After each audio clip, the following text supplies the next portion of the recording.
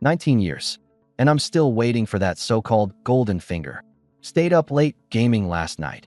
Now my eyelids feel like they're weighed down with lead during class. Barely managed 10 minutes before darkness claimed me. When I woke up, gray skies, a broken-down balcony, and the stench of decay hanging thick in the air. I pinched myself hard. Damn, the searing pain jolted through my nerves.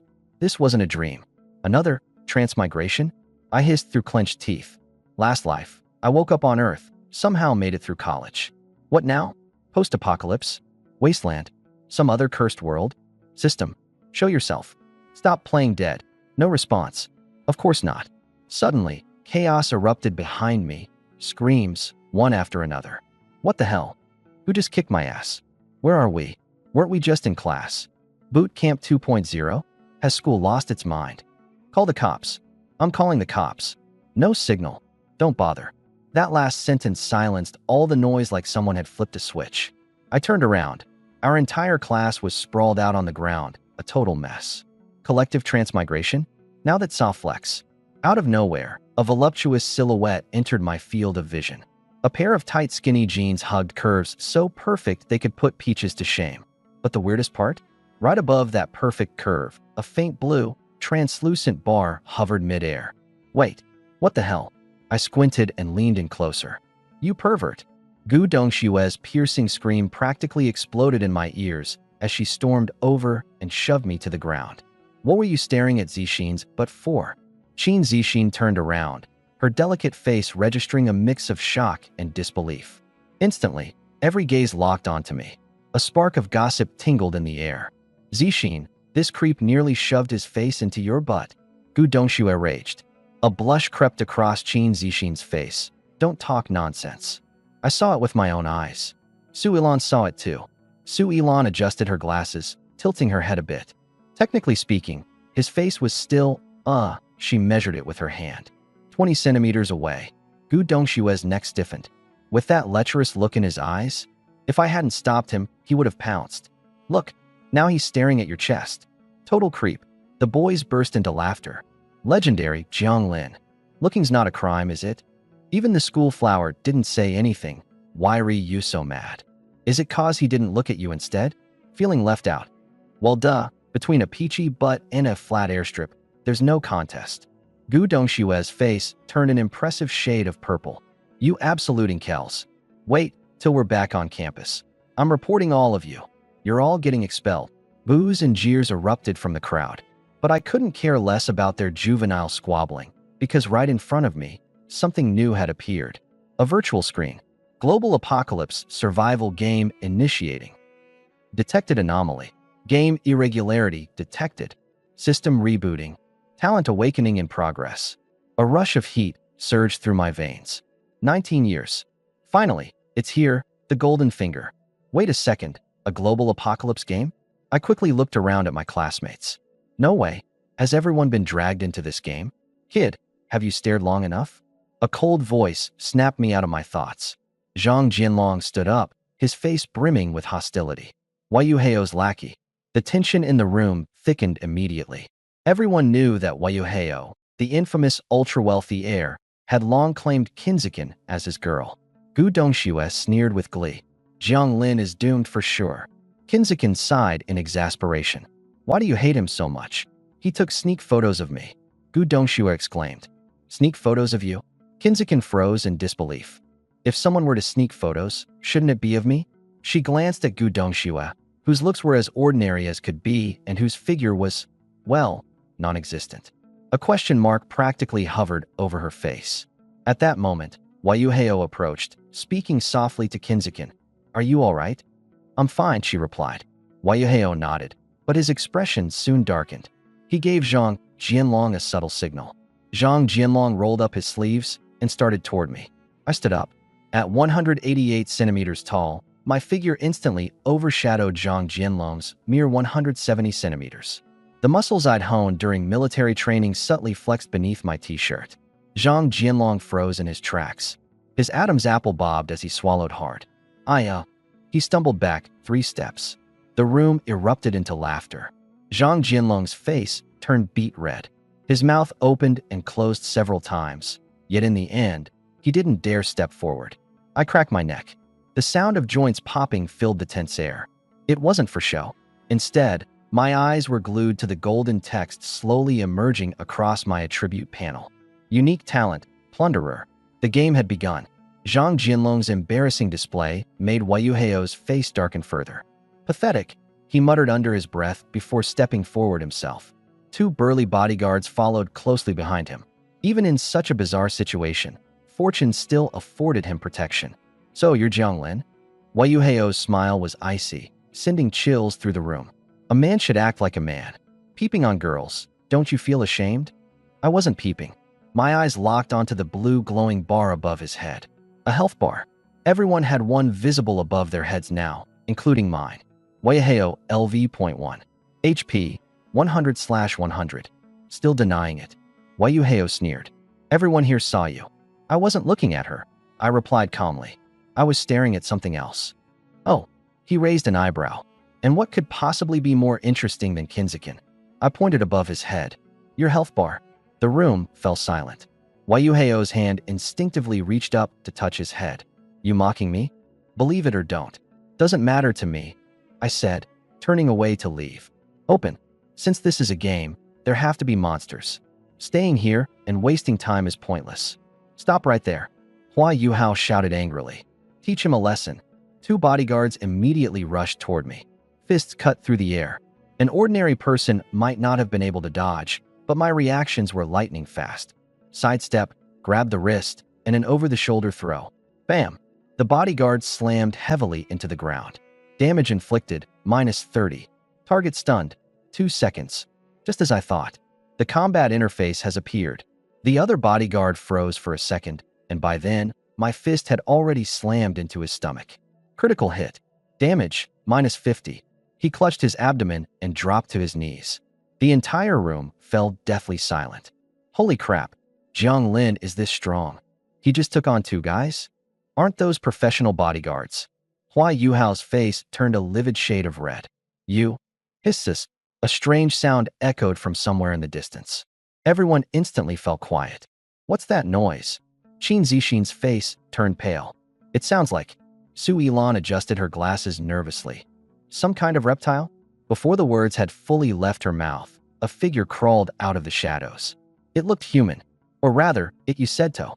Its skin was rotting, its eye sockets empty, and its limbs twisted unnaturally as it crept forward, letting out a hungry, guttural growl. Rotting corpse LV.3. HP 200/200. Abilities: bite, infection. Oh. Screams erupted everywhere. A zombie. It's a zombie. Run. Panic broke out across the room as people scattered in all directions. The zombie moved fast, lunging toward a girl nearby. It was Gu Dongxue. Help me. Someone help me, she screamed, retreating backward in terror. Hua Yuhao and his bodyguards were already long gone, and the rest of the group was fleeing in all directions. The zombie opened its rotting jaws, its putrid breath filling the air as it dove for Gu Dongxue. It was about to bite her when I rushed forward, not out of some heroic instinct to save the damsel in distress. No, I noticed something. Above the zombie's head, besides its health bar, were 2 small words. Lootable. I kicked the zombie in the chest, sending it flying. It crashed into the wall, leaving cracks in the concrete. Damage inflicted, -80. The zombie howled and scrambled back up, lunging toward me again. I grabbed a steel rod from the ground and swung it at its head with all my might. Critical hit. Damage, -120. Black blood splattered everywhere. The zombie twitched twice before collapsing, motionless. Zombie LV.3 defeated. XP gained, +30. Doomsday coins acquired, +10. At the same time, a new option appeared before me. Loot now. Yes. Loot successful. Skill acquired. Beginner infection resistance. So that's how it works. This is my unique talent, Plunderer. I can steal abilities from the enemies I kill. There's more. Someone pointed toward the distance, their voice shaking with fear. A dozen or so decaying corpses crawled toward us from all directions, closing in on our position. It's over. We're done for. Gu Dongxue collapsed onto the ground. Qin Zixin's face was deathly pale as she instinctively edged closer to me. Su Yilan quickly analyzed the situation. Based on game logic, The newbie village wouldn't have a no-win scenario. There has to be a way out. Where? Where's the way out? Hua Yuhao shouted hysterically. I gripped the steel rod tightly and sneered. A way out? The way out is to fight through. Newbie mission released. Survive for 24 hours. Reward, talent upgrade. The game had only just begun. And me? I was destined to be the one who breaks the rules. Scarlet numbers started flashing before my eyes. 59 seconds. Damn it. In a quick scan of my surroundings, I saw the room crammed with classmates. Far too many people. Hua Yuhao's annoying, punchable face was still hovering in my field of vision. I had to go. Now. Years of daily workouts, 100 push-ups, sit-ups, squats, and a 10-kilometer run every day had built this body into my ultimate trump card. Putting Zhang Jianlong down with one punch earlier? That was just warming up. But now wasn't the time to flaunt. Talent reset successful. Talent 1 acquired. Absolute drop rate. 100% chance of loot on zombie kills. Talent 2 acquired. Indomitable spirit. Gain 1 free attribute point daily. A dual talent. Just as I felt a rush of excitement, the sight of the crimson countdown extinguished my joy instantly. 56 seconds. Stop standing around. The game's about to start. I roared at everyone in the room, doing my due diligence. Shoving aside a few worthless bystanders in my way, I burst through the door. The dim hallway stretched ahead, where Miss Wang Jing was swarmed by a cluster of students asking a million questions. Her professional attire perfectly outlined her mature curves, with those long legs encased in black stockings accentuated by high heels. Tempting, to say the least. Unfortunately, this wasn't the time to admire the view. 41 seconds. The stairs on the left.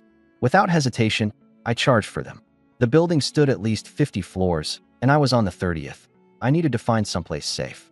The more people around me, the more dangerous it'd be if they turned into zombies. That's survival 101. Behind me, Hua Yuhao's voice echoed. Too many people means more danger. Let's move. At least that idiot wasn't completely brainless. 35th floor. I kicked every door open, checking for safety, then barricaded the entrance with a ragged sofa and a fridge.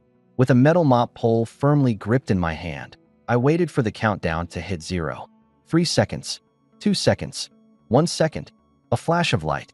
From nowhere, a figure materialized. Red high heels, ripped black stockings, and a breathtakingly curvy silhouette. If only it wasn't for that rotting face. With her murky dead fish eyes, she truly was a charmer. Roar. She lunged at me like a rabid dog. I slammed my foot into her face, her features collapsing instantly as her body was sent flying back. Before she could get up, I charged forward and delivered another vicious kick. Smack. Her eyeball exploded, spilling black blood everywhere. Yet she writhed. Zombies are nothing if not persistent. I grabbed a nearby mop handle and plunged it violently into her hollow, mangled eye socket. Squelch. Brain matter splattered. A few glimmers of light radiated, and suddenly, items appeared on the ground beside her lifeless body. She really dropped loot. Meanwhile, on the 30th floor, a piercing scream tore through the darkness. Ms. Wang Jing's lips were ripped clean off by a zombie's teeth, blood pouring like a fountain. She tried to cry out, but the zombie was already tearing into her throat. The sharp, metallic scent of blood drew even more zombies crawling out from the shadows. Some girls fainted on the spot. Others soiled themselves out of fear. Most, though, screamed and scattered in sheer terror. Get inside. Get in a room. Now, Lu Zhixue yelled at the top of his lungs. A girl lay trembling on the floor, her tear-filled eyes blurred as she whimpered. Help me. Please. Gritting his teeth, Lu Zhixue rushed to her and dragged her towards a nearby room. But for most people out there, they had already become zombie fodder. The apocalypse game had officially begun. And this was only minute one. For pieces of loot lay motionless beside the fallen zombie beauty. Tier 1 experience pill. Mountain Valley spring water. Hot dog bread. Tier 1 solid wolf fong bad. White, shoddy quality. I willed the loot straight into my inventory. The convenience of auto loot made me chuckle despite myself. I greedily unscrewed the cap on the spring water and gulped it down. The icy liquid slid down my throat, reinvigorating me, sharpening my senses. Though the screams outside continued in a relentless chorus, I had other priorities. Next, I pulled out the experience pill. It looked pretty much like a marble. Without thinking, I threw it into my mouth. Bleh. The taste nearly made me gag.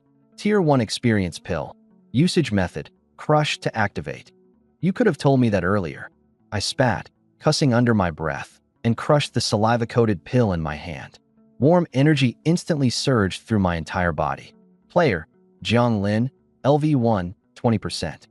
20% XP from one pill? Leveling up seemed easier than I thought. My attention was drawn to the last line on my stats screen. Remaining free attribute points. 1.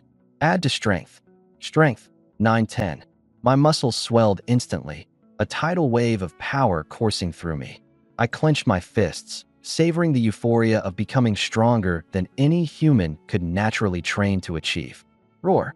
A guttural zombie growl echoed from outside, joined by the frantic screams of girls. Gripping the jagged wolf fang bat tightly, I stationed myself by the door. Peeking through the peephole, it's Tsin Xian and Yu Dandan. The two unlucky girls were on the verge of successfully shutting the door, but a zombie's hand was wedged in the gap. Yu Dandan could do nothing but scream, her shrill voice practically eardrum-piercing. Idiot, I muttered under my breath. If she kept screaming like that, she'd attract every zombie on the floor. Even though my strength had already surpassed 10 points, being swarmed by a horde of zombies would still mean certain death. And if there were level 1 zombies around, who knows when a higher level monster might show up. Quickly, I shoved aside the obstacles blocking the door and yanked it open. A spiked mace whizzed through the air. Thud. The zombie's head caved in instantly, black blood splattering everywhere. Loot dropped, but without even glancing at it, I shoved it into my inventory and retreated back into the apartment. Yu Dandan kept screaming, while Tsin Xian was frozen, her hands touching the black blood splattered on her face. Just a second later, she started retching violently. The two scrambled messily to kick the zombie carcass out of the doorway, shut the door, and collapsed weakly onto the floor. I sat comfortably on the sofa, popping an experience pill with satisfaction. My EXP bar had risen to 40%. This time, the drop included a bottle of soda and a chocolate bar, which would make a decent enough breakfast. Meanwhile, in another apartment, the group led by Hua Yuhao had huddled together. Boss Hua, what the hell is going on? Someone asked, their voice trembling. How the hell should I know? Hua Yuhao shouted, kicking over a sofa, his face livid. For someone like him, a spoiled rich kid, this life or death scenario was a literal nightmare. But for average folks, this might just be a chance to rewrite their fate. Zhang Jinlong's eyes gleamed with excitement. Boss Hua, if this is a game, does that mean we can kill monsters to level up? Yeah. Dong Bin chimed in as realization dawned. Kill monsters, level up, get stronger. We could become like superheroes. Only if you can survive, someone remarked cynically. This isn't a game where you get extra lives. Hua Yuhao glanced at his status panel, a small, smug grin forming on his lips. Any of you have a talent skill? Everyone shook their heads. Hua Yuhao's grin widened, clearly relishing his moment of superiority. I've got a skill called Powerful Strike. It increases attack power by 200%. You're awesome, Boss Hua. The group began to fawn over him immediately. Meanwhile, Qin Zixin bit her lip, anxiety swirling in her chest. Her talent was invisibility, 60 seconds of being unseen. It might save her life in a critical moment, but that was all it offered. After finishing my meal, I began strategizing my next hunt. The screams throughout the building had already quieted, the weak had been eliminated, and the survivors were all in hiding. The sky outside was gray, making it impossible to tell if it was morning or evening. At least there weren't any flying monsters in sight yet, which, admittedly, was a relief. Peering through the peephole again, I saw 5 or 6 zombies wandering aimlessly in the hallway. Zombies. One-on-one, they're not that scary. But getting swarmed? That's when things spiral out of control. One scratch, and it's game over. You turn into one of them. There's no room for mistakes here. I rummaged around my room quickly, and soon enough, I found a thick, heavy iron chain, about 70 centimeters long. An idea struck me like lightning. I looped one end of the chain around the door handle on the outside and wrapped the other end around my hand. This way, I could control how far the door could open without risking zombies barging in through the doorway. A perfect hunting trap. A spiked club would be ideal, but it's too bulky for an attack through a narrow gap. Instead, I grabbed a mop handle. It's just a hollow steel tube, cheap and crude, but plenty effective for aiming at eyes or mouths. I cracked the door open about 4 inches, carefully. Shoo shoo shoo. I made a faint sound with my lips. The nearest zombie whipped around instantly, letting out a guttural moan before charging at me. Its commotion riled up the others nearby, 3 or 4 at least. They stumbled, drooled, and sprinted in my direction like wild animals. Bang! The lead zombie smashed hard against the edge of the doorframe, its skull denting in from the impact. My muscles coiled tight, and the mop handle in my hand struck like a snake, straight into its eye socket. Squish! I twisted the pole viciously. Dark, putrid blood splattered everywhere, little chunks of brain matter oozing out. It dropped like a sack of meat, lifeless. Suddenly, a glow surrounded the corpse, a sharp, gleaming dagger, 5 crystal-clear experience orbs, and a small stash of food appeared out of thin air on the ground. Not wasting a second, I yanked on the chain with my left hand to secure the door, while my right hand swiped in the air, sending all the spoils neatly into my inventory. The next second, bang, bang, bang. The remaining zombies hurtled forward, clawing rapidly at the dead body to get to me. Their decayed hands swiped furiously at the thin crack of the door, desperate to shred me to ribbons. Rhea! Their ear-piercing roars echoed down the hallway. From across the hall, in another apartment, 2 girls were frozen in raw fear. "See, can we see what's going on?" Xia Shishuan's voice trembled, barely audible. Through the peephole, the view was terrifying, 4 zombies wildly tearing at the door across from them. "That's it. He's done for," Udandan whispered, her face pale as ash. "Should we help him?" "Have you lost your mind?" Udandan almost shrieked, clutching her chest. "You think we can just walk out there and not get killed? If you feel like dying, leave me out of it. We could make some noise, maybe lure them away. And then what? Get stuck in the same trap? Are you insane?" Dandan was losing her cool. "We have no water, no food. We'll die of dehydration before we even make it anywhere. No, this is our chance. Let him deal with the zombies. If he draws them away, we might have a shot at escaping." "Escape to where?"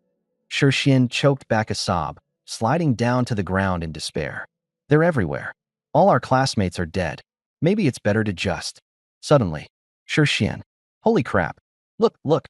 Dandan nearly had her eyeballs pop out of her head. "He's taking them out. He's killing them." She pointed furiously out the peephole, her voice rising in disbelief. "And wait, is that bottled water on the floor?" Shirshin shot up, her face pressed against the peephole now. The guy across the hall.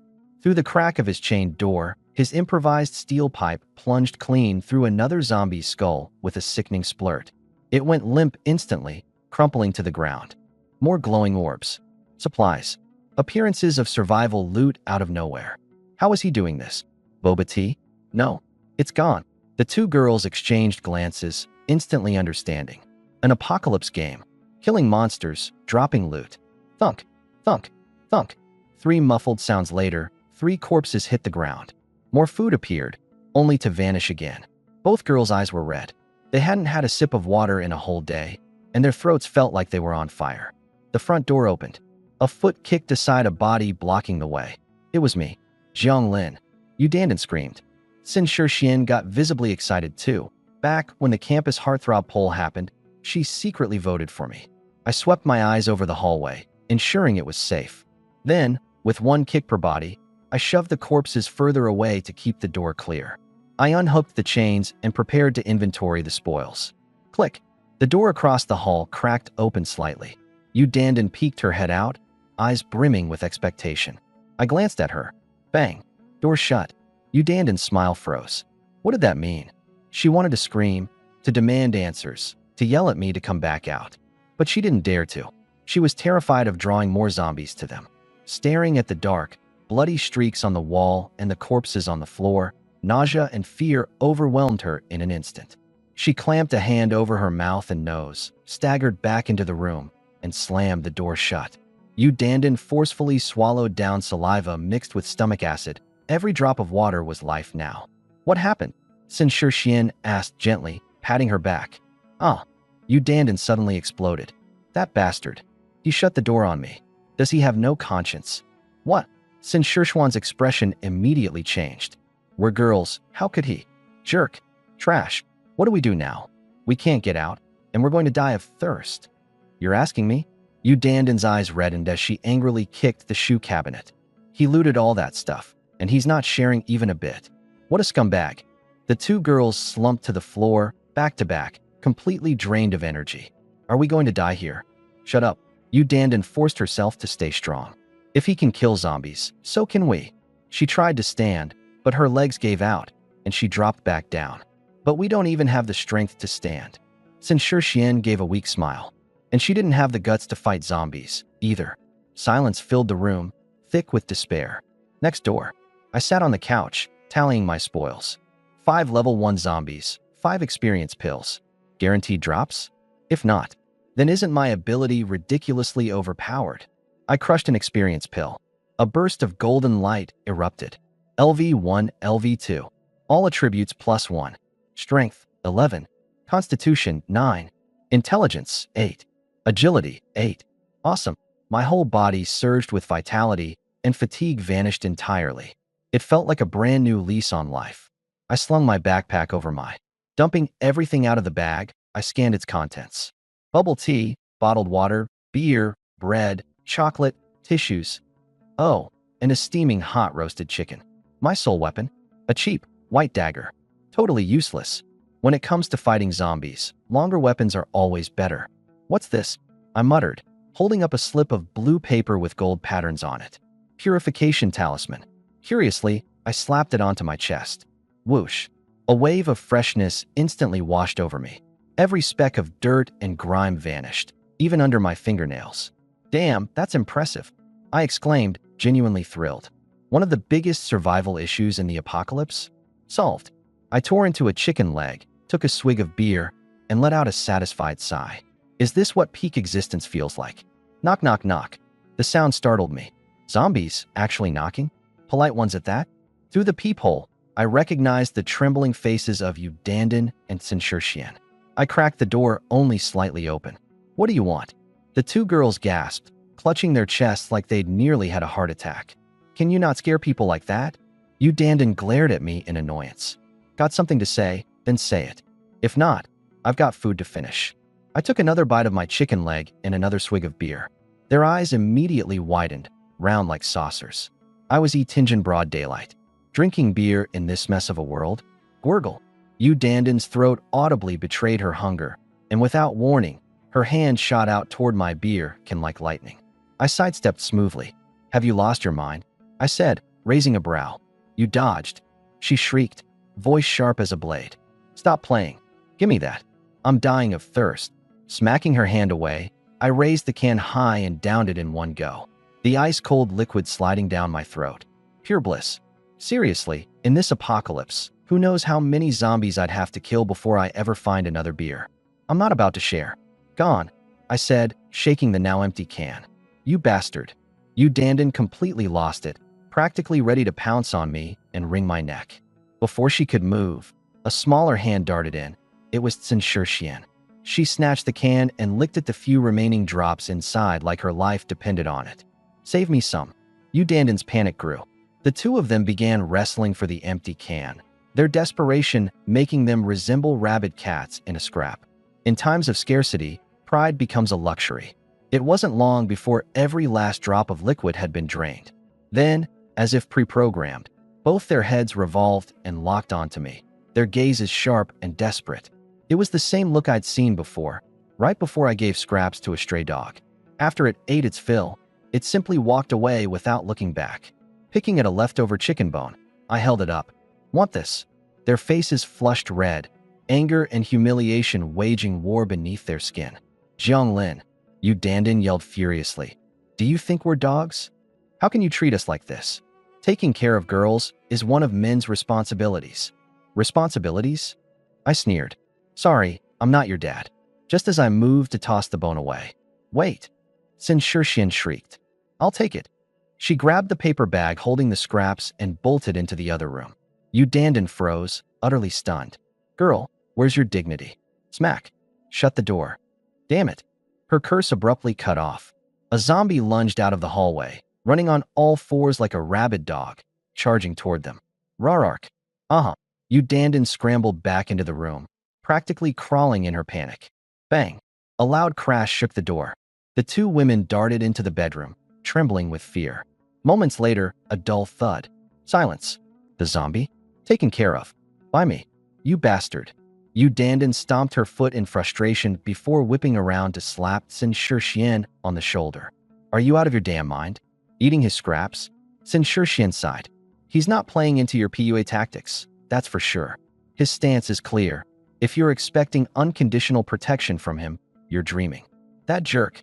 I'm actually giving him the time of day, and he's acting all high and mighty. Quit wasting energy and start thinking about survival. Then we kill the zombies. If he can do it, we can too. This isn't squishing ants, you know? Sin Shixian deadpanned. The zombies outside the door? Stronger. Faster. Way beyond anything they could handle. If they stirred up the horde, it'd be death on a platter. She picked up a chicken neck. Some meat was still clinging to it. I had only taken a few bites. Her cheeks heated up. To think she'd stooped to eating leftovers someone else had gnashed on. Her stomach twisted in cramps. Resolutely, she stuffed it in her mouth. Delicious. Shixian, you're seriously eating that? Yu Dandan looked visibly distressed. We're about to die. Who cares anymore? Sin Shixian's face flushed. You don't eat. You don't fight zombies. And let's not forget, we were the ones trying to snatch his beer cans earlier. Crunch. She bit through the chicken bone, then reached for the chicken breast. Eat. Who knows? Maybe after a nap, we'll wake up somewhere else. Keep dreaming. Yu Dandan grabbed my chicken drumstick and angrily bit into it, as though gnawing on my hand. So tough. Tough means it digests slower. Not bad, surprisingly. Is that the taste of the bone? Or his saliva? Shut up. Disgusting. Better than bark or grass. Still thirsty, though. That scummy guy won't share, and we're not about to overpower him. Yu Dandan muttered angrily as she chomped away. We're women. Is he blind? Or is that, not working? Sin Shixian's mouth twitched. Stop tempting fate. This is the apocalypse. There's no law. Piss off Jiang Lin, and he could literally lose it. He wouldn't dare. Why wouldn't he? Honestly, we're lucky Jiang Lin's not some predator. If he wanted to overpower us, what could we even do? Oh crap, what if he tries to break in tonight? Why do you sound like you're looking forward to it? Shut up. You're the one looking forward to it. Is your heart fluttering? Go die. I pierced the final zombie through. The hallway grew silent, utterly lifeless. I crushed an experience orb. A flash of golden light. Jiang Lin, level up. 0%. Strength, 12. Constitution, 10. Mind, 9. Speed, 9. Nice. Time to clear out the corpses. These things are blocking the hallway and messing up the grind.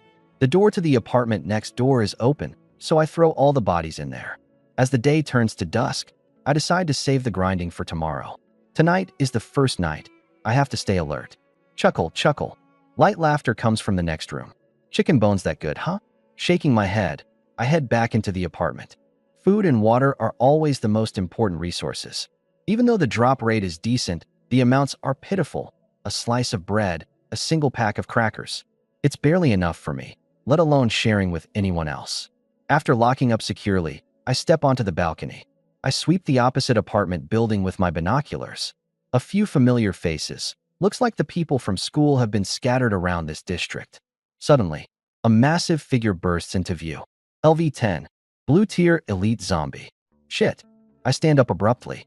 Standing 8 feet tall, with arms as thick as tree trunks and fists that could crush a tiger with a single punch. It tears through a reinforced door like it's cardboard. The people inside scream and scramble in chaos, throwing whatever they can, chairs, stools, microwaves. Anything within reach gets lobbed at the creature. Useless. Might as well be an itch. The elite zombie grabs a limp woman and brings her to its mouth. Crunch. Her head is bitten clean off. The grotesque sound of chewing feels as if it's happening right next to my ear. Damn it. I lower the binoculars. The remaining people are paralyzed with fear, some losing control of their bowels. One of them outright leaps to their death in desperation. If I were to run into a creature like that, fight back? That's suicide. The only option is to run. With my current stats, I should be able to get downstairs quickly. As long as I'm not cornered, I have a shot at escape. With a deep sigh, I continue watching. Every so often, another person dies, beaten to death, overestimating their own strength, or choosing to end it themselves. Night falls. The blood moon rises, casting a crimson glow over the world. The zombie frenzy begins. Raw. I double-check all the doors and windows, then sit by the bedroom door. Wolf-tooth club in my left hand, round shield in my right. I close my eyes, resting lightly. Screams pierce through the night. It only stops at daybreak. I open my eyes, having stayed awake for the entire night. Damn it. Stretching, I grab a cleaning talisman to freshen up, then eat some bread and drink milk tea. Downstairs, Yahello and his group aren't doing too well. An entire day and night without food or water, living in constant fear. Qin Zixin, looking completely worn out, stares back at us with dark-eyed bags and disheveled hair, barely resembling her usual self. She licks her chapped lips and croaks out, "We can't keep going like this. If we do, we'll die of thirst before the zombies even get to us." Yahello's face darkens. 7 or 8 zombies are surrounding their front door. They can't even step outside, let alone farm monsters for a level up. Damn it. Yahello curses furiously under his breath. Wait for the zombies to scatter, then take them out one by one. But instead of thinning, the group outside is just getting bigger and bigger. After a day and night without food or water, everyone was on the brink of collapse. At this rate, they wouldn't even survive long enough to be bitten. They'd die from hunger or dehydration first. Hua Yuhao scanned the room. 4 men, 3 women. Qin Zixin, Gu Dongxue, and Su Ilan were out of the question. The only ones who could truly fight were the 4 men. Thankfully, their weight wasn't entirely wasted. At least their makeshift weapons were ready. A sharp knife was tied to a metal rod to create their only spear, which was naturally his. Zhang Jianlong and the others were armed with pots, pans, chairs, and stools as shields. After all, he had the power strike ability. It was a talent he could rely on. But Hua Yuhao didn't trust any of them to have his back. When it came down to life and death, anyone would put their survival first. Jianlong, Binzi, Old Chow, it's up to you guys now. Don't screw it up when it matters. Hua Yuhao gripped his spear tightly. My power strike can take one out instantly. Just hold the door, don't let the zombies rush in. Zixin, you and the others grab wooden sticks and back us up. If you manage to take one down, I'll give you major credit. Zhang Jianlong and the other 2 exchanged awkward glances before snickering. Having the campus beauty fight wasn't ideal, but desperate times called for desperate measures. Truthfully, they were more excited to see if leveling up would make them stronger, like in a video game. Qin Zixin clutched a wooden stick. She was terrified but nodded with resolve. Gu Dongxue, however, suddenly shrieked, "What? You want us girls to fight too? Shut up." Hua Yuhao's face darkened. "Scream again, and I'll make sure you never scream again." Qin Zixin quickly pulled Gu Dongxue aside. "Stop it." But Gu Dongxue had already lost it. "Why? I'm a girl. It's your duty as men to protect me. I order you to go kill all those monsters right now." Zhang Jianlong and the others stared in disbelief. Was this woman insane? Did she use filters so much she thought she was some kind of goddess? The growls from the zombies outside intensified, provoked further by her screams. Hua Yuhao's anger boiled over, and he slapped Gu Dongxue hard across the face, sending her flying. "Have you come to your senses yet? If not, I'll make sure you do with a couple more." Gu Dongxue hit the ground, unresponsive. Qin Zixin and Su Ilan rushed to check on her. "She's unconscious, and 2 of her teeth are gone," Qin Zixin said calmly. Hua Yuhao exhaled sharply, trying to regain his composure. "Zixin, you're not mad at me, are you? This is on her." She shook her head. If she hadn't attracted more zombies. Now the situation is even worse. Hua Yuhao licked his dry, cracked lips, a manic gleam in his eyes. "We can't keep this up. If we wait any longer, we're dead. Open the damn door. We're taking them head on." Zhang Jianlong swallowed hard. "All right, brothers. Better hold on tight. My life's in your hands." "Haha. Old Zhang, relax and go for it. Go to hell." The doorway was crammed with debris. Zhang Jianlong stood on the sofa clutching a brick, his hands trembling. "The door's not even open yet. What's got you shaking?" Hua Yuhao snapped. "Weren't you just saying you were ready to kill monsters and level up? And now you're scared like a dog." Zhang Jianlong's face flushed. "Big bro Hao, I'm just nervous. Don't let me catch you slacking, or we're gonna have problems." "Don't worry, big bro Hao."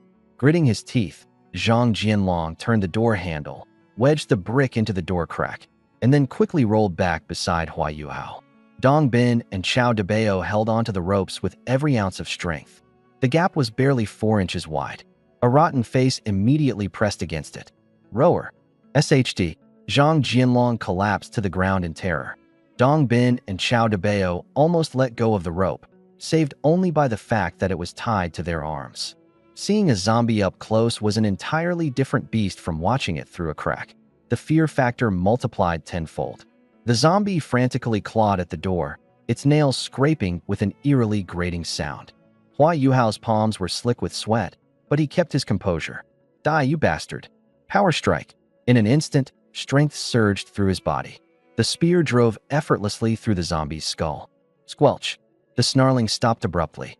Hua Yuhao was panting hard, his arms trembling, adrenaline pumping. Scream now, huh? Come on, try me. Rower. Two more zombies lunged at the door. Hua Yuhao instinctively stepped back.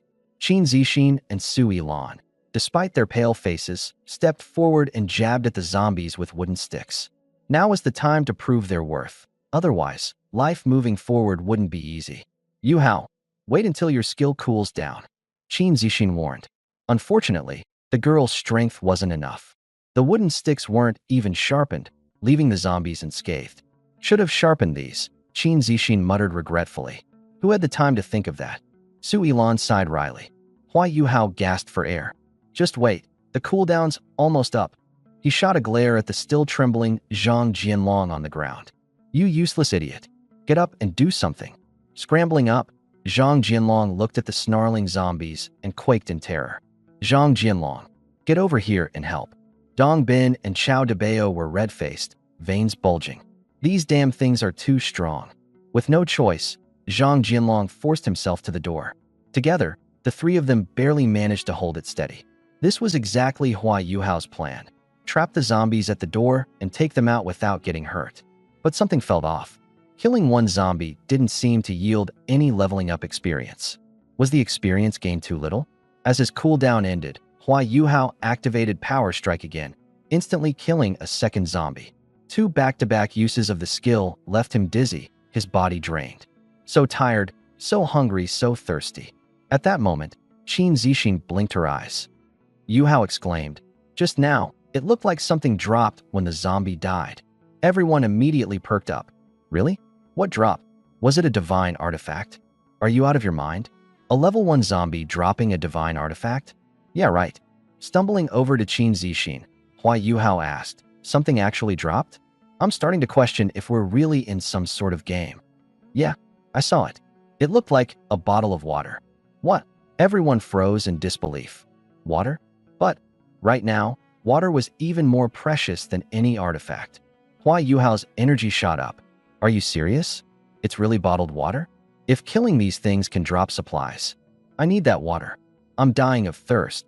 Share it with me. I've never felt this thirsty in my life. Now I fully understand why the desert is so terrifying. Outside the room, the bottle of water lay quietly in the pool of blood. Everyone's eyes were glued to it, their throats unconsciously moving as they swallowed dryly. But the mass of rotting arms clawing through the door gap was a harsh reminder of the danger. So close, yet impossibly out of reach. God damn it. Hua Yuhao punched the wall in frustration. Suddenly, Su Yilan spoke up. Yuhao, the system's inventory has a feature. The killer can remotely pick up loot within a minute of the kill. What? Hua Yuhao quickly pulled up his stats panel. A second later, he burst out laughing. Ha, no way it really works.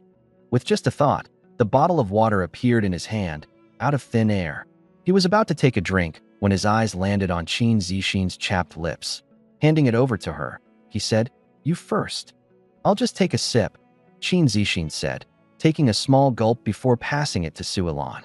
The two girls knew better. Right now, Hua Yuhao was their key to survival. Chugging down half the bottle, Hua Yuhao felt life returning to his body.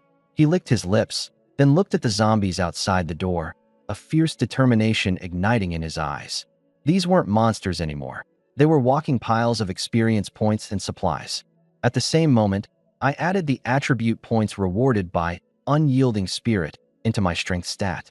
Strength, 13. Bring it on, demons or monsters. I'll smash everything with one punch.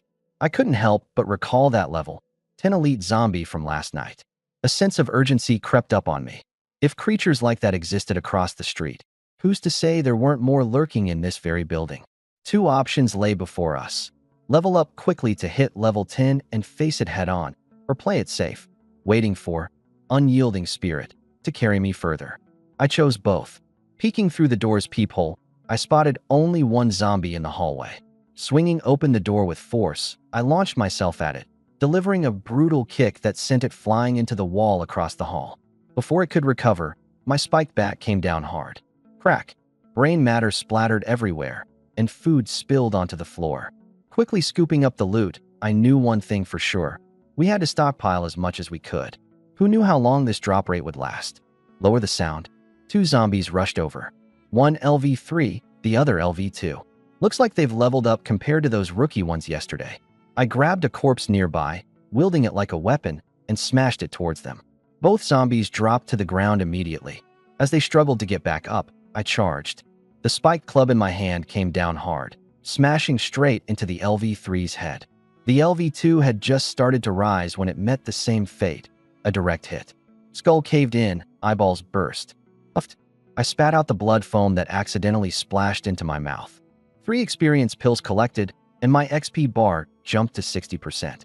Just as I was enjoying the thrill of the moment, a flash of blue caught my eye. No way, a blue drop. First tier Goldwood bracers, blue. Strength +1, Constitution +2. Excited, I quickly equipped the bracers.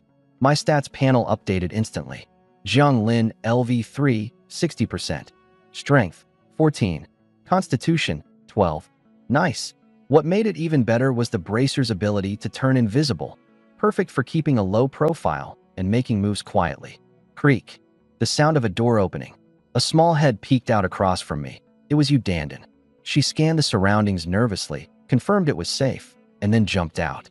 Glaring at me, she yelled, "You lousy jerk. You almost gave us a heart attack."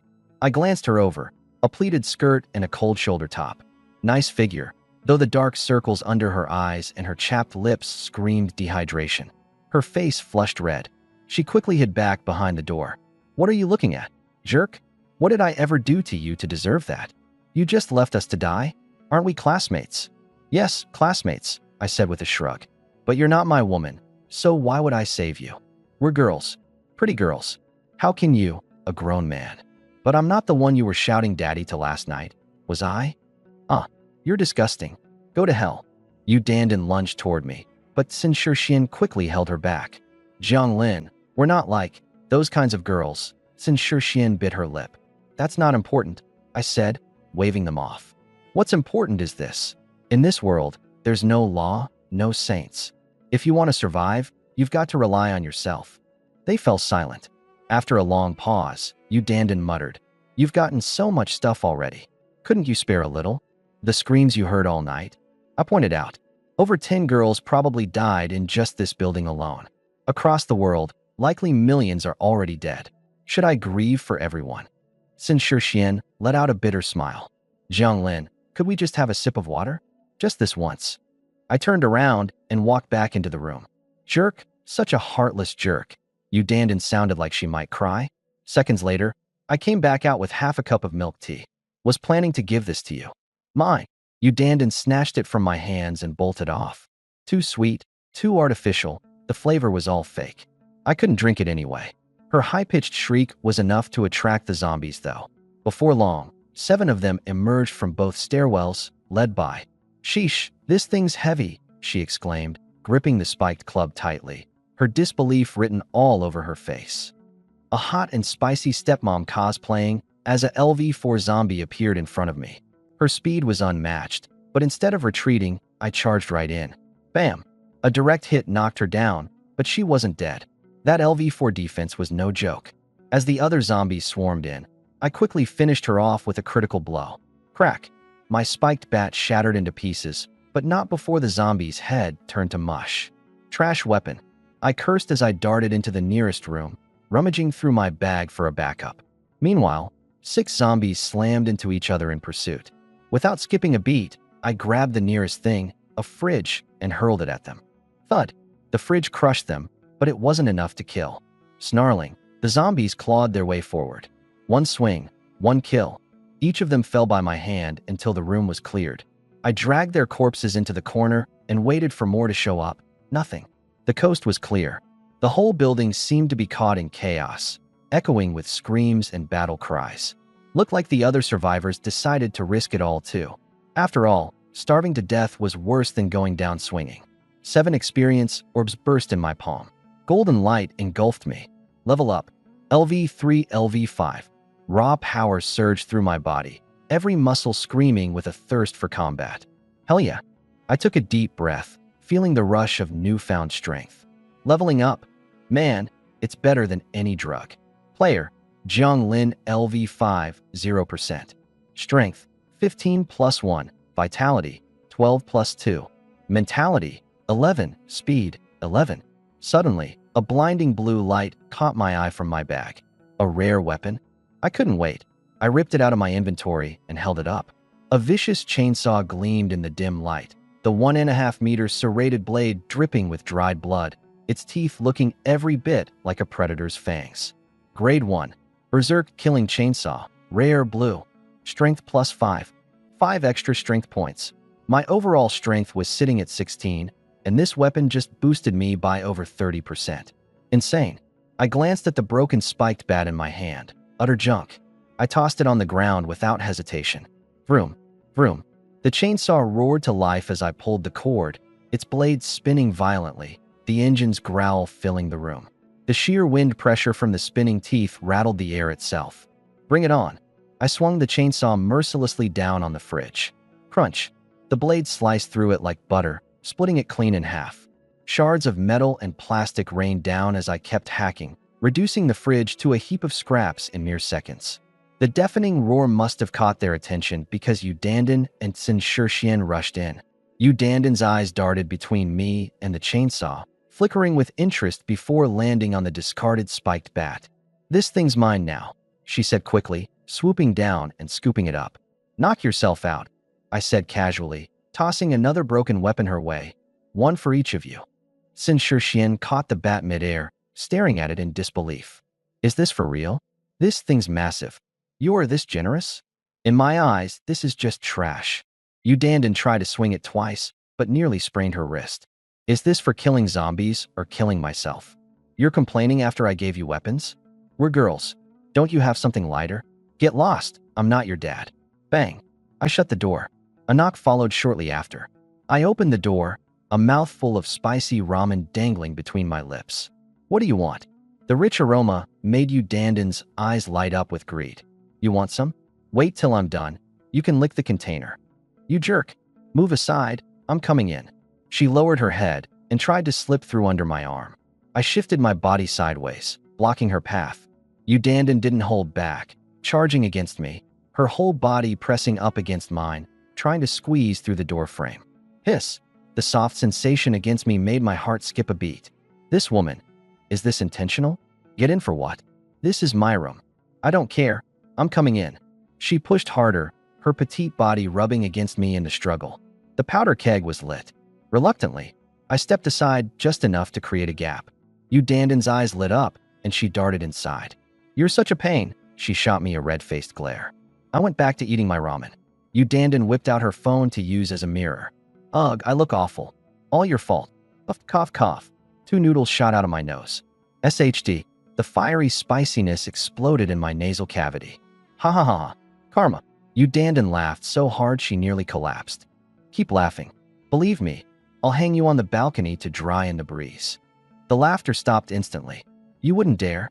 This is the apocalypse. There are no laws. If I were to do something to you right now, what could you even do about it?" Yu Dandan bit her lip.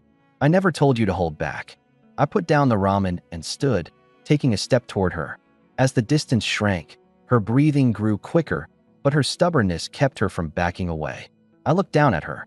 "Woman, you're playing with fire." Puffed. "What are you, a cliché CEO from some cheap romance novel?" Grabbing her wrist, I smirked. "Trying to get me to be your free bodyguard? Dream on.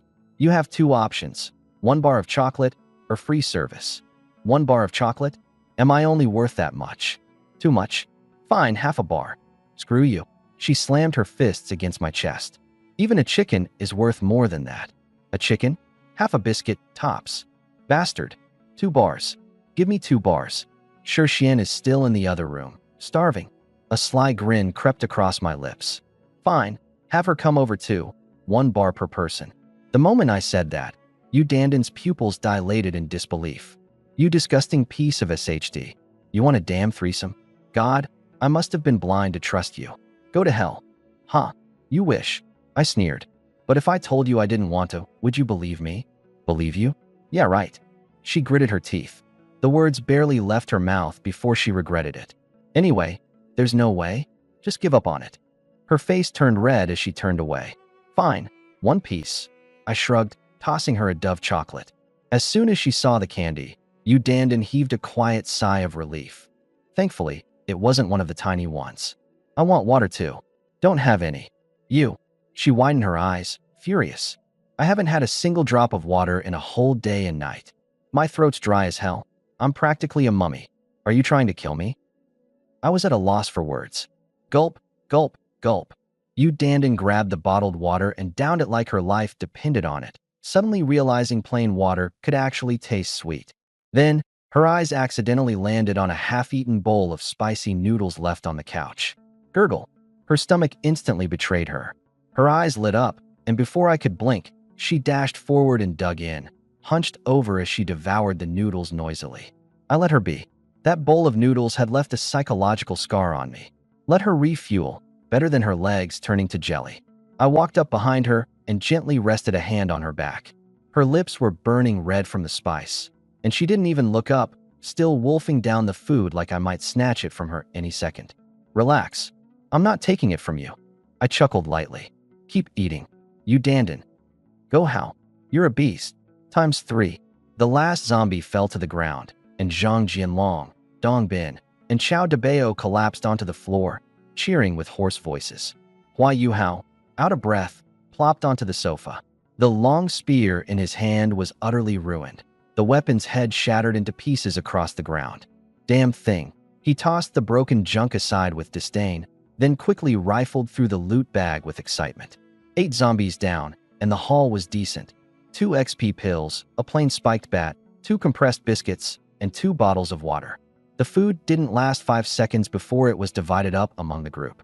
Hua Yuhao crushed the XP pills in his palm, watching his XP bar climb to 40%. His eyes ignited with determination.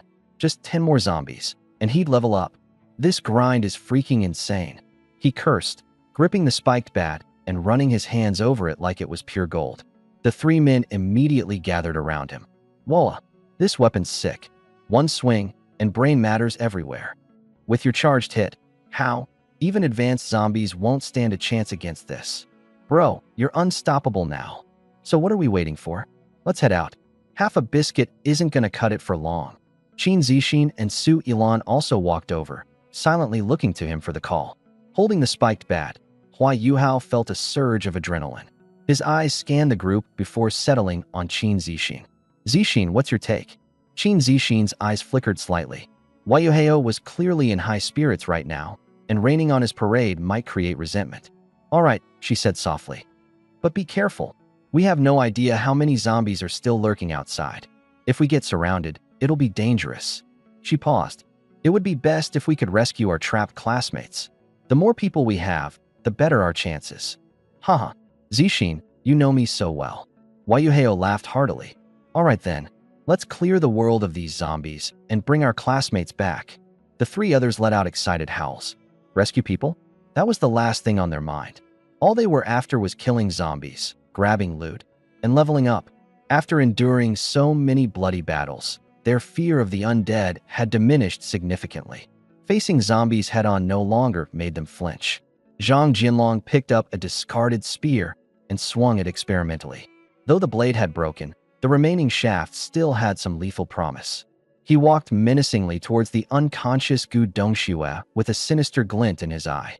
Smack! Smack! 2 slaps landed hard, jolting Gu Dongxue awake. Holding her stinging face, she screamed. Ah, who hit me? It hurts. What's going on? Shut the hell up. Zhang Jianlong's expression twisted in anger. Smack! Smack!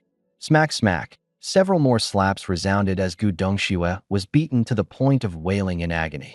Qin Zixin instinctively wanted to intervene, but Su Ilan held her back, shaking her head.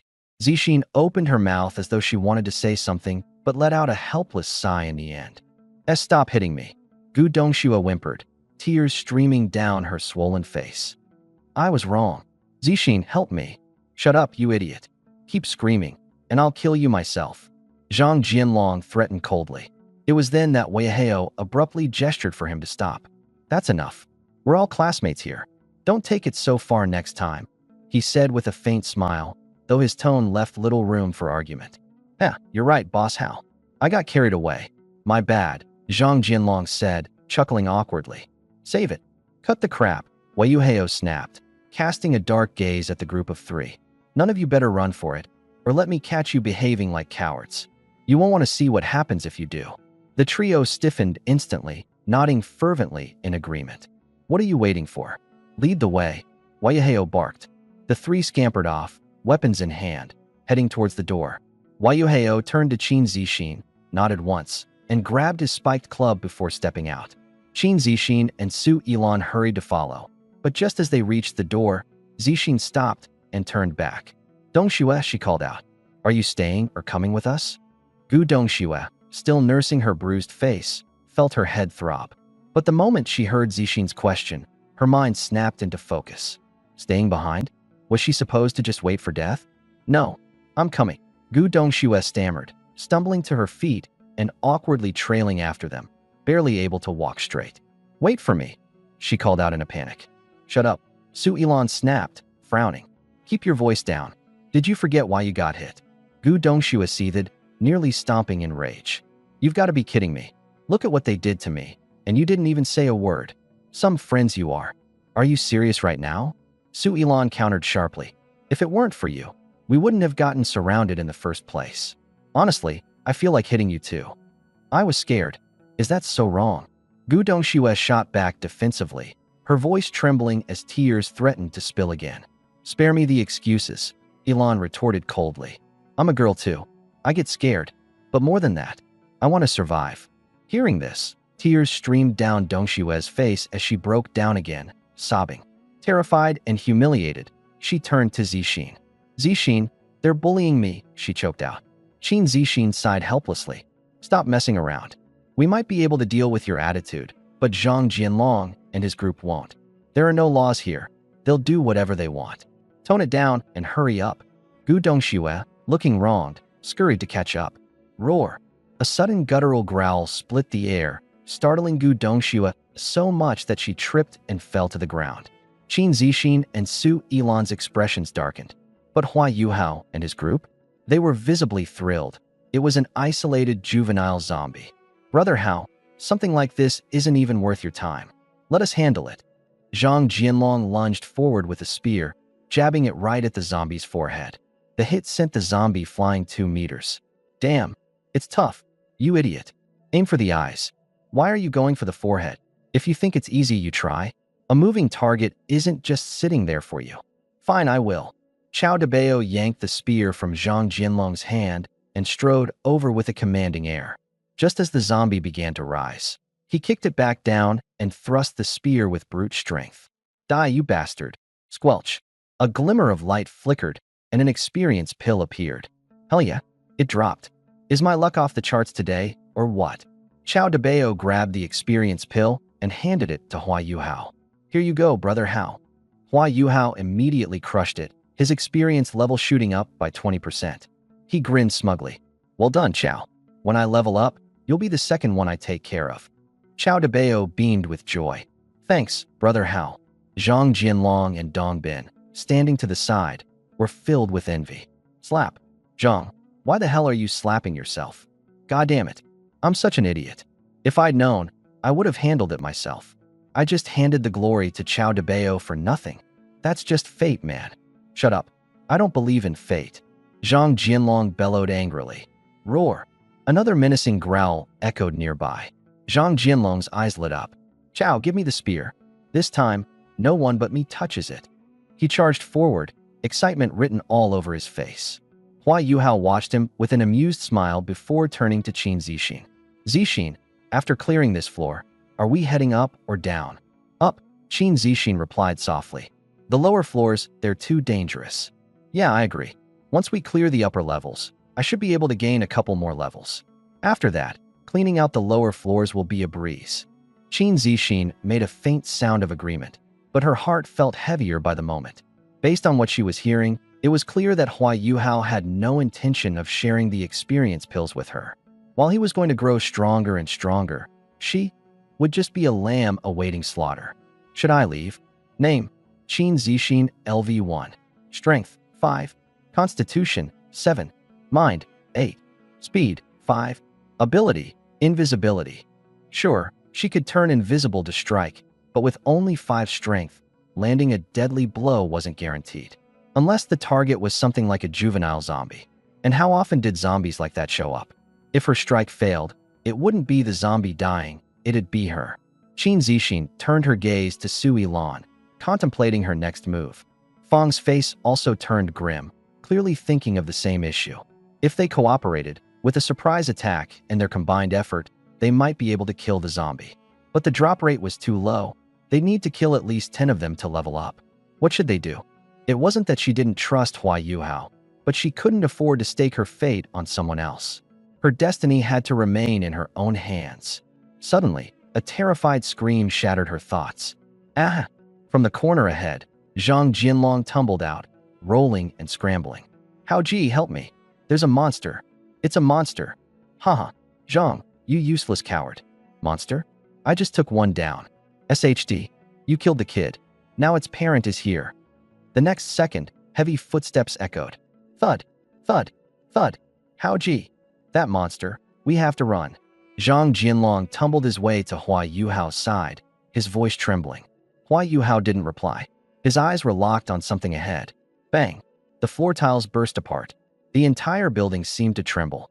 A 3-meter-tall mountain of flesh barreled out, a waist over 2 meters wide, every step cracking the ground like an out-of-control tank. SHD. Zhang Jinlong Yu. Chao Debao and Dong Bin's angry curses were cut short, almost scaring them into wetting themselves. Hua Yuhao's pupils contracted violently. Above the monster's head, 3 chilling letters were displayed. LV10, in blue font. Roar. The deafening roar of the giant zombie shook everyone to their core. Zixin, run. Hua Yuhao grabbed Qin Zixin and bolted. The others?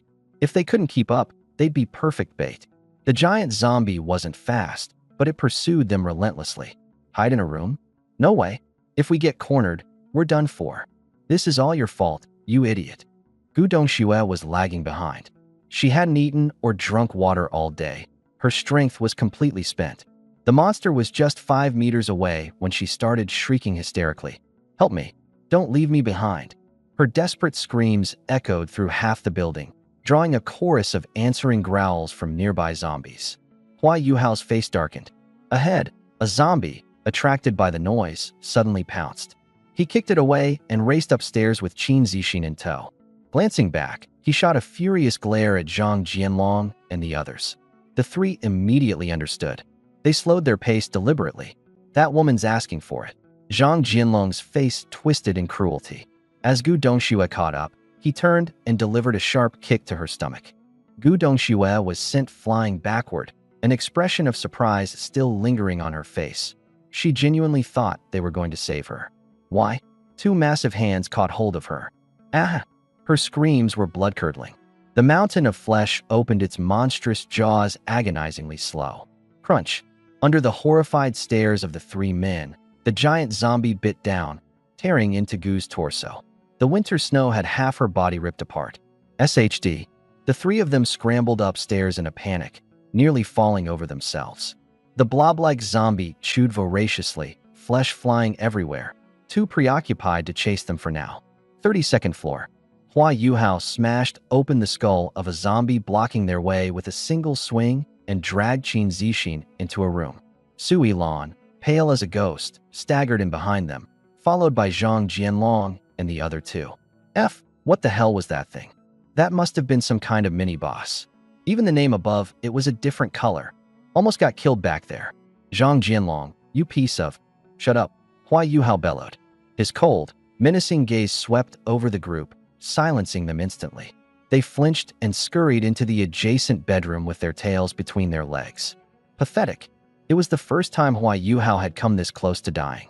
If Zhang Jianlong weren't still remotely useful, he'd have already brained him with that bat. It was then that Qin Zixin noticed Gu Dongxue wasn't with them. The screams they'd heard earlier, they suddenly made sense. She was dead. Qin Zixin bit her lip. It wasn't exactly friendship. After all, they'd only met a few days ago. It was more the creeping fear about her own survival that made her shiver. Su Yilan slumped into the corner, hugging her knees as her body slightly trembled. Qin Zixin didn't know the truth, but Su Yilan had seen it all, clear as day. Zhang Jianlong had kicked Gu Dongxue straight into the monster's grasp. One bite, just one bite, and half her body was gone. Su Yilan bent over, dry heaving, almost gagging up her entire stomach. FK, what's going on across the hall? Man, they're crushing it. They've got it so good over there while we're shivering in terror. God damn it. Look at those muscles, though. And then look at your sorry ass. Absolute trash. Wait a sec, is that girl? Oh crap. Feng Ji, isn't that the same Yu Dandan you confessed to? Everyone turned to gape at Li Feng. Zhang Feng's face darkened, like the blackened bottom of a burned pot. That bastard must have forced her, no question. Scum. Really though? Everyone barely managed to suppress their laughter. In the video, Yu Dandan didn't exactly look unwilling. Hell, she even had the spare mind to peek over and glance at the surrounding zombie horde. And then there was Jiang Lin. Those muscles, biceps, pecs, 8-pack abs. It was like he could easily punch out 7 or 8 zombies without breaking a sweat. In an apocalypse like this, latching onto a guy like him was the ticket out. Forget giving something up. Hell, groveling at his feet would be worth it for survival. Respect and dignity? Look at the doorway. Teachers and students reduced to bones by those things. Dignity's a joke when you're staring death in the face. Survival is the only thing that matters now. Too bad someone like Jiang Lin was on the other side. Some of the girls glanced at the boys next to them, their faces full of disgust, wishing they could just rush over there and kick Yu Dandan out of the group to take her place. Stop gawking and think about what we're gonna do next. One lanky guy stepped forward, snapping everyone back. What else is there to do? Stick to the plan, kill zombies, and level up. I'm in. The problem is, the drop rates are abysmal. Only 2 experience pills grabbed so far. How are we supposed to divide this up evenly? When on Earth will we be able to upgrade? What do you mean? Let's focus all our resources on one person, have them upgrade first, and then they can lead us forward. A moment of silence followed. Isn't this just the idea of the rich helping the poor after they get ahead? Before the apocalypse, laws existed, but even then, you rarely saw the wealthy actively helping the poor climb up. Now, in this end of days, there's no law, no morality. What if we pool our resources for one person and they don't keep their promise?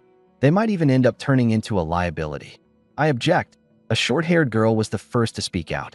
Not long after, all the women stood united. Human nature can't stand up to tests like this. Upgrade and then come back to help us? What a joke. If some saint volunteered, fine, I'd be on board. But guess what? No saints here. We're all adults. Don't treat us like idiots. Just because someone's a teacher doesn't mean they're a good person. Remember all those headlines about teachers abusing students? Happens every year. Li Jianren adjusted his glasses without saying a word while the debate raged on. He knew himself too well. He was a man with desires and selfishness. If he really gained superhuman abilities, even he couldn't be sure what he'd do with them. He slipped out to the balcony, silently gazing across at the building opposite. On the other balcony stood Jiang Lin, shirtless and looking utterly unbothered. Pretty lively over there, huh? Jiang Lin muttered to himself. With a physical strength stat of 14, he could see their argument as clearly as if it were right in front of him. Shame I don't have a cigarette. A proper god should be smoking a cigarette right now. He grabbed a bottle of cola, taking a long swig before casually passing it to Yu Dandan, who was slumped nearby. Yu Dandan shot him a glare but grabbed the bottle anyway, drinking more than half in one go before shoving it into her backpack. Beast, she rasped, glaring at him some more. This bastard had actually carried her out here onto the balcony. She struggled to her feet, muttering under her breath. At least you didn't rip my clothes off, or I'd fight you to the death. There were no spare clothes here. If her outfit got ruined, she'd be left exposed. After a quick check to make sure her clothes were intact, she finally let out a sigh of relief. Jiang Lin's strength was monstrous. This was what post-upgrade power looked like. Yu Dandan couldn't hide her envy. But she knew that as a woman, The natural disparities in both physical and mental resilience put her in a lower league.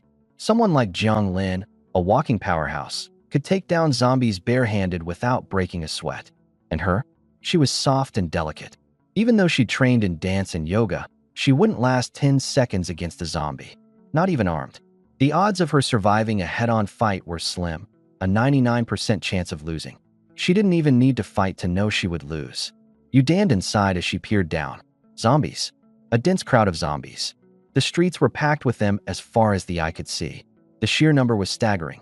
She suddenly felt that escaping down there in her lifetime might be a pipe dream. Yu Dandan slumped like a wilting flower. Meanwhile, I stood at the window, my gaze drifting across the sea of zombies below.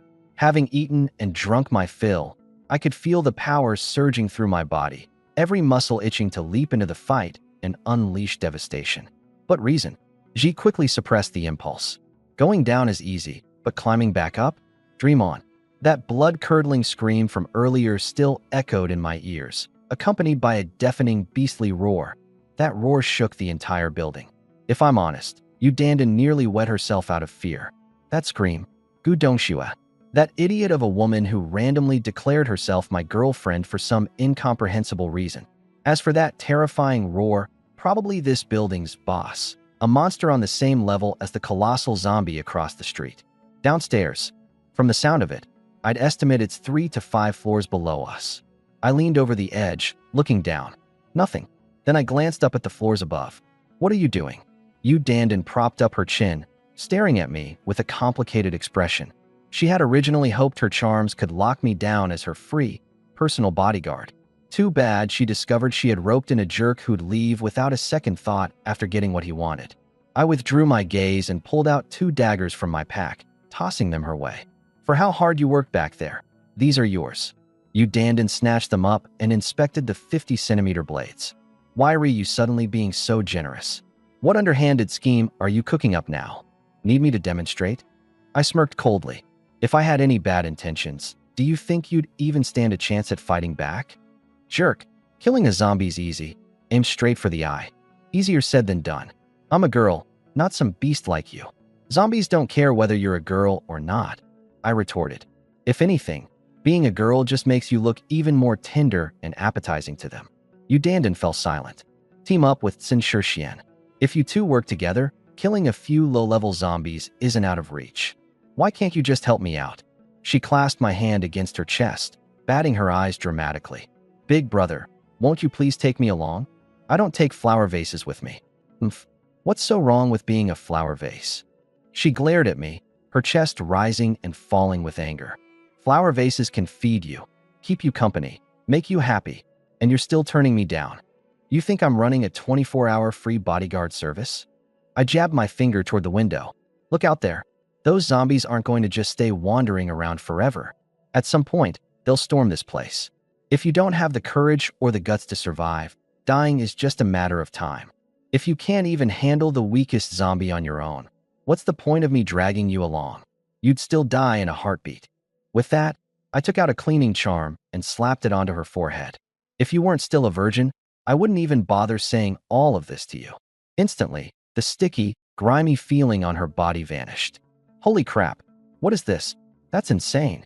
I ignored her amazement and turned back toward the room. I'd rested enough. It was time to level up. Jerk, she shouted after me, mumbling under her breath while throwing fake punches in the air. Then, stumbling slightly, she dragged herself after me, her face pale as a sheet. You bastard, wait for me. I opened the door and checked. Look, no zombies. I glanced back at her as she shuffled forward with trembling little steps, and I couldn't help but grin. You're laughing? She snapped. Women are so dramatic. I strode forward, scooped her up with one arm, and kept walking. Bastard, be gentle. Knock, knock, knock. The sound of knocking silenced Yu Dandan instantly. Xin Shixian opened the door, and I unceremoniously dumped Yu Dandan into her arms before turning to leave. Trashy jerk. Yu Dandan seethed at my retreating back, grinding her teeth. Xin Shixian supported her and quipped, calling him a jerk, but still throwing yourself at him. Could you be any more shameless? Shut up. Yu Dandan's face turned as red as a tomato. I am doing this for you, okay? She whimpered. I'm already so worn out, and here you are making jokes. Heartache? Or is something else aching? Sin Shirshian teased as her eyes scanned Yu Dandan from head to toe. Bang! Yu Dandan slammed the door shut with force. What the hell are you doing? Making all that noise. What if it draws zombies? To hell with it. There's not going to be a next time, okay? Get lost. I don't want to talk to you. Yu Dandan huffed. And to think I even saved half a bottle of Coke. Sis, my bad. Sin Shirshian clung to her leg, looking up excitedly.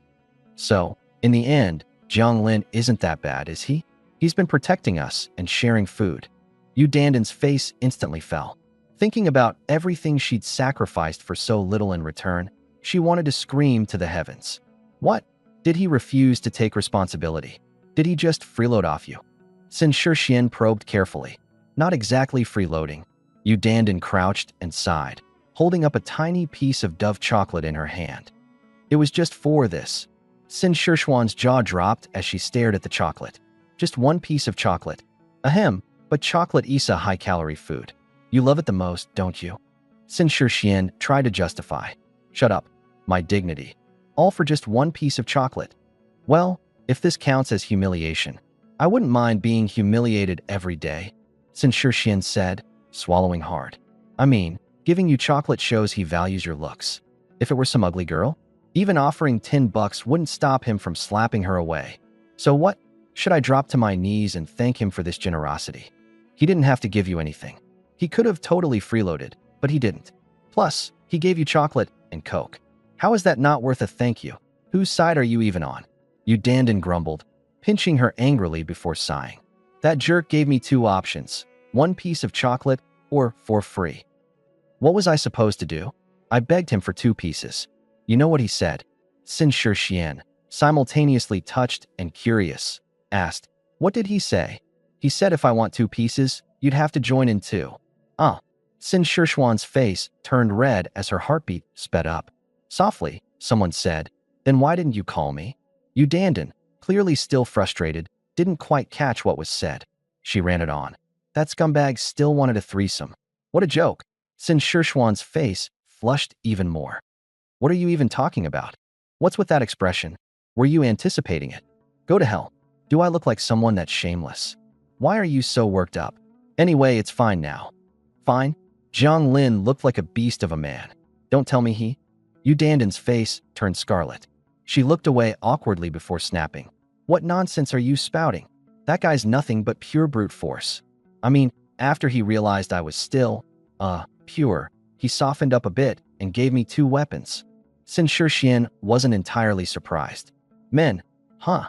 They all seem to have a soft spot for the innocent ones. Then, something caught her attention. Wait, the weapons weren't some blunt, oversized club, they were knives. But alas, they were kind of short. It'd be awesome if we could combine them with something longer, Sin Shirshian murmured, tapping her chin like an idea was on the tip of her tongue, but just slightly beyond reach. These knives are just too short. There's no way I'm charging straight into a zombie horde with these, she continued, frowning. That scumbag probably just gave you stuff he didn't want, Sin Shirshian said with a hint of an edge. Poor you. How about I go next time instead, she offered slyly. Yu Dandan nearly choked in surprise and then shot her a sharp look. Spotting Sin Shirshuan's teasing grin, she lunged at her. You little witch. Here I am suffering, and you're laughing at me. Please, like you'd let me. Sin Shirshian retorted. What wouldn't I let you do? Oh, I don't know. Perhaps the thing where literally anyone in the house could hear you earlier? Yu Dandan flushed beet red. Ah, shut up. If it's so bad, maybe let's go together next time, Sin Shirshian proposed with a deadpan expression. You're that kind of woman. What other choice do we have? Half a bar of chocolate's not feeding two people. How are we supposed to fight zombies on empty stomachs? If that's the case, maybe I'll just bite the bullet and go on my own again. Yu Dandan sighed. On your own? Every day? Do you really think you can handle that? And, are you even, capable of walking by now? TSK. Okay, fair point. That might be a problem. And don't forget, isn't your monthly visitor due soon? What are we gonna do then? Starve for 3 whole days and 9 meals. You might be onto something. Suddenly, Sin Shirshian gasped. Wait. What? Zombies? Yu Dandan's voice was sharp with alarm. No, not that. I just thought of something. Your, time of the month? Starting early. Shut it. That ended last week. I just got an idea. An idea? Wait, is this it? You've unlocked memories of your past life, haven't you? God, I wish. Sin Shirshian rolled her eyes and bent down to pick up one of the short knives lying on the floor. Swinging it slightly, the blade glinted coldly under the faint light. It's too short, she muttered before suddenly, her eyes lit up. But what if we attach it to a long stick or handle? Boom! Instant spear. No more getting up close and personal with zombies. Udandan froze, considering the suggestion for a second, then grabbed the other knife to inspect it closely. The more she thought about it, the more it made sense. Holy crap, Shirshian, you're a genius. Quick, take out the cola. Sin Shirshian licked her cracked lips. I'm dying of thirst. Let's refuel and then get back to work. If that doesn't work, she paused and flashed a sly smile. If that doesn't work, you can always get Jiang Lin to help. This kind of thing should be a piece of cake for him. No way. Udandan's face turned pale instantly, and she exclaimed, You go instead. Her legs felt weak, and she could barely stand. I'm completely drained right now. If I go back again, they'll have to carry me out in pieces. That guy's probably leveled up several times by now. Udandan gritted her teeth. He's practically a monster. A beast. Sin Shirshuan's cheeks flushed slightly. Is it really that bad? Let me see how bad your injuries are. She frowned suddenly. Wait, why do you smell so good? She opened the collar of her shirt and sniffed. The mix of sweat and corpse stench was overwhelming. In contrast, Udandan smelled faintly fragrant. Did you shower? No. Udandan suddenly realized. Oh, right. That guy slapped some paper on me at the end. After that, I felt completely refreshed, and all the grime disappeared instantly. That magical? Sin Shirshuan's eyes sparkled. I might have to put in a little effort tonight as well. At the stairwell, I was holding onto my chainsaw, cautiously peeking downstairs. No sign of the boss. Staying upstairs seemed like the safer option. 36th floor. I had just taken a single step when an LV2 zombie grandma suddenly emerged from around the corner. Our eyes met. Time felt frozen for 0.5 seconds. I reacted first, revving up the chainsaw and launching a vertical slash straight at the stunned granny zombie. WHIRR. Blood splattered everywhere. Flesh and bone sprayed apart. The grotesque scene nearly made my stomach churn. If it weren't for the fact that my mental attribute had surpassed the average human's limit, breaking through to 11 points, I would have thrown up all the instant ramen I had just eaten. SHD. Good thing this raging murder saw's cutting action sprays blood and guts to the sides. If it splashed all over me, no thanks. The roar of the chainsaw instantly attracted the attention of the zombies in the hallway. I quickly picked up the loot. A cleansed talisman. Nice, not bad. The rest? Experience candies, bread, and milk. After killing so many zombies, I've started seeing the loot patterns. LV1-3 zombies only drop basic food and common-grade equipment. LV4 and above, that's when blue gear and high-tier food start showing up. What would that LV10 mini-boss drop? If I could get an artifact. Peering ahead, I spotted 5 zombies charging my way. Target locked. LV5 zombie grandpa, the fastest one in the group. He was like a rabid monkey charging headfirst at me. The zombies swarmed in from all sides. To avoid being overrun, I gripped my chainsaw tightly and charged at the 2 on my left. Rark. VRRRR. The guttural roars of the zombies mixed with the deafening buzz of my chainsaw. Moving as fast as a lightning strike, I swung the buzzing blade, slicing through the air with a cold gleam. In an instant, both zombie heads were split in half. Skull fragments flew, and their bodies collapsed straight to the ground. After the carnage I'd just endured, my face remained expressionless. Impassive, I raised my leg and kicked one of the fallen corpses toward the old zombie. The body shot through the air like a cannonball. The old zombie's reaction, however, was completely unexpected. It leapt gracefully, dodging the makeshift projectile with ease, and pounced at me with claws outstretched. Behind him, though, the corpse crashed into 2 other zombies, knocking them flat to the ground. In a split second, I raised my chainsaw high and brought it down with the force of a mountain crash aimed squarely at the old zombie. The immense power drove him to his knees, while the spinning blade tore into his skull with ferocious sparks. Rayard. Holy crap, this guy's skull is tough. Despite the unexpected density of his bones, I wasn't about to back down. Teeth gritted, I pushed the chainsaw to its limit. The blade roared louder, and with a meaty crunch, tore through his head and body in one clean motion. The attack left a deep gouge in the ground below. I returned my attention to the two zombies that had been knocked over earlier. Clutching the chainsaw tightly, I dispatched them with two swift strikes. Each fell without resistance to their newfound demise. Quickly, I gathered up the loot that had scattered across the bloodstained ground and immediately caught sight of something that made my eyes glint with anticipation, something good. A pair of shoes radiating a faint blue glow had dropped. Without hesitation, I crushed 6 experience pills in my hand. Level up, Jianglin LV6, 20%. Strength, 16 plus 6. Physique, 13 plus 2. Mental, 12. Speed, 12. Damn, this level up feels better than being with you, Dandin. I muttered, licking my lips as I picked up the glowing shoes for a closer look. A first-tier resilient sneakers, blue, plus 3 speed, plus 3 agility. 2 attributes. I smirked. No wonder that old zombie was darting around like a monkey. Agility? Does that mean there's a hidden stat? I slipped the shoes on immediately. The moment I laced them up, a light-as-a-feather sensation swept through my entire body. I lifted my leg and kicked upward toward a diagonal angle. Whoosh! The sound of the air splitting filled my ears. Holy crap, it's real. The added agility had made it so I could execute a perfect high kick effortlessly. Not only that, but I could feel the extra strength in every movement. More controlled, more precise. If this wasn't the middle of a chaos-ridden battlefield, I'd seriously consider testing my speed right here, right now. With these stats, I could probably run the 100-meter dash in under 5 seconds. Man, this feels amazing. Scanning the other dropped loot, my eyes locked onto something unusual. Black strips of fabric? I reached down and picked them up. A first-tier, Lancewee thong, blue. Plus 1 charisma. Are you freaking kidding me? A thong with a stat bonus? An old zombie dropping a thong. It was almost laughable. I shook my head and shrugged. Whatever. I'll just give it to you, Dandin, later.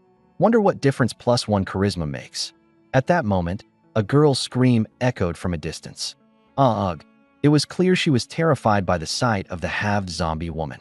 Then came a series of shocked exclamations. Holy shit. Who did this? Ugh. That's brutal. Was this even done by a human? Looks like it was sawed through. Lu Jishue's voice cut in. Sawed through. He stepped forward, walking across the blackened blood and scattered flesh on the ground. Our eyes met. I grinned. He froze, his gaze locking onto the chainsaw in my hands. Shit. Lu Jishue quickly sped toward me. The others started to crowd around as well. Isn't that old Jiang? He's not dead. No kidding, he was the first one to run.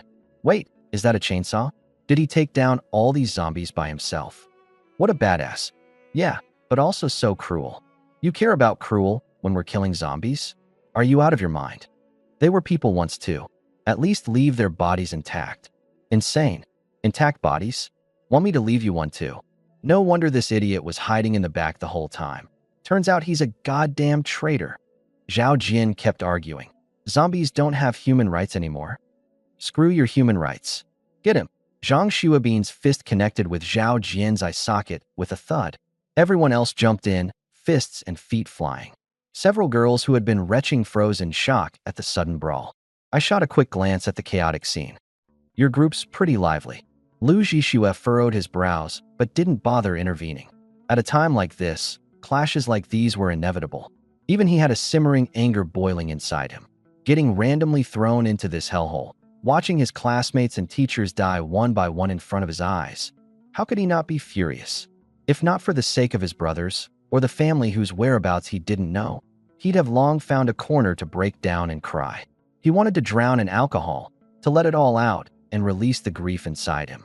But here, forget booze. Even water was a luxury item. Lu Jishue exhaled deeply, his gaze burning as he stared at the bloodied chainsaw in my hand. Did you get that thing as a drop? Seeing his eyes practically glued to it with envy written all over his face, I couldn't help but laugh. I swung the chainsaw in front of him a bit, teasingly, until he looked ready to lose it. Then I burst into laughter. Yup, that's right. What do you think? Cool, huh? Overflowing with badass charm. Am I right? Shit. You lucky bastard. That's not a regular piece of gear, is it? Lu Jishue looked at me, green with envy. It's just a blue-tier weapon, barely stronger than the standard stuff. Blue tier. Your luck stat must be through the roof. Heh, Didn't think you'd figure it out so quick. Get lost. Lu Zhixue stood in thought for a moment, his eyes darting as if coming up with a scheme. How about joining us, huh? It's always good to stick together, right? And hey, we've got a bunch of girls in our group. I rolled my eyes. Dream on. I don't have time to babysit you all. If I can't even be bothered to look out for you Dandan and Xian, what makes you think I'd babysit a group of fools? Lao Lu, this is the freaking apocalypse. I know. Then why the hell are you dragging a bunch of dead weights around? I can't just leave them behind. We're all classmates after all. You're too damn nice for your own good. It's a principle of mine. If I have the ability, I'll help them survive. Geez, are you trying to guilt trip me or something? My face darkened. Was that a subtle jab at me for being capable but not giving a damn? Lu Zhixue shook his head with a slight smile. I get what you're saying, but I just can't ignore it. Watching them die while standing idly by, I just can't do it. I'm not saying let them die. Just leave them in a room or something. Dragging them outside with you. Are you trying to get yourself killed? That doesn't feel right, though. What's so wrong about it? Just toss them some food every day so they don't starve, and that's that. Take Zhang Xuabin and a couple of guys to kill zombies and level up. But those girls? And the ones who don't even have the guts to fight? Why drag them out with you? For sightseeing. Zombies only drop experience pills, not actual XP. Carrying a bunch of useless people around is practically begging to die. Especially those squeamish girls, still puking their guts out. Total liabilities. Lu Zhixue chuckled bitterly. Easier said than done, right?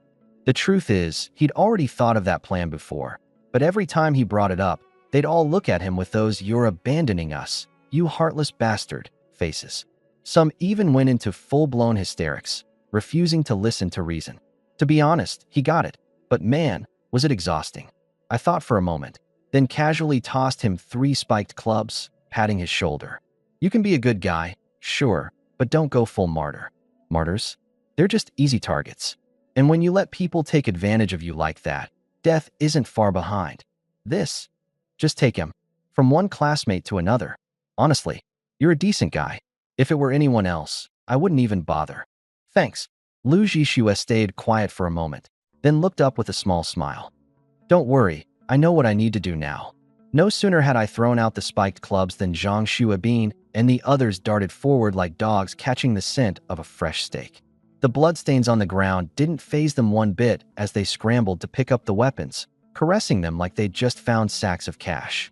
Besides Zhang Xuabin, the other 2 clubs went to a couple of burly guys who happened to have come up from the same high school as Lu Zhixue. Zhang Xuabin's face lit up with devotion. Holy crap, Zhang bro, you're the real deal. From this day onward, you're officially my idol. In their group, only Lu Zhixue had a spiked club.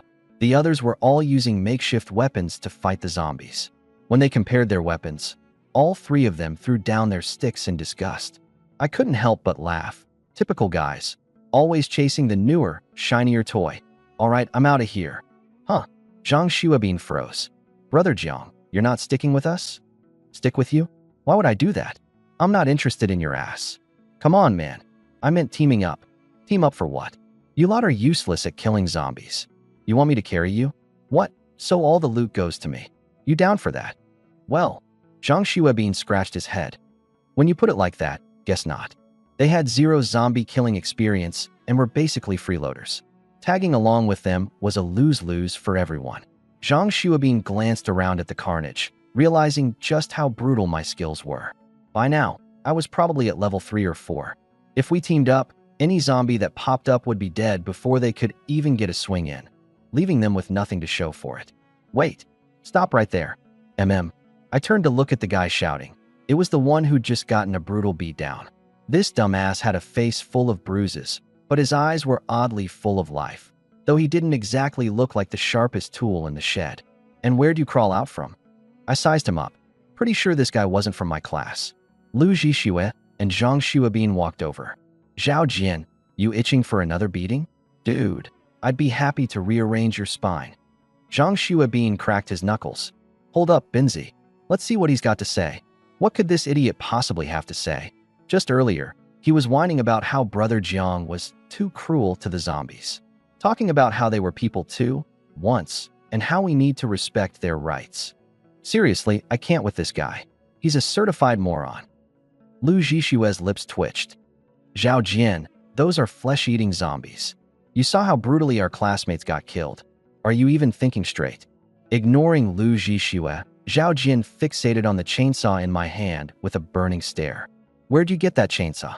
Let me think. Oh yeah, pretty sure a rather provocatively dressed woman dropped it.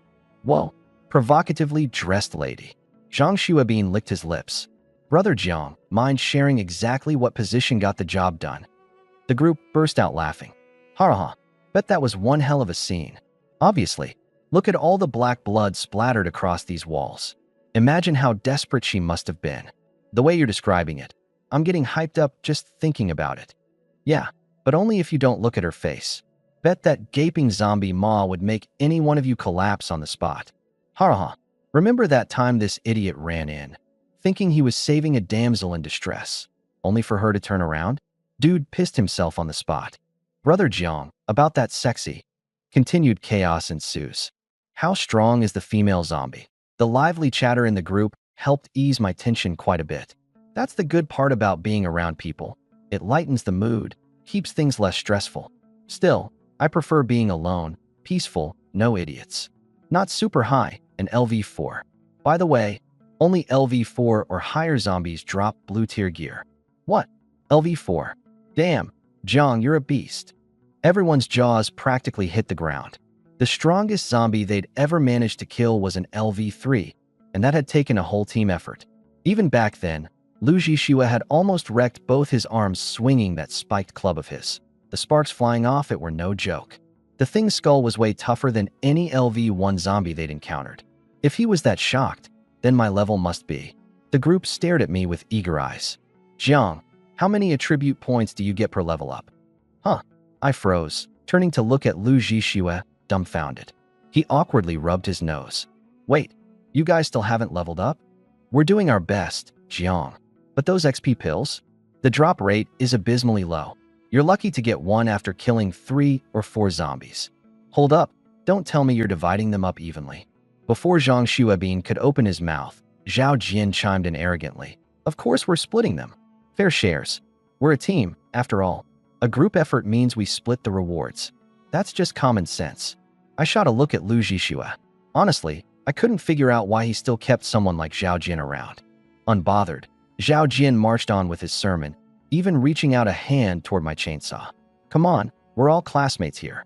Obviously, you're loaded with gear if you're this strong. It's not bad. That's the spirit. Zhao Jian's eyes gleamed, a sheen of hunger plastered all over them. He even swallowed audibly before continuing. We're all starving over here. If you've got food, you should share it with everyone. It's only fair. And weapons. One for each of us. With weapons for protection, zombies wouldn't stand a chance. He practically puffed out his chest. Jiang, right? Surely, you're not one of those heartless jerks who'd leave their classmates high and dry over such a small thing. You wouldn't refuse us, would you? Oh, by the way, that chainsaw of yours, it looks solid. Let me take a closer look at it. The moment those words left his lips, I noticed Lu Zhishue's pupils shrink. I smiled, but it wasn't a nice smile. It was cold, ice cold. It wasn't hard to figure out why Lu looked so rattled. He could sense it, my killing intent. That was his innate talent, perception, the ability to detect all kinds of signals creatures emit. Goodwill, hostility, malice, excitement, sorrow. Even the malevolent aura of zombies couldn't escape him. That's likely the only reason he'd been able to lead this group to dodge death time and again. Jiang. Lu barely managed to get my name out before I felt my lips curl further into a chilling grin. The kind that'd make even a seasoned fighter like him break out in goosebumps. And in the next instant, my left hand shot out like lightning, clamping down on Zhao Jian's face like a steel vise. He didn't even have time to process what was happening. Pain exploded across his cheeks as his entire body was effortlessly lifted into the air. Feet dangling, torso suspended midair. The sudden attack plastered his mind in blank disbelief. By the time he finally realized what was going on, he screamed in rage. F, let go of me. Zhao Jian's face turned pale as he desperately pried at my fingers, trying to break free. But my grip was like forged steel. No matter how much strength he summoned, he couldn't move me an inch. As I tightened my grip, his skull felt like it was about to crack. The pain was unbearable. Frightened, Zhao Jian panicked and screamed frantically. Ah, let me go? Let go of me. Help me. Lu Ji Shui. Zhang Shuibin. Save me. He screamed and struggled, scratching, clawing, kicking, throwing everything he could at me. Faced with his wild attacks, I remained completely unbothered, my gaze ice cold. My physique was at 15 points now. His feeble assaults? Please, they couldn't even manage to rip out a single strand of my hair, let alone hurt me. Jiang Lin, take it easy. Lu Ji Shui stepped forward hesitantly. Zhang Shuibin and the others opened their mouths, but wisely chose silence, taking a couple of steps back in unison. A few girls who had approached cautiously recoiled behind the group, trembling as they watched me in fear. They had initially wanted to stick with me. After all, staying with Lu Ji Shui meant going hungry all the time. 3 meals for 9 days. It was already a struggle to get enough water to drink, let alone be properly fed. They were on the verge of collapse. But now seeing me like this, perhaps Lu Ji Shui wasn't so bad after all. Sure, I looked good, but my temper? Awful. And clearly, I had violent tendencies. Looking at me, exuding an icy aura, the girls shivered. Take it easy? I scoffed. What a joke. This idiot had the nerve to put his hands on me, trying to guilt-trip me with some moral high ground. He was practically begging to die. With a flick of my wrist, Zhao Jian, who weighed over 100 pounds, was tossed like a rag doll, arcing through the air. Holy sh! Lu Ji Shui's pupils dilated instantly. Zhang Shuibin and the others instinctively followed Zhao Jian's trajectory with their heads, their eyes nearly popping out of their sockets. Zhao Jian froze midair for a moment at the highest point, and then gravity took over. Ah! His scream pierced the sky. 36 stories down. A dense horde of zombies awaited below. The outcome was obvious. Holy crap, Brother Jiang is insane. Serves him right. That idiot always hides when the zombies come, but rushes to the front when it's time to grab loot. Zombies' rights. My ass. What kind of nonsense is that? People murmured among themselves. While some were clearly afraid of me, many more were inwardly thrilled. One less person meant more food and experience orbs to split among the rest. Turning my back on Lu Ji Shui, I waved dismissively. Lu, this world doesn't need martyrs. Keeping dead weight like that guy around only puts more lives in danger. No need to thank me, I said flatly.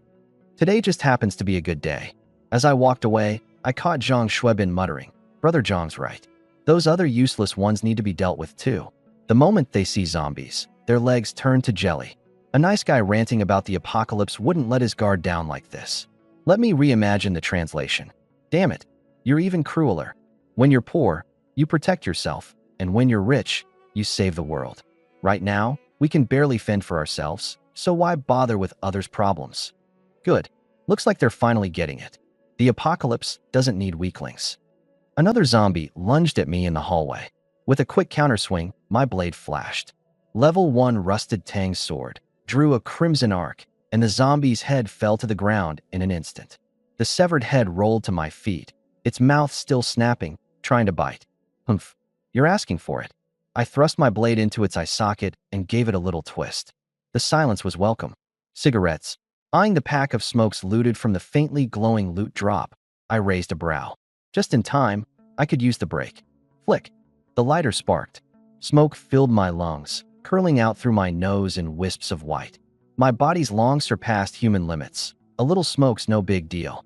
With a cigarette still dangling from my lips, I took down another clueless undead with a swift slice. Crushing another experience orb, I noted my reluctant progress.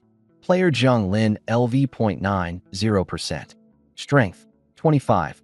Constitution 18. Mental power 15. Speed 18. 3 out of 5 pieces of the defensive set equipped. All white grade. But hey, armor's better than nothing. I advanced slowly, scanning ahead.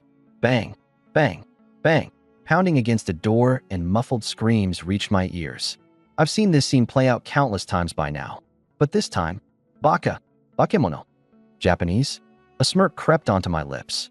There are still some little Nihonjins left alive at the school? Intriguing. I leaned against the wall and lit another cigarette, deciding to wait. Let's see what kind of mess they'll make first. Inside the room, 7 or 8 people pressed their weight desperately against the door, cold sweat dripping down their faces. Professor Ozawa, you must make a decision. The bespectacled young man wiped his brow. Bakairu, snarled Ichiro Ozawa, before turning his sharp gaze to the young man. Kaikuin, your thoughts? Kai Houchin scanned the room. Aside from himself, the rest were all Japanese exchange students. Professor, there are only 3 zombies out there. We've got 7 men. It's 2-1, advantage us. Ichiro Ozawa's expression darkened. Let his nation's prodigies risk their lives? Absurd. Too bad there's only one Chinese guy here. As he schemed how to push Kai to the front lines, a younger voice chimed in. Professor, Watanabe spoke boldly. Kaikuin is right. A mere few zombies are no match for me, Watanabe. It's too dangerous. Watanabe pulled the professor aside, lowering his voice. This isn't just some bioweapon leak. Look at our system panels. Technology like this? Not even Japan has something so advanced. There's no way this is from China. We've crossed into another world. Alien tech. Ichiro Ozawa tried to protest. Even if it is, I'll seize it for myself. A vicious glint appeared in Watanabe's eyes. Anything that should belong to us, belongs.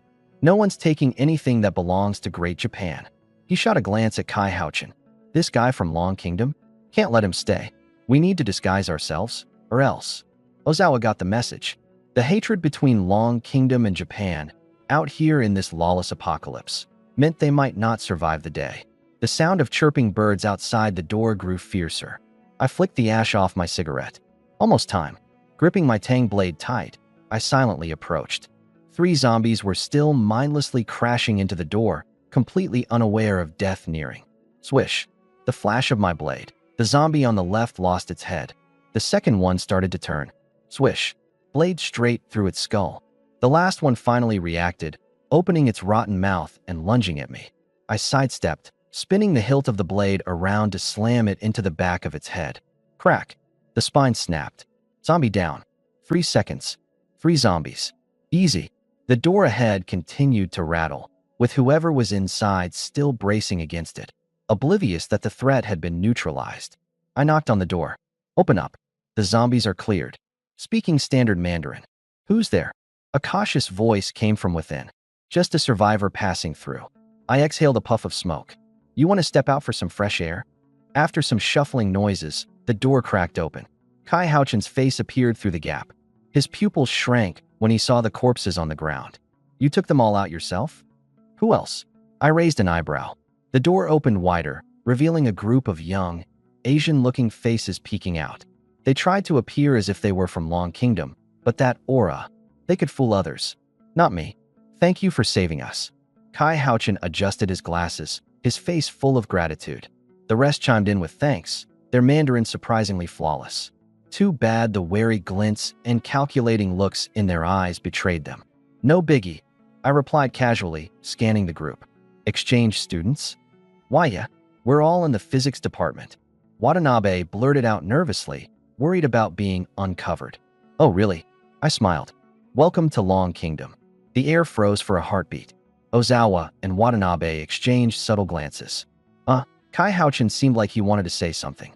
By the way, I cut him off abruptly, switching to Japanese. Hello, everyone. Their expressions became stiff in an instant. You know Japanese? Watanabe's voice wavered. Just a bit. I dropped the cigarette butt to the ground, grinding it underfoot. I mean, after going through so much study material, I had to pick up a little, right? Ozawa's face went pale. The game was only just beginning.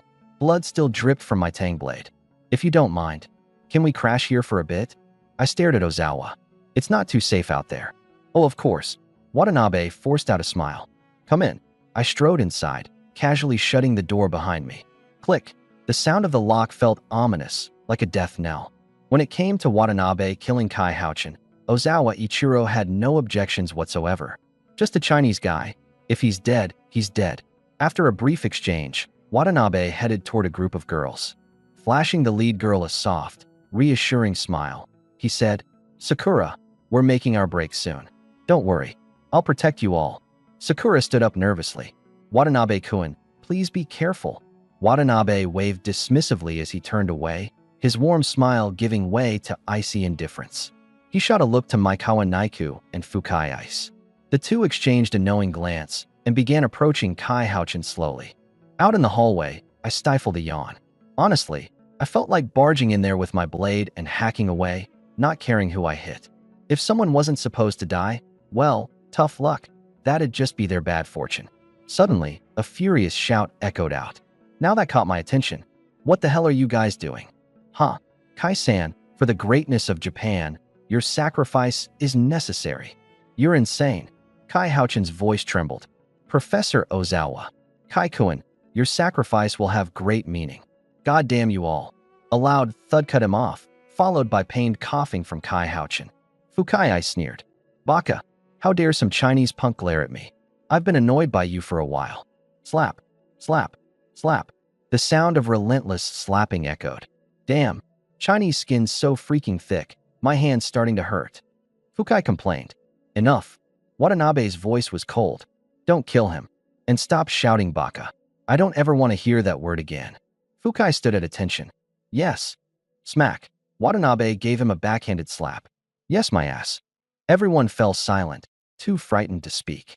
Cracking his neck, Watanabe barked. Open the door. Make him go first. Bang. The door burst open, and Kai Houchin, beaten to a pulp, was shoved out. 3 zombies lunged at him with feral aggression. A blood-curdling scream tore from his throat. Watanabe and his crew charged in, ganging up on the zombies in a frenzy. Arms crossed, I leaned against the wall, watching the whole clown show. First time watching someone else take down zombies. I had to admit I was curious. Would they actually get anything without bonus loot drops? The 3 zombies went down. All that dropped was a single water bottle and a lousy piece of bread. That's it. I straightened up. Not even an XP boost. How unlucky can you get? Guess Lu Jishua wasn't kidding. Ordinary people really do have awful drop rates. Good news for me, though. Still panting, Watanabe and the others stood tired and covered in blood, their eyes gleaming with excitement. Fukai Ice raised his club triumphantly and slammed it down onto one of the fallen zombies again. Watanabe-kun, killing zombies is such a rush. Imagine if. Sorry, I can't comply with this request. Feeling cocky, huh? Can't afford to let my guard down like this ever again. Watanabe, right? I glared at him, my eyes burning with rage. You're gonna find out what it means to become a human stump today. No. Wait. Watanabe stepped back in a panic. I'm Watanabe Yagoma. Tenko Hikari is my uncle. If you kill me, you're dead too. Well, even if Tenko's own damn mom showed up, I'd still slice you down today. Aren't people from the Dragon Nation all about harmony and peace? I surrender. Haraha. Too bad I'm as petty as they come. Stay back. One more step and I'll shoot. Do it then. Go on, fire another one. Let's see if you've got it in you. Die, die, die. Bang, bang, bang. The trajectory of the bullets wasn't visible, but I could see Watanabe's desperate trigger pulls in the direction of the muzzle perfectly clear. I dodge. Dodge, dodge, dodge. Haraha. Out of bullets already? I was just starting to have fun. The Tang Dao scraped against the ground, letting out a menacing metallic screech. Watanabe's face twisted in terror, his courage shattered. Why? Why won't you let me go? I'm destined to become an unbeatable powerhouse. Slash. His left arm flew off. Before he could even process what just happened. Slash. Slash. One more severed the right arm. Another cut clean through his leg at the root. Error. Watanabe's shrill screams filled the space. He was now a true human stump. Blood sprayed for 3 feet in every direction. Watanabe's eyes widened, his stumps bleeding profusely, yet he somehow remained conscious. His venomous gaze locked onto me, seething with hatred, as if trying to imprint his grudge into his very bones. I licked my lips. Going for the human stump look, huh? Don't worry, I'll make sure you're satisfied with the end result. Kill him. The remaining bunch of islanders went mad. Both men and women grabbed whatever could pass as weapons and charged forward. Roar. A guttural roar echoed from the stairwell.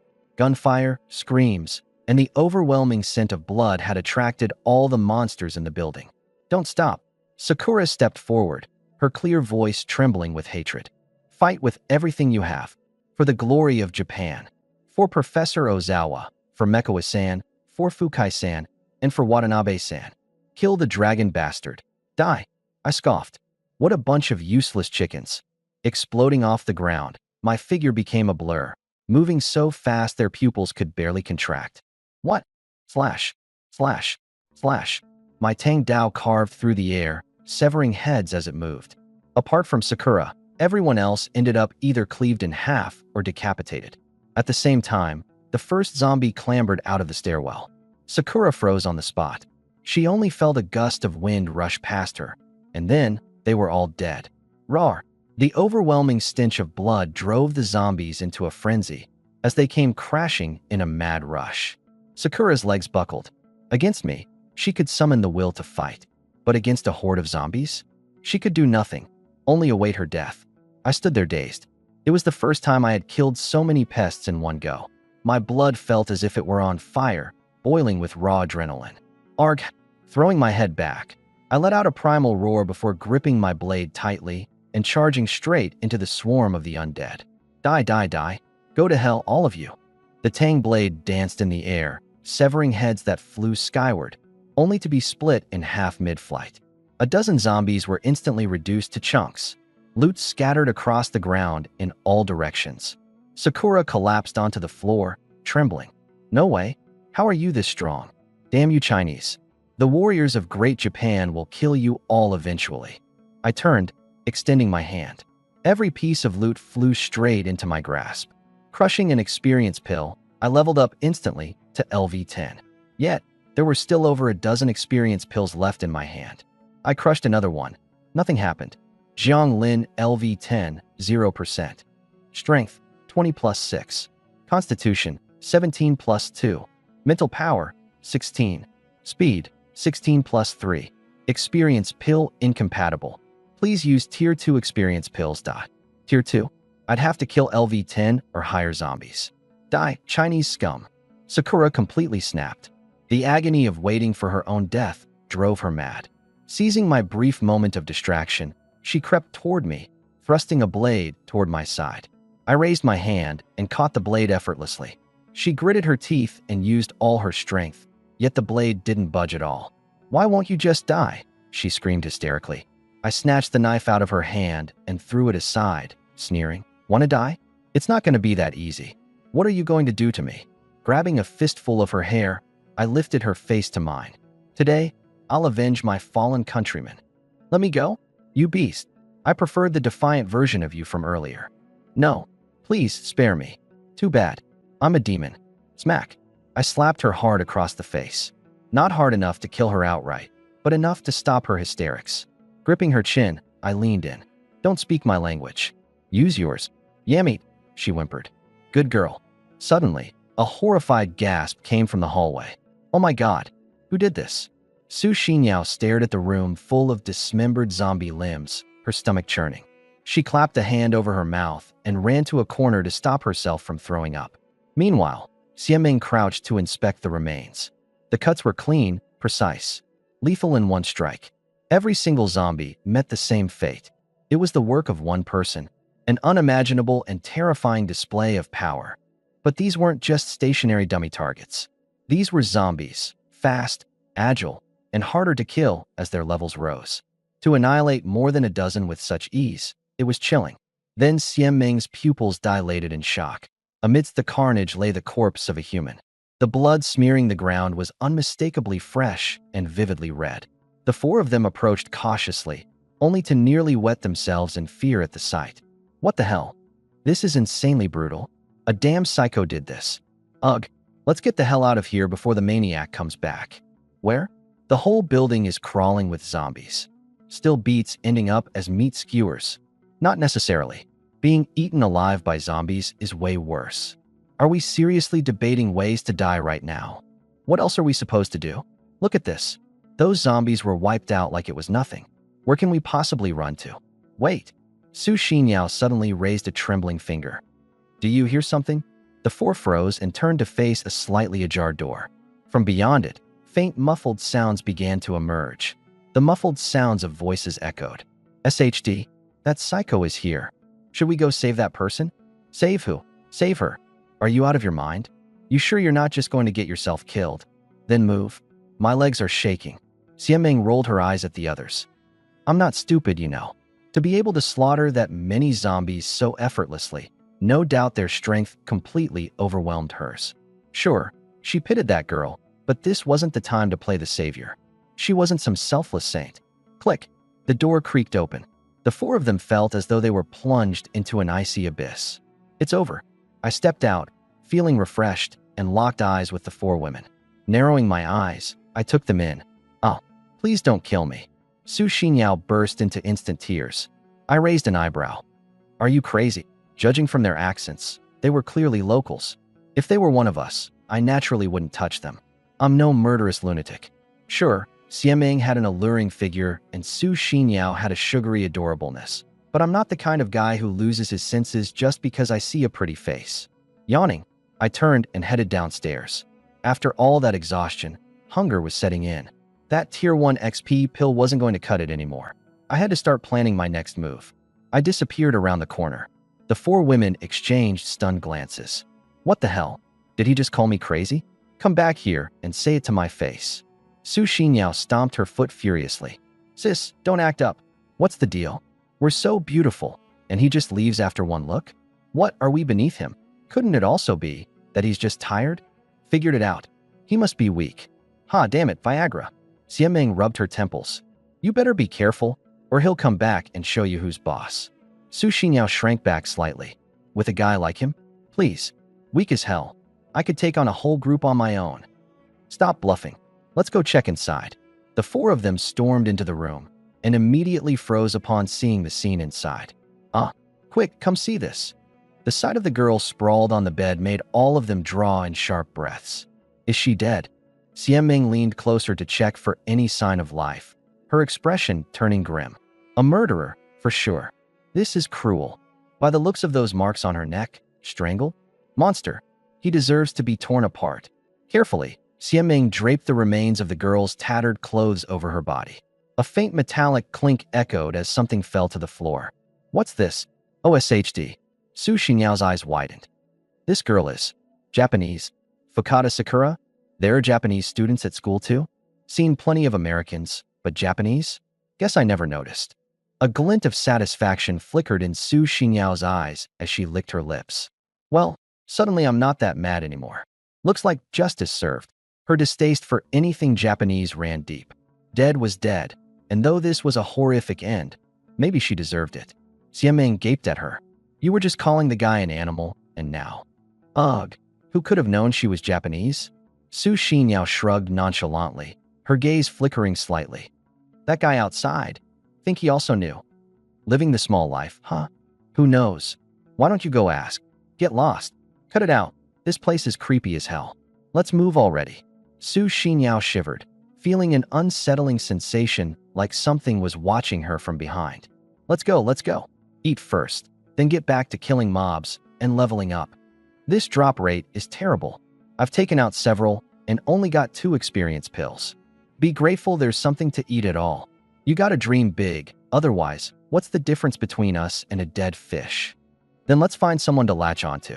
That guy back there was pretty solid. Stick with him, and you'll eat well and drink better. Suck up to him enough, and maybe he'll toss you 100 or so experience pills. No thanks. I'd rather not end up beaten black and blue, only to get choked out. What's the point of making it if I can't live to enjoy it? Huh, didn't you say he was all bark and no bite? Go to hell. The four joked and quarreled as they left, their fear subsiding, replaced by lighthearted banter. I carved my way through a few zombies on the way back to base. After collapsing onto the couch for a moment, I sat up and sorted through my loot. 2 packs of Huazi Siggies, a container of mouth-watering chicken, 3 boxes of self-heating rice, and, get this, a whole case of beer. Instant noodles, cookies, chocolate, you name it, I've got it. With my boosted stamina came a doubled appetite. At most, this stash might last 2 days. 3 boxes of rice, a whole chicken, 5 cans of beer, barely 70% full. I lit up a cigarette, letting out a satisfied belch. Sweet. I scanned through my inventory. Cleansing talisman, spiked club, dagger, tang sword, chest armor. Hardwood bow. I fiddled with the bow, muttering. Too bad there aren't any arrows. Useless. Just then, a sheet of talisman paper caught my eye. Synthesis talisman. Effect. Combines 10 low-tier experience pills into 1 high-tier experience pill. Holy crap. I was ecstatic. I'd been stressing over how to level up. Low-tier experience pills were piling up, and zombies under level 10 only ever dropped the low-tier kind. My plan was to stall for a week or two and grind my way up naturally. But now, a chance to synthesize. Though, 10 for 1. I did some quick math. Leveling up to LV11 required 50 low-tier pills. 50 pills. That's enough to skyrocket any LV1 noob straight to LV10. What a ripoff. Still, overpriced or not, I had to go for it. Otherwise, these low-tier pills were as good as marbles. Can't eat them, can't use them. And there's no way in hell I'm giving them away like some saint. I'd look like a total idiot. In my inventory were 16 low-tier pills, just enough to synthesize one high-tier pill. I gripped the synthesis talisman and clutched 10 experience pills. Synthesize. With a flash of light, 10 became 1. I crushed the high-tier pill, and my experience bar jumped 20%. Cue the headache. 10 pills for a 20% boost, meaning 50 pills to level up once. And to jump from LV10 to LV20? That's 500 pills. And just think, this is only for getting to LV20. From LV20 to LV30, leveling up just one level costs 500 crystals, so 10 levels is 5,000. And after that, 50,000, 500,000, 5 million. And that's not even counting the synthesis charms. Still, killing high-level zombies is way more cost-effective. Before level 30, it's manageable, but after level 30, it's just not worth it. After venting my frustration, a wave of sleepiness hit me. I turned over and instantly passed out. In my dream, Sakura turned into a vengeful spirit to take my life. Too bad. If I'm not afraid of zombies, why would I be scared of some ghost? I charged at her with a wicked grin. Before long, piercing wails echoed through the dream. Yamit. Meanwhile, next door, Sin Xian and Yu Dandan exchanged looks.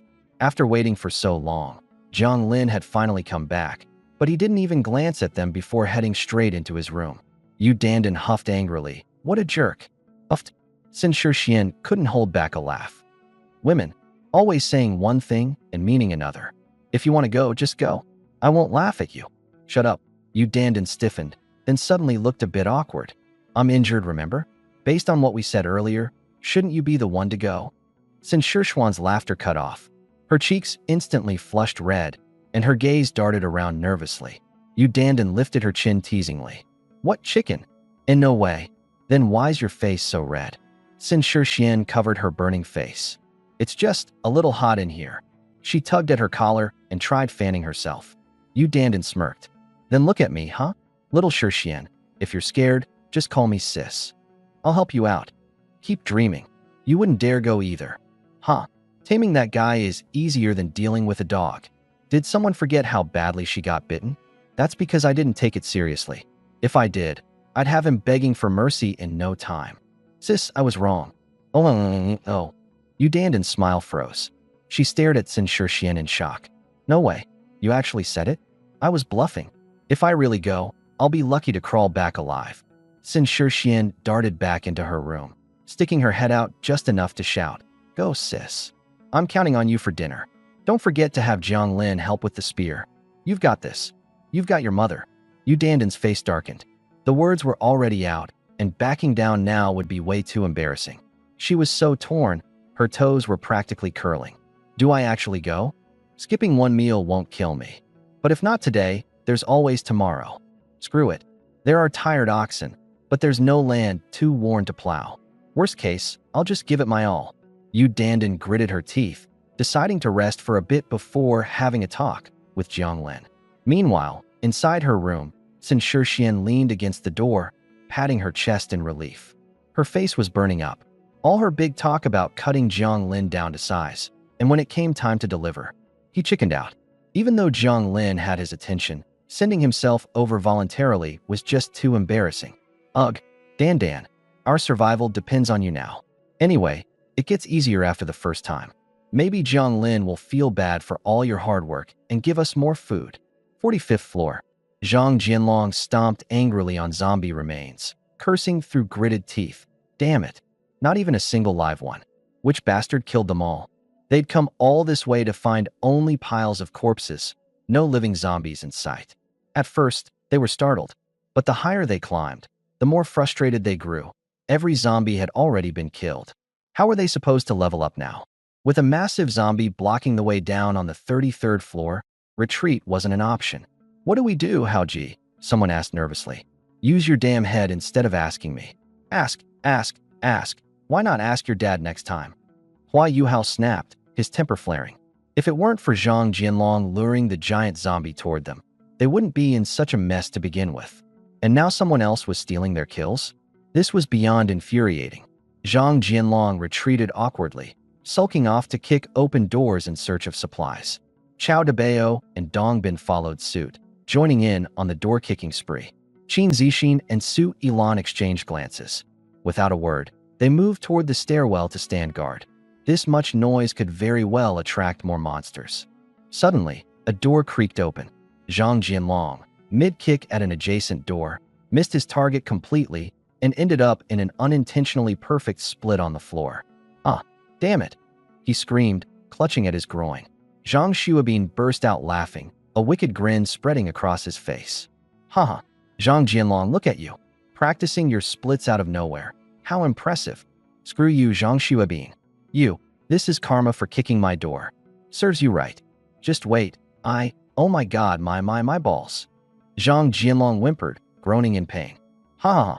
The commotion attracted the rest of Hua Yuhao's group. As they approached, Zhang Xuabin leaned smugly against the doorframe, arms crossed, a mockery-laden gaze locking onto them. This wasn't some playground game anymore. End of the world or not, Hua Yuhao was painfully aware that he was no longer the spoiled rich second-generation kid who could mess with people at will. Now, it was anyone's game. Haoji, Zhang Xuabin set me up. Zhang Jianlong whined from the floor. Yeah, right. You kicked him wide door and hurt yourself. How's that my fault? Zhang Xuabin shot back, with zero sympathy. Get up. Hua Yuhao barked, shoving Zhang Jianlong aside with his foot as he barged into the room. He scanned the space. A group of 7 or 8 strong men stood there, gripping blood-soaked weapons. As for the women, one glance, and he dismissed them entirely as irrelevant. Hua Yuhao's definition of the apocalypse was becoming clearer by the second. Women were nothing but tools for gratification or disposable pawns. When it came to fighting zombies or facing real danger, they were utterly useless. The room was as silent as a tomb.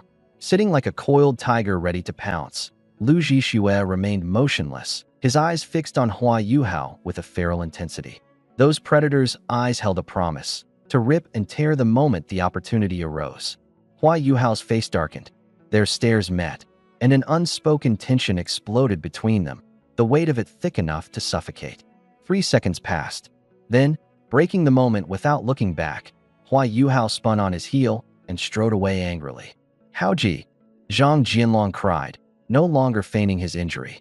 He scrambled to his feet, clutching his sore groin, and hobbled after him. As the group made their retreat through the hallway, Zhang Xuabin spat dismissively, sneering as he watched their backs. Look at them, pretending to be hotshots even after their family went bankrupt. What a joke.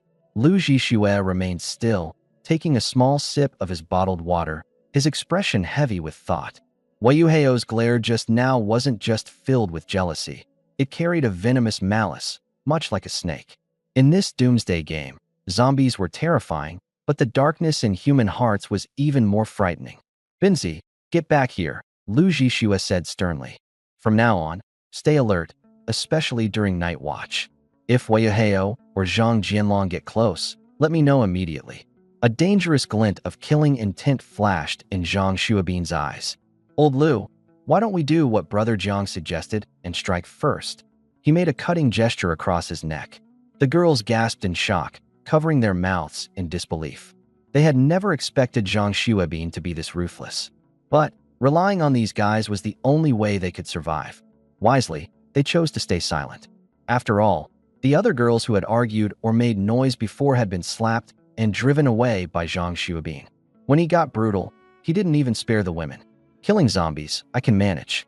But people, one of the boys hesitated. I don't think I can do it. Yeah, me neither.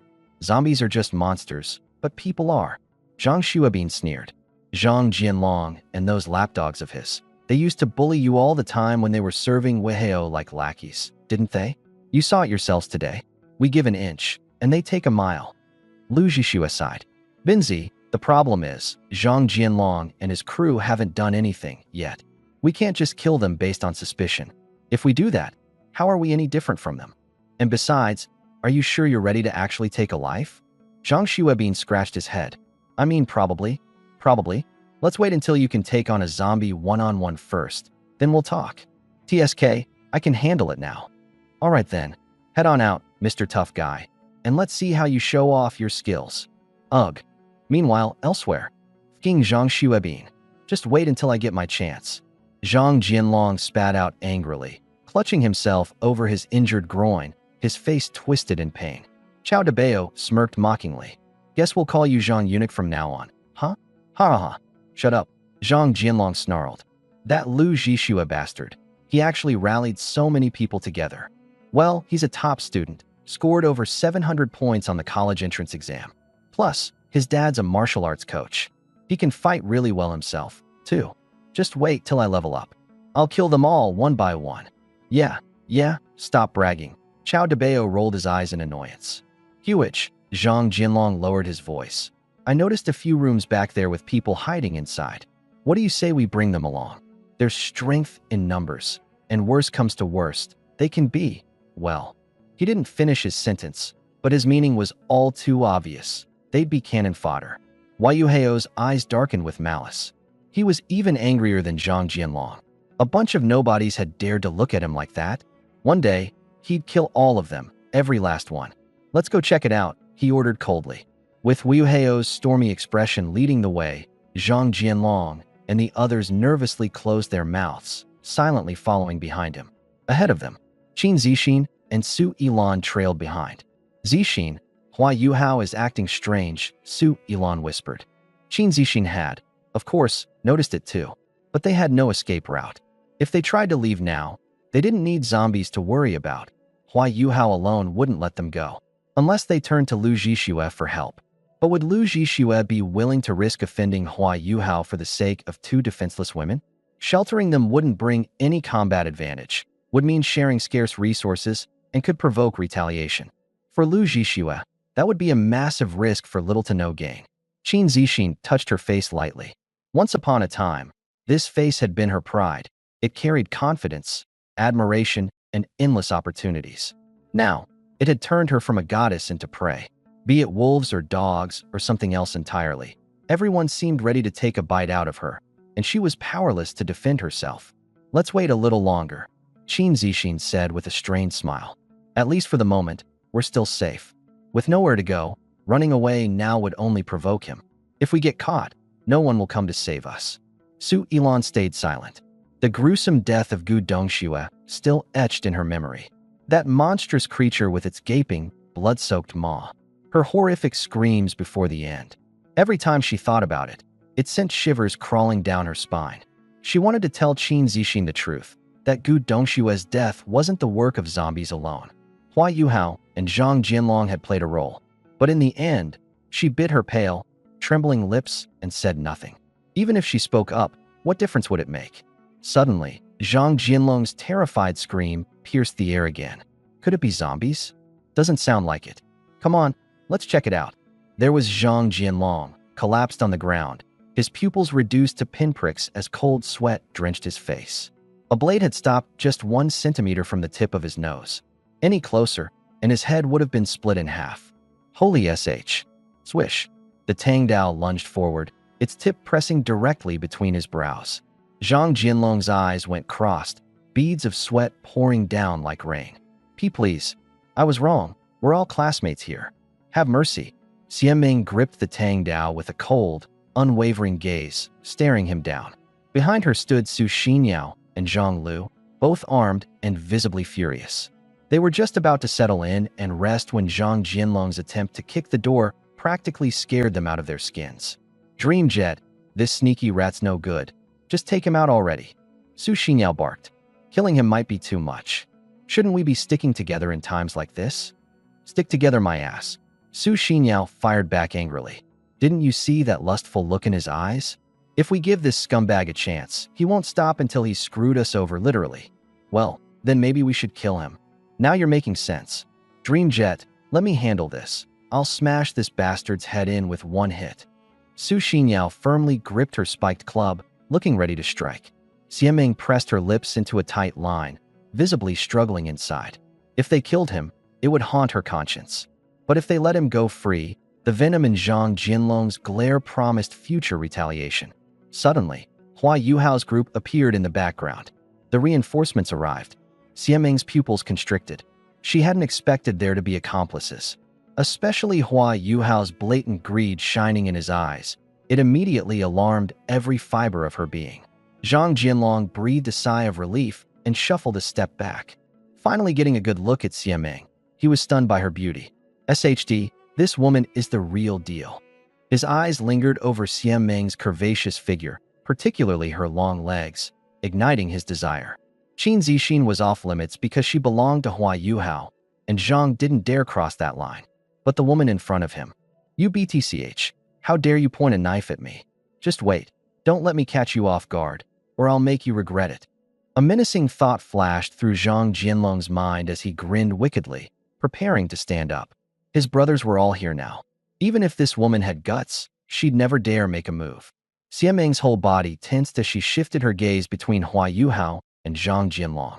Letting Zhang get away would essentially be letting a tiger back into the wild. But killing him? That would leave 3 other men, putting her companions in an even more dangerous situation. Hua Yuhao stood still, a seemingly harmless smile on his face, but subtly signaled Chao Debao and Dongbin.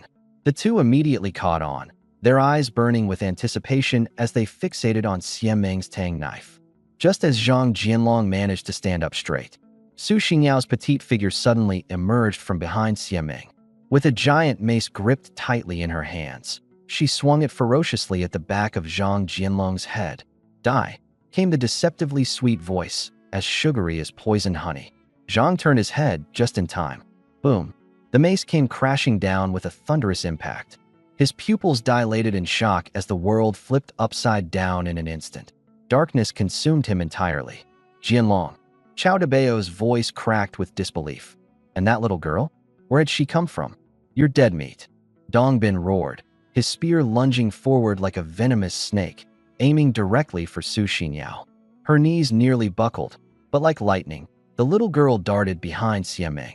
Meng, save me, she whimpered. You're ruthless when sneaking up, aren't you?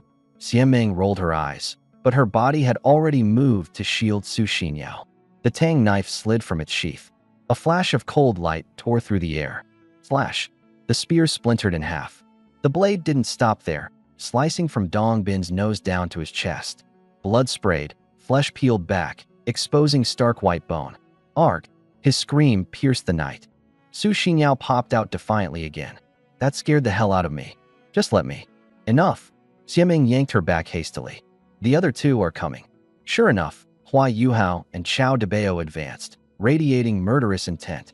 The rest of the group was just starting to process what had unfolded.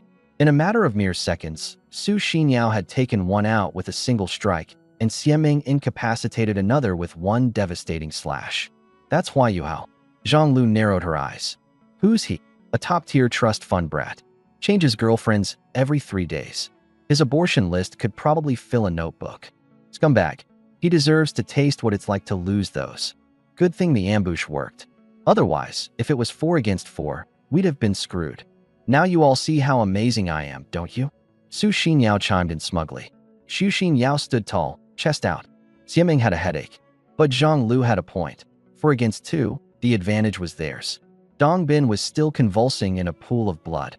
His nose was nearly split in half, and blood gushed like a fountain from his chest. With no medical aid in this apocalyptic world, he and Zhang Jialong were as good as dead.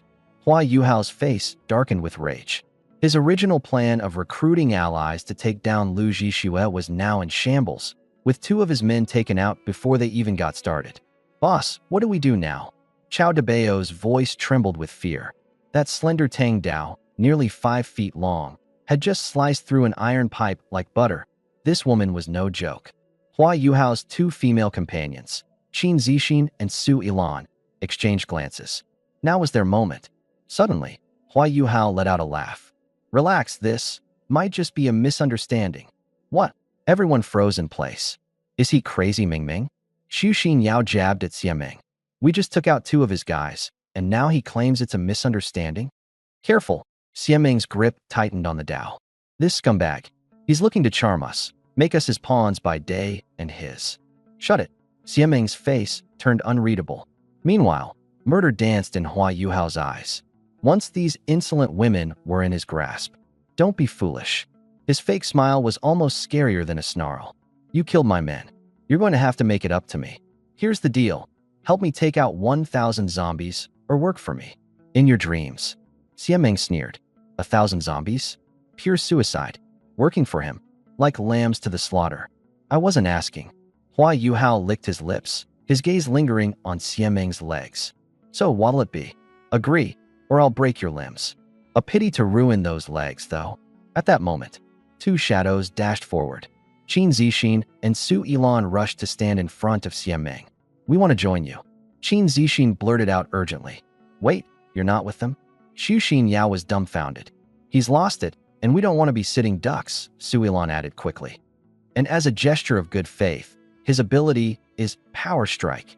Double damage, but with a 1-minute cooldown. Avoid the first hit, and he's toast for the next minute? Xiameng's eyes gleamed. Exactly. And downstairs we have classmates who hate him too. Xu Xinyao clicked her tongue, impressed. Wow, you've got quite a group. All our friends were zombie chow on the way here. If it weren't for Mengming's martial arts, we'd be goners too. Hua Yuhao cursed internally as he glared down at the two fallen men. His plan was unraveling, but his mind wandered as he glanced at Xiameng's toned legs and Xu Xinyao's petite figure, both exactly his type. He used to have countless methods to tame wild foxes like these, but now? Now he needed to move fast. The more people involved, the more divided their loyalties became. Qin Zixin and Su Yilan shared a bitter look. This group might look united on the surface, but selfish motives lived in every corner. Food, decisions, survival. Conflict, a single spark could ignite this powder keg. Friendship? Love? In the face of life and death, they are as fragile as thin paper. Hua Yuhao's face was already distorted. Veins bulged, fists clenched tightly, his knuckles cracking audibly. You BTCH, he snarled through gritted teeth. I saved your ass, and this is how you repay me? Hatred gnawed at his heart like a venomous snake. Had he known it would come to this, why bother acting the gentleman? It would have been so much easier to just deal with these two women outright. He had planned to use one powerful strike to intimidate Xiameng into surrendering. Now, things had taken a turn for the worse. What was supposed to be 2 versus 4 had now become 2 versus 6. Looking at Dong Bin convulsing on the ground, Hua Yuhao suppressed his anger with great effort. He didn't want to take an injury, not even a little. Chao Debao crouched down to inspect Zhang Jianlong. His skull was caved in, blood and flesh indistinguishable. Chao reached out to check his pulse. Dead. That little brat Su Xinyao really hit hard. What the hell is this idiot doing here? Out of the corner of his eye, Chao Debao caught sight of a familiar figure. Zhang Xuabin. Zhang Xuabin stood there, completely stunned, his pupils constricting sharply. He had thought to take advantage of the chaos to kill off the worthless Zhang Jianlong and impress Lu Zhixue. Instead, Zhang Jianlong was already dead, and Dong Bin was barely holding on. Ha! Zhang Xuabin suddenly burst into laughter. Hey Lu, come watch this show. The laughter pierced Hua Yuhao's ears like a dagger. Su Xinyao's mouth formed an oh, holy crap, so many filthy men. Qin Zixin's eyes glimmered. Today's matter might be settled soon, and it'd be perfect if Hua Yuhao and Lu Zhixue ended up fighting each other. She knew Hua Yuhao too well. He was vengeful to the extreme. If they let him go today, he'd come for their lives tomorrow. No way. A cold sweat broke out down her back. He can't leave here alive. Zixin, are you okay? Su Yilan asked worriedly. We can't let him go, Qin Zixin said with a trembling voice. Otherwise, we'll never know peace. Su Yilan opened her mouth to object. Who would risk it all to fight for them? Hua Yuhao's powerful strike wasn't a joke. One swing could crush a zombie's skull. Looking at her own skinny arms and legs, rushing forward would mean certain death. Suddenly, Qin Zixin's shaky breath steadied, and her gaze turned ice cold. Kill him. The words echoed in her mind.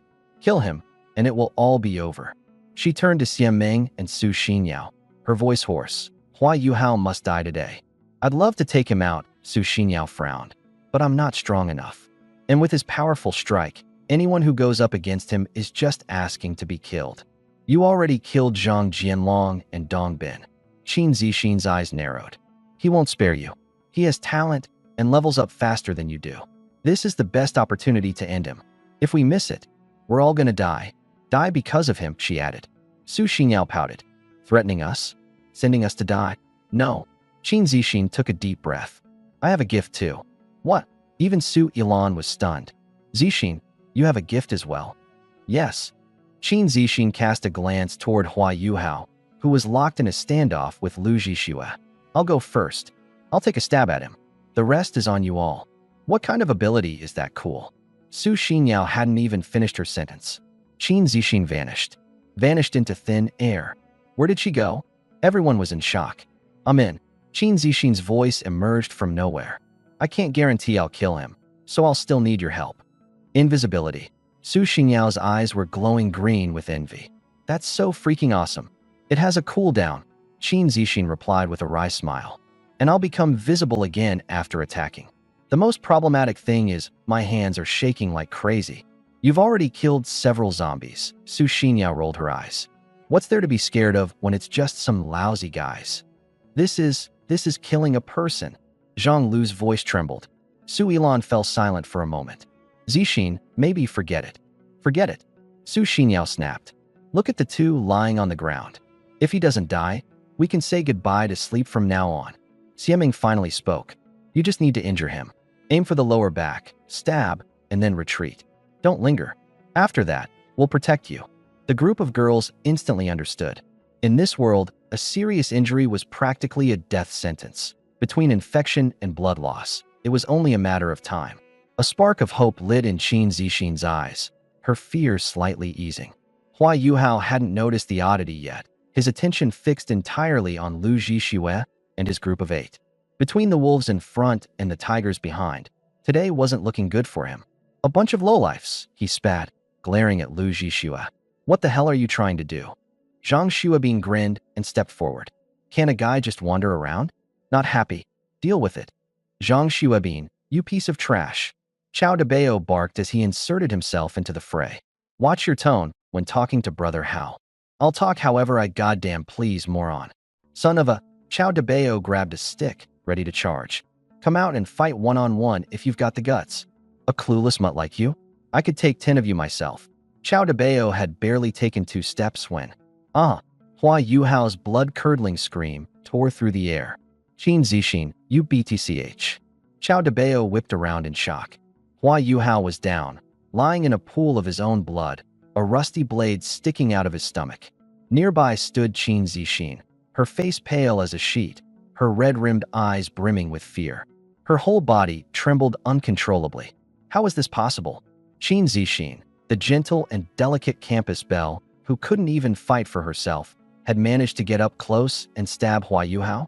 Xieming and Su Ilan darted over, yanking Qin Zixin back and retreating to the room. Bang! The door slammed shut. Why are we hiding? Su Xinyao pouted. This is the best time to take him out while he's injured. Let's all gang up and beat him to death. Are you crazy? Xieming shot her a glare. Did you forget he has an ability? Right now, he's like a wounded tiger. Anyone who gets close will definitely eat a near-death hit. Oh right. Su Xinyao stuck out her tongue, pacing in circles around Qin Zixin, clicking her tongue. How can you be this gorgeous and have such a killer figure? Okay, I admit I'm officially jealous. She motioned around Qin Zixin's waist with her hands, her eyes lighting up instantly. Gosh, your waist is so tiny it can fit in one hand.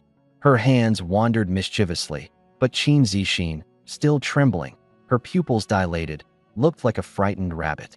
Xieming yanked Su Xinyao away. That's enough. Geez, don't be so stingy. Su Xinyao pouted.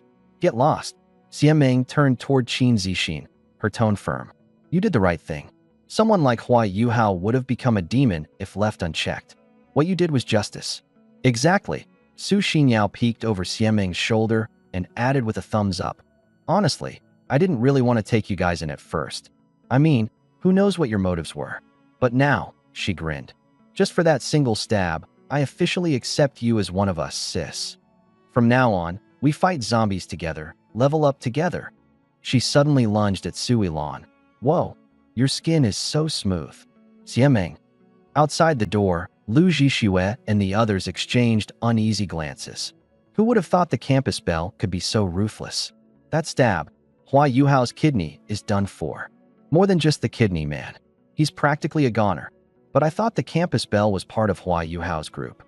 Women's minds are impossible to figure out. Zhang Xuabin shivered. Damn, those girls have been sneaking glances at me lately. You think they want to stab me next? Lu Zhixue shook his head. Stop overthinking it.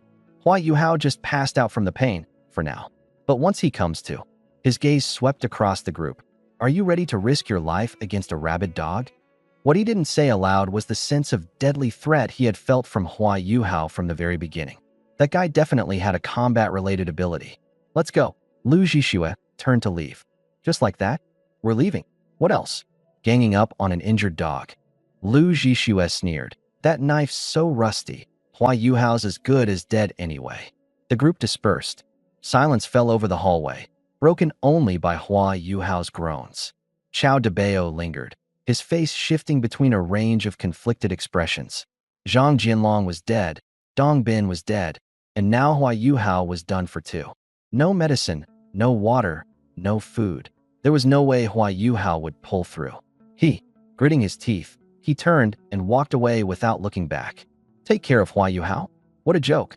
Hua Yuhao watched as Chao Debao disappeared around the corner, his bloodshot eyes burning with fury. You're all dead meat. He ripped the blade from his abdomen, a rusty knife with fresh blood dripping from its edge. This was the very knife he had given to Qin Zixin for protection. You wretch. I'll skin you alive.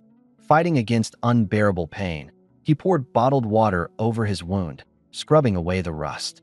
The agony drained the color from his face, and his vision blurred. I won't die here. He forced himself to stand. He needed a safe place to recover his strength, and then he'd make them pay. But behind a cracked door, a pair of eyes silently watched his retreating figure. Bang, bang, bang. The noise jolted me awake. My body tensed as I scanned the room. No zombies. Phew. I slumped back onto the couch, nervously massaging my face. I'd actually fallen asleep. Glancing down, my face flushed. Quickly, I summoned a cleansing charm and waved it over myself. Damn it. Even the tiniest Japan moment leaves me spiritually drained. Bang, bang, bang. Outside the door, I heard Yu Danden's voice, sharp and annoyed. You worthless jerk. Don't tell me you're dead in there. I got up and peeked through the peephole. Nothing suspicious. Only then did I unlock the door. Yu Danden looked around nervously, her pale face full of unease. When she saw me open the door, her cheeks flushed and she ducked her head, trying to squeeze past me inside. Her soft body bumped against me, carrying a faint floral scent. Without hesitation, I grabbed her waist and pinned her against the door. You pervert. She punched my chest angrily. After several hits, her fists hurt more than I did. You jerk, hand it over. She stretched out her palm. Hand what over? I traced her smooth, slender thigh with a smirk. Food. Water. Weapons. Whatever you've got, give it to me. Oh, that? Why didn't you say so? There's plenty on the table. Yu Danden turned her head to look, only to see a pile of chicken bones.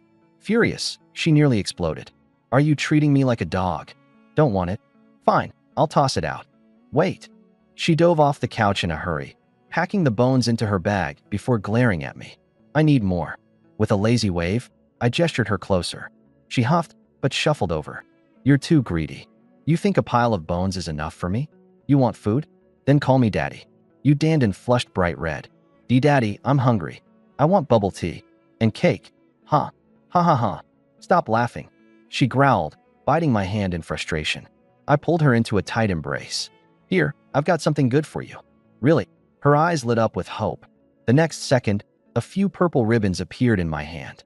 Yudon snatched it over, her face shifting from pale to green. It was a G-string. Die? You freak. She threw it hard at my chest. This is an apocalypse game, I said, locking eyes with her. This G-string wasn't bought. So, tell me, where do you think it came from? Her face went deathly pale in an instant. Ripped off another woman. This thought struck her like lightning.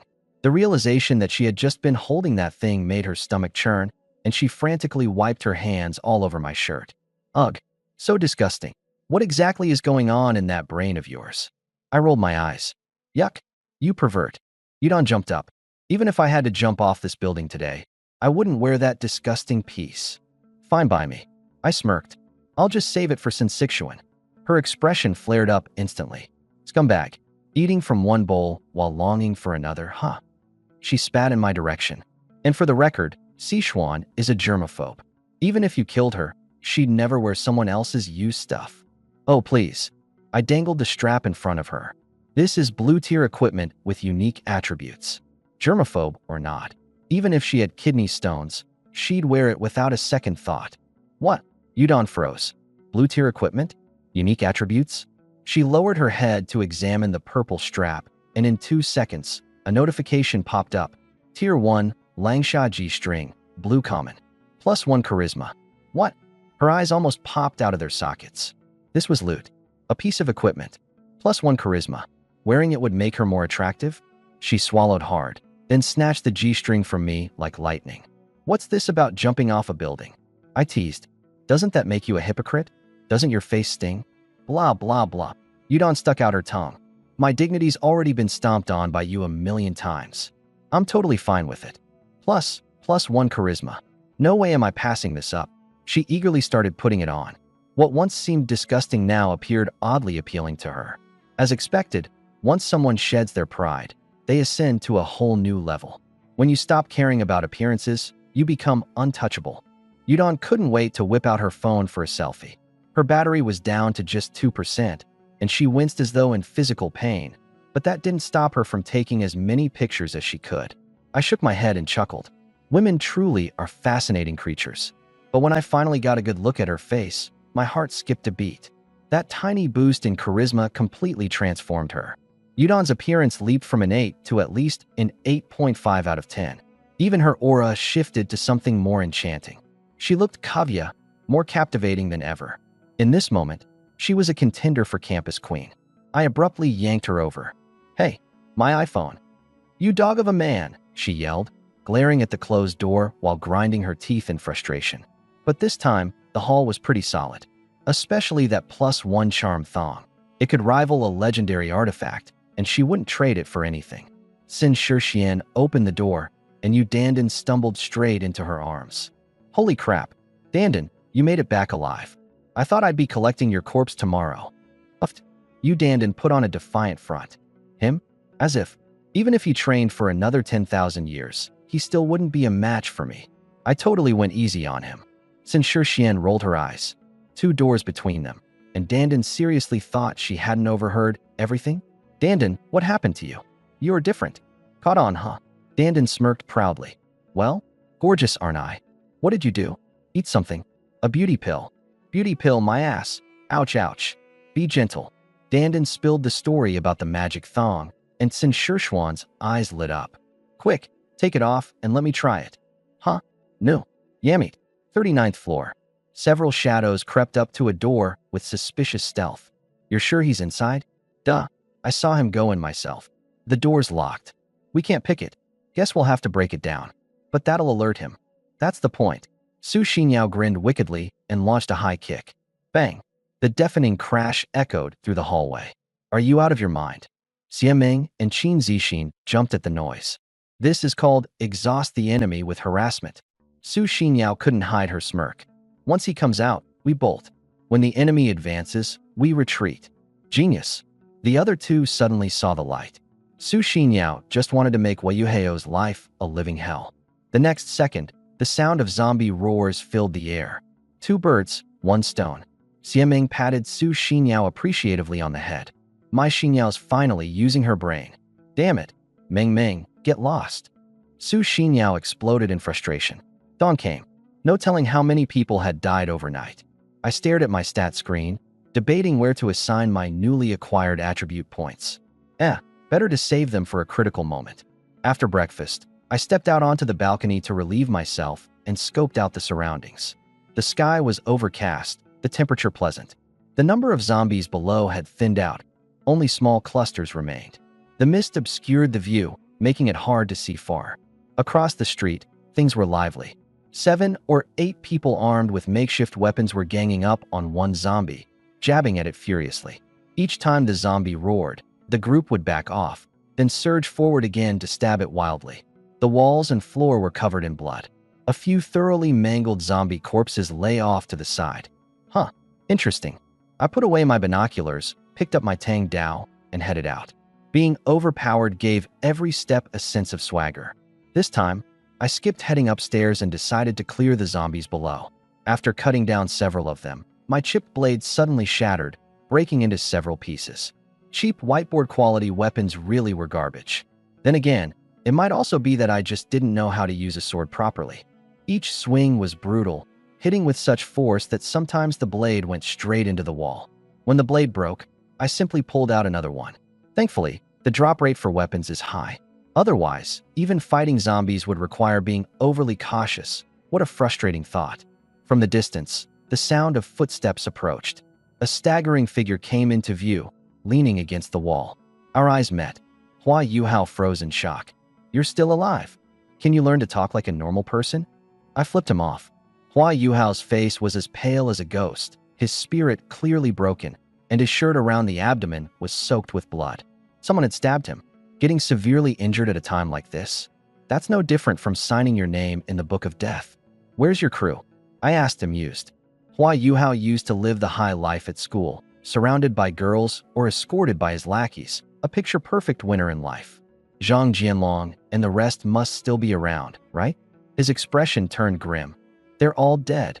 He scrutinized me, his frown deepening. The ground was littered with scattered zombie body parts, the wall splattered with blood, and yet I was peculiarly spotless. After 3 days of not showering, there should have been at least some grime. This guy has talent. Strong talent. Why? Why him? I'm the one who should be the protagonist. Hua Yuhao was burning with resentment on the inside.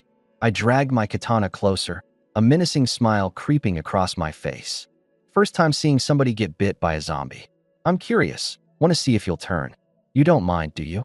Mind your ass. Hua Yuhao cursed internally, though he dared not show it on his face. Today, I radiated a sort of intimidating presence. He'd never felt this level of fear before, like a child being towered over by an adult. "What kind of talent did you awaken?" "Oh, sounds like you've got some talent too." I sneered, raising my fist and hovering it close to his face. "Want to talk? Or should we see which is tougher, your skull or my fist?" The mighty tiger brought low, bullied by a dog. Grinding his teeth, Hua Yuhao spat out, "Fine, have it your way. So, what happened to Zhang Jianlong and the others? Left you for dead when they saw you wounded." "They died. Really dead," I muttered, a bit surprised. After all, they're one of the few people whose names I actually remembered. Got killed by zombies? Always acting so cocky, yet they folded just like that. "No." Hua Yuhao's face grew darker. "It was all Qin Zixin's doing. That BTCH stabbed me while teaming up with outsiders. I gave her everything, and that's how she repaid me. The school beauty?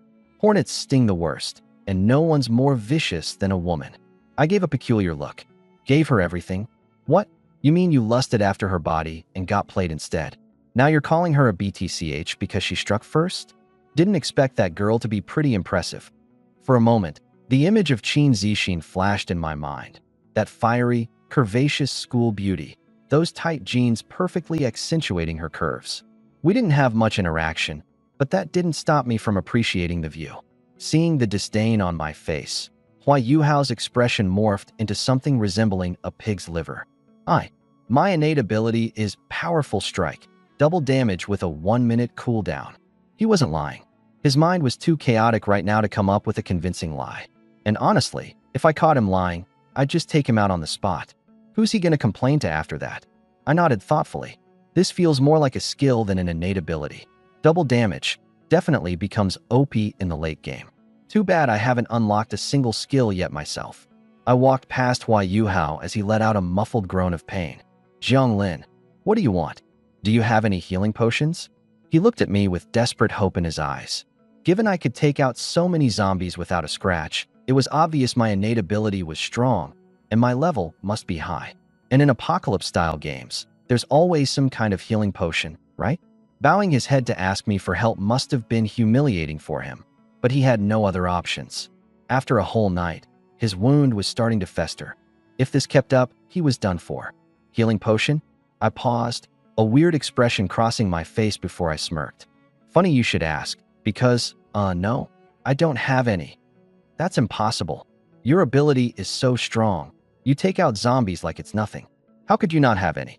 Even if I did, why would I waste it on you? I gave him a pitying glance before continuing downstairs. Looks like I'm about to lose another acquaintance. Hua Yuhao's frustration boiled over. You'll all regret this. Mark my words. Cough, cough, cough. Still, he clenched his jaw and followed behind me. Staying upstairs was a death sentence. The only slim chance of survival lay downstairs.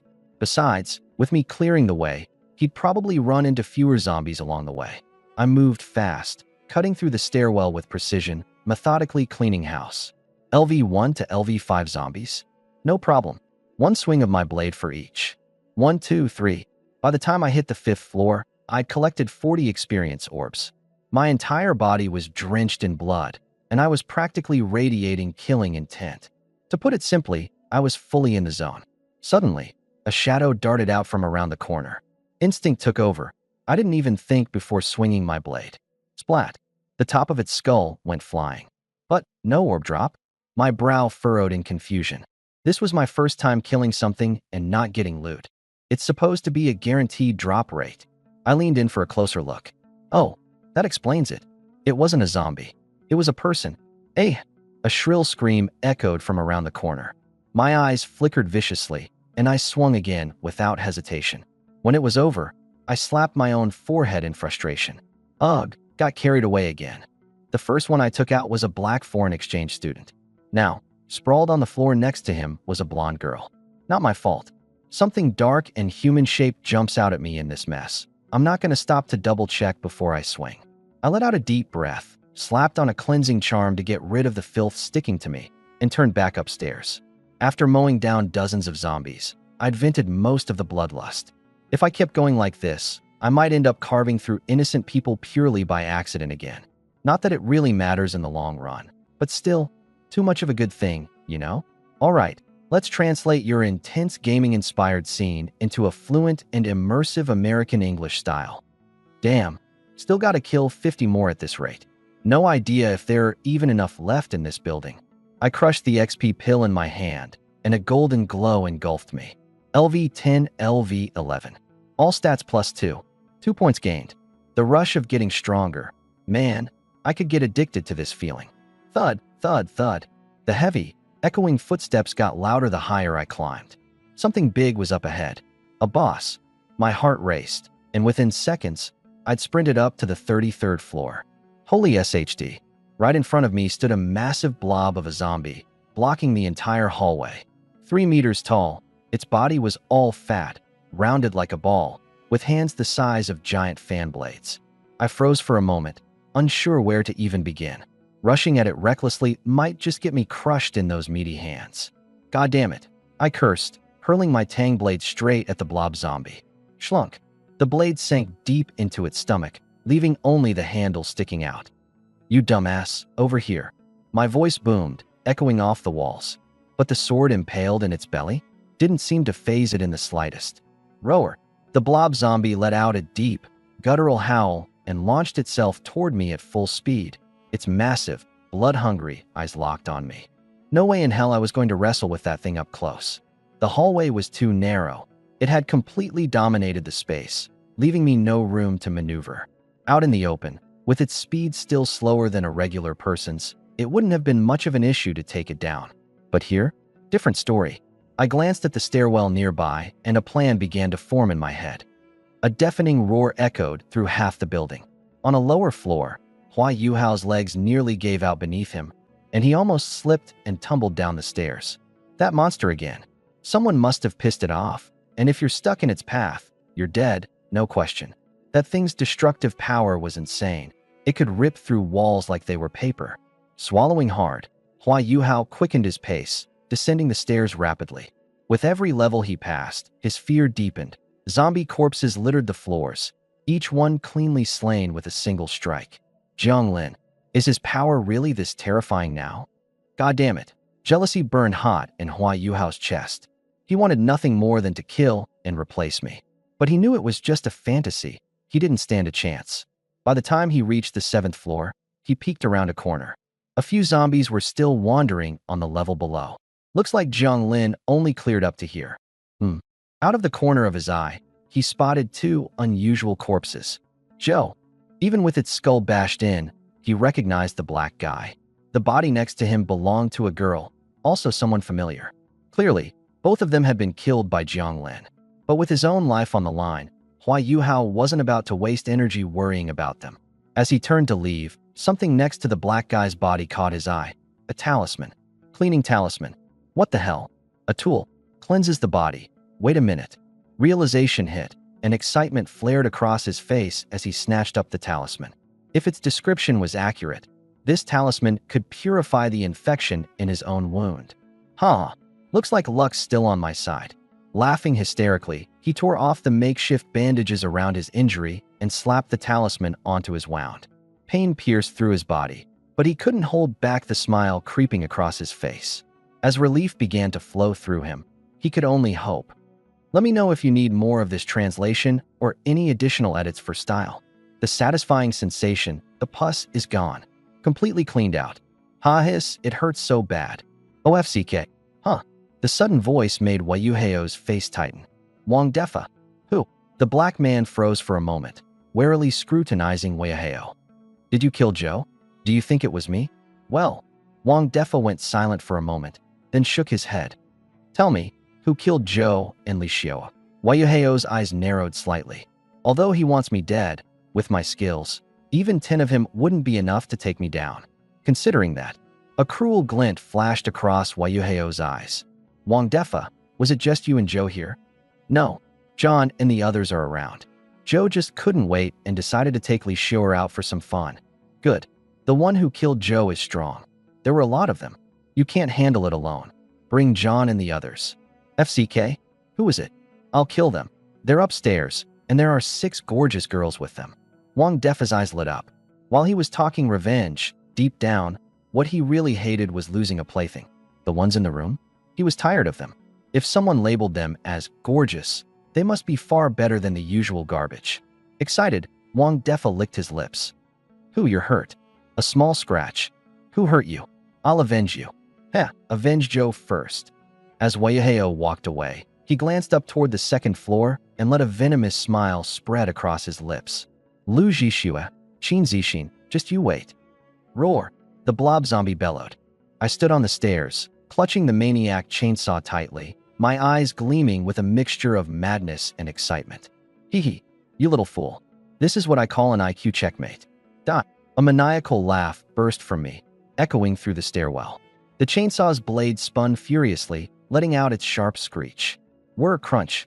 The chainsaw bit into the blob zombie's head, dark red blood spraying everywhere. Roar. It suddenly raised its massive hand, aiming a brutal swipe straight at me. The wind howled as its hand slashed through the air, sharp enough to tear through eardrums. The gigantic hand slammed down with a thunderous crash. Pushing off with my foot, I dodged backward in an instant. At the last possible moment, its hand crushed violently against the wall. Boom. The wall shattered, leaving a deep handprint embedded within. The entire building trembled under the impact. Damn, it's like an iron palm. I gasped, drawing in a sharp breath. If that hit had landed fully, I would have been slapped into the next zip code. Blob zombie, 3 meters tall, a literal mountain of flesh, arms thicker than my torso. The cut I just made barely even scraped a centimeter deep into it. Did this thing stack all its defense stats onto its head or something? There's no time to overthink it. I swung the chainsaw high, aiming straight at its wrist, and brought it down with all my might. Say goodbye to your arm. The chainsaw screeched through the air, the deafening buzz mingling with the spray of blood and flesh, an overwhelming stench filling the room. Roar. The fleshball zombie let out a furious howl, flailing its massive arms wildly, trying desperately to grab hold of me and shove me into its gaping maw. Its eyes burned with singular focus on its prey, utterly ignoring the gruesome injuries riddling its body. But my mind had just one thought. Kill it. At long last, with a final devastating strike, its 2 monstrous arms came crashing to the ground. The now armless fleshball zombie toppled over, collapsing like a grotesque mountain of meat. Without its enormous arms to fight back, all that was left were those absurdly sharp rows of teeth. This was my chance. Leaping high into the air, I raised the roaring chainsaw above my head. Plunging the blade into its massive mouth, I tore through its fangs, shredded its tongue, and drove it deeper until the blade emerged from the base of its neck. VRRRRRRR. The chainsaw roared with untamed fury as I planted one foot on the writhing beast's body. Every muscle in my arm strained, veins popping, as I drove relentlessly to split its head clean in two. Out of the corner of my eye, I noticed a few heads peeking out from the staircase. "It's that psycho," Su Xinyao muttered under her breath. Xieming quickly clapped a hand over her mouth. "Are you trying to get yourself killed? Did you forget what happened to that Japanese woman?" Qin Zixin and Su Ilan exchanged wide-eyed glances. "Is that Jiang Lin? How did he get so powerful?" Qin Zixin mused aloud. He was the first to react when the game started. Qin Zixin continued, her eyes seeming to drift into deep thought. Su Ilan's gaze flickered with unease. With Hua Yuhao having vanished, the thought of him watching her from the shadows sent a chill down her spine. Maybe she should try teaming up with Jiang Lin. Crack. The chainsaw's relentless whir reached its fever pitch as it finally split the fleshball zombie's head wide open. In that instant, a blinding burst of colorful light erupted, illuminating the entire stairwell. "Holy crap! Purple loot!" Su Xinyao screeched. "And roasted lamb." Gulp. She swallowed hard, nearly drooling. Why is it that when we kill zombies, we only get stale crackers, but he lands a feast? Because he killed a boss. Xieming rolled her eyes dramatically. "Then let's go boss hunting too. I want roast lamb legs," Su Xinyao declared, fists clenched. "Get real? With just a few of us? We'd be lucky not to be eaten ourselves if we ran into a boss," Xieming shot back. Meanwhile, I gathered the spoils of my battle into my inventory. But as I scanned the loot, my heart skipped a beat. A fiery orange-red blade now rested in my hands. The intricately etched falling leaf patterns shimmered along its edge, its chillingly sharp gleam mesmerizing me. I ran my hand lightly along the blade, the icy sensation intoxicating. Testing its edge, I brought it down upon the fleshball zombie's neck. Shhhhhk. The blade slid through effortlessly, like slicing through tofu. Nice. Autumn leaf blade, rare, purple tier. Strength plus 15, Constitution plus 8. Trait, razor sharp. Equipment requirement, Strength 20, Constitution 15. With this equipped, my stats skyrocketed. Jiang Lin LV 11. Strength, 38, 22 plus 16. Constitution, 29, 19 plus. Plus 10. Spirit, 18. Speed, 21, 18 plus 3. This power, it feels like I could tear through steel with my bare hands. I glanced down at the chainsaw in my hands, then tossed it into my backpack with disdain. Trash. It's not worthy of my current strength. Ha ha ha. Being invincible is so lonely. I laughed heartily, looking up at the sky. In this world, what else is there that can stop me? Once I calmed down, I took out 2 skill books. Blade Mastery, purple rare. Increases attack power by 30% when using blade weapons. Quick Combo white. Allows 2 consecutive attacks. The second hit deals 110% damage.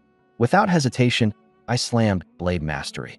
In an instant, countless blade techniques flooded my mind. It felt like I had been mastering the art of the blade for decades. I swung a few practice strikes. Smooth and flawless. Proficiency plus 1. Huh. I frowned and checked. Blade Mastery, 1/10, 000. 3 seconds for just 1 point? At this rate, I'd have to grind for an entire day to level it up. And the requirements for higher levels would only get more ridiculous. Damn it. Ugh. I clenched my teeth, but the next second, fine, I couldn't resist. A smug grin crept onto my face, and I learned the quick combo skill as well. The skill is straightforward, sudden bursts of consecutive attacks, with a stronger second hit. Very practical. Thanks to Blade Mastery, I even started predicting 3-hit combos, then 4-hit. No, don't get ahead of yourself. Amidst the purple glowing loot, I noticed a scroll. Backpack expansion scroll, plus 10 slots. Perfect timing.